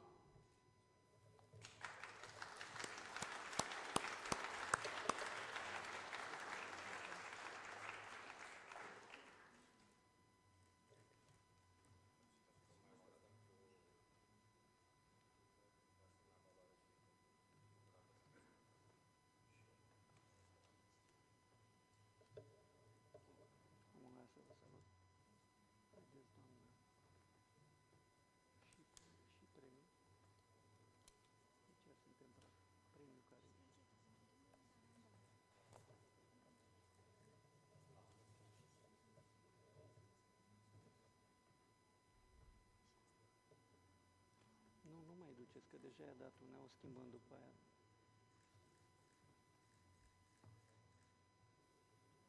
Dați-i aia. Luați aia. Și mergeți dumneavoastră și dați-i domnului. Și terminați. Generalul de divizie Ștefan Fălcoianu a fost unul dintre fondatorii revistei România Militară în anul 1864. A participat la elaborarea planurilor ofensive ale armatei române în bătăliile de la Plevna și Vidin. A fost ministru de război în perioada 1884-1886 și șef al statului major general între anii 1892-1894.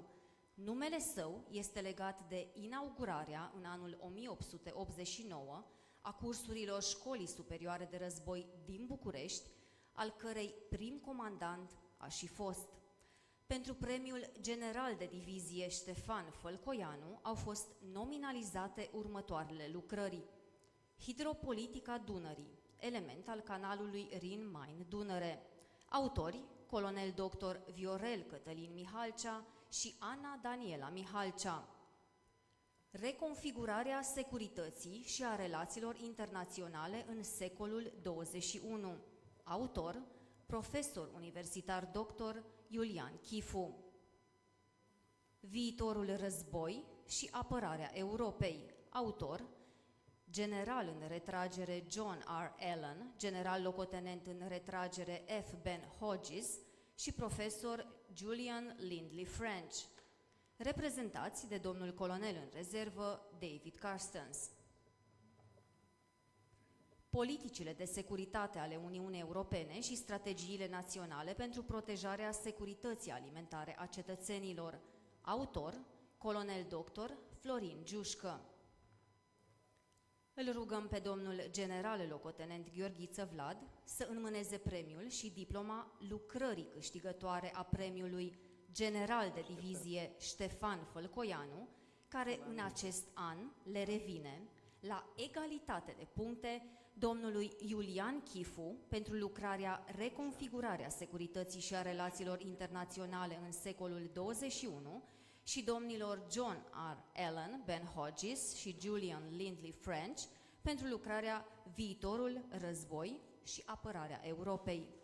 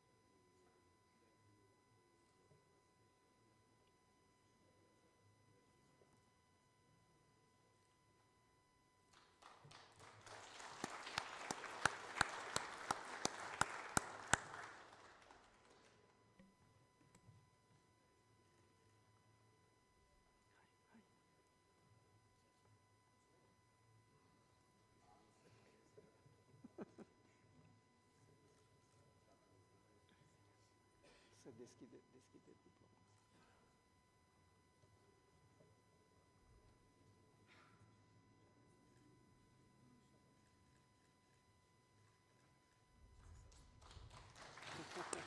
Nu e obișnuită cu premiile. Generalul de brigadă Constantin Hârjeu a fost ministru de război între anii 1912 și 1913.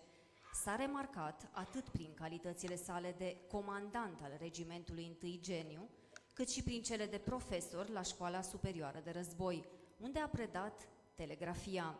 Opera sa științifică este alcătuită din lucrări de teorie militară, cursuri și conferințe pe tema fortificațiilor și a telegrafiei militare. Pentru premiul general de brigadă Constantin Hârjeu au fost nominalizate următoarele lucrări: La Pas, prin Școala Militară Românească. Autor: colonel Viorel Eugen Bitan.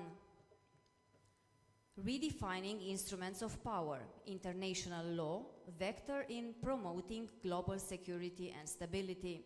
Autor: dr. Lisa Maria Achimescu. Dreptul conflictelor armate fără caracter internațional. Autor: conferențiar universitar dr. Sabin Guțan. Îl rugăm pe domnul general locotenent Gheorghiță Vlad să înmâneze premiul și diploma lucrării câștigătoare a premiului general de brigadă Constantin Hârjeu, care în acest an îi revine doamnei Lisa Achimescu, pentru lucrarea Redefining Instruments of Power International Law, Vector in Promoting Global Security and Stability.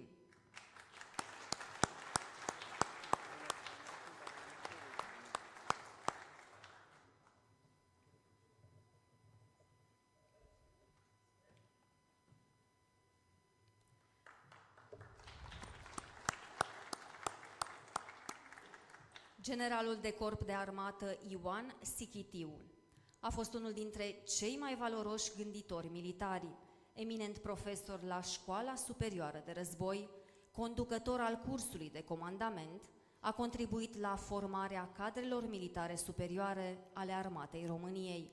A fost șef al Marelui Stat Major în anul 1937. Activitatea sa teoretică s-a axat pe studiul științei și artei militare, preponderent pe probleme de strategie, tactică generală și doctrină militară.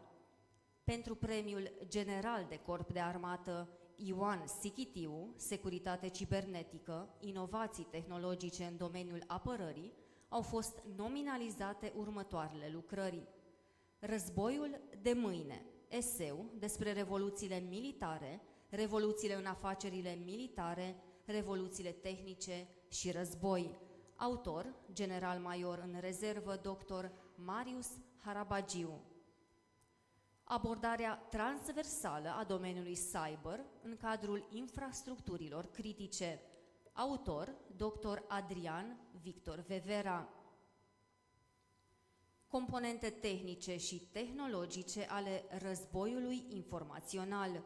Autori, profesor universitar dr. Gheorghe Boaru și colonel dr. Adrian Cristian David.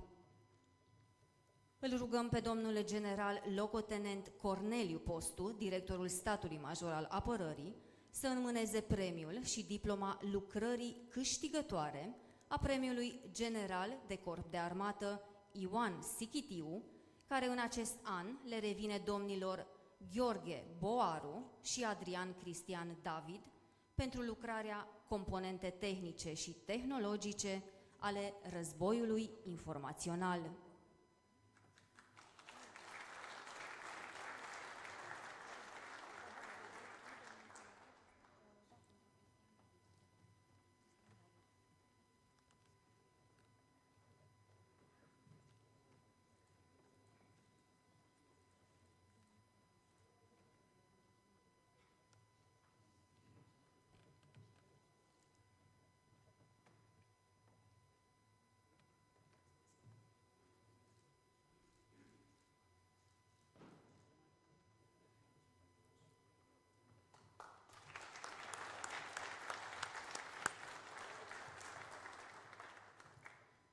Locotenent colonelul Mircea Tomescu a fost un teoretician militar care a abordat în studiile sale războiul de coaliție, sistemul de conducere militară și raporturile dintre știința militară și doctrina națională. Revista România Militară l-a recompensat în 1939 cu un premiu pentru lucrarea Manevra strategică în trecut și astăzi. A fost comandant al Comandamentului de Nord al Capitalei în anul 1944. Pentru premiul locotenent colonel Mircea Tomescu au fost nominalizate următoarele lucrări: Leu înfrânt, cazul generalului Mihail Romanescu. Autori, comandor în rezervă dr. Gheorghe Vartic, comandor în rezervă Paul Sandachi. Armata regulată a Republicii Democratice Moldovenești, iulie 1917-iulie 1918. Structura, componența, personalitățile. Autor, conferențiar universitar dr. Anatol Leșcu. Războiul românesc de eliberare și întregire națională 1916-1918. Autor, Mircea Giuvara. Îl rugăm pe domnul general locotenent Corneliu Postu să înmâneze premiul și diploma lucrării câștigătoare a premiului locotenent colonel Mircea Tomescu, care în acest an le revine domnilor Gheorghe Vartic și Paul Sandachi pentru lucrarea Leu înfrânt, cazul generalului Mihail Romanescu.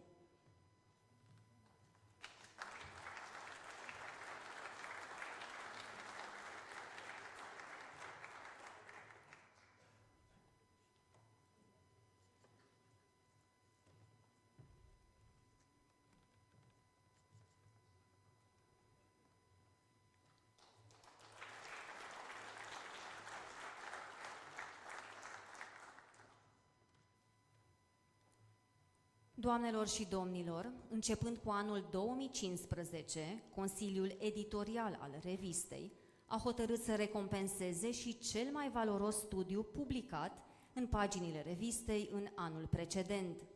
Anul acesta, premiul special al revistei Gândirea Militară Românească se acordă următorilor autori: doamnei doctor Mirela Atanasiu pentru articolul Poziționarea Turciei într-o eventuală criză politico-militară declanșată de Federația Rusă în regiunea Mării Negre.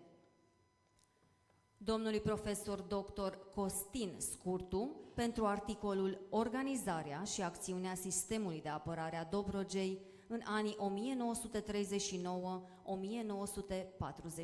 1939-1941. Doamnei capitan Angela Carina Avădănei pentru articolul Operațiile de influențare între etic și critic. Îl rugăm pe domnul general locotenent Gheorghiță Vlad să înmâneze diplomele câștigătorilor.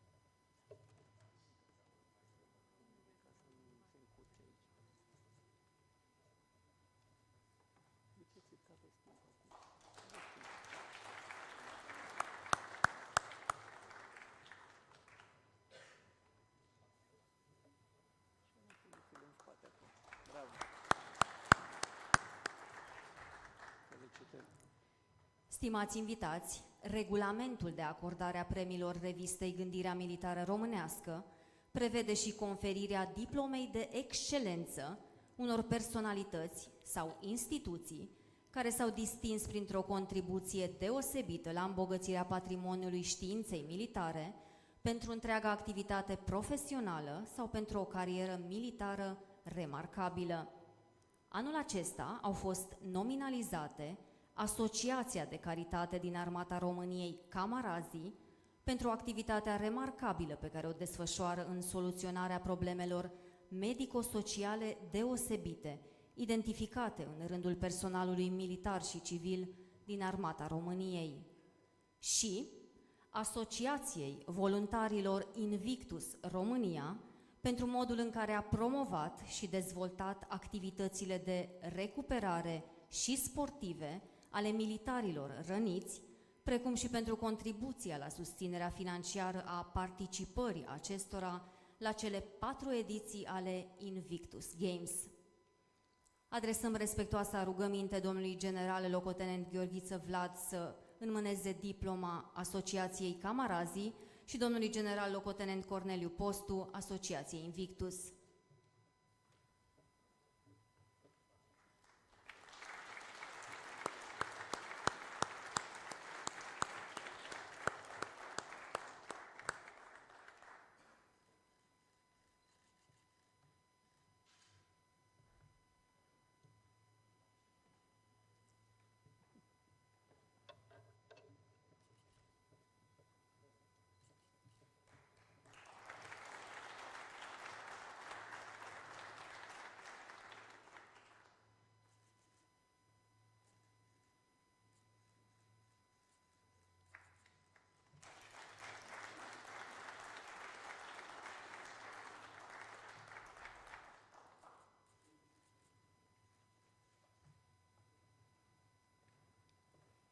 Domnilor generali, amirali și ofițeri, stimați invitați, festivitatea de decernare a premiilor revistei Gândirea Militară Românească, ediția a 25-a, s-a încheiat. Vă mulțumim pentru participare. Bravo.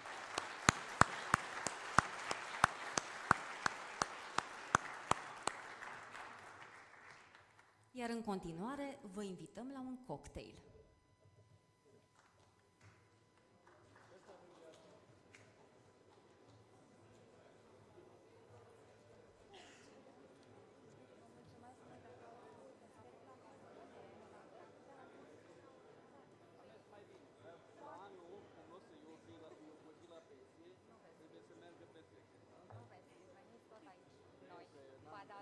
dacă mă invită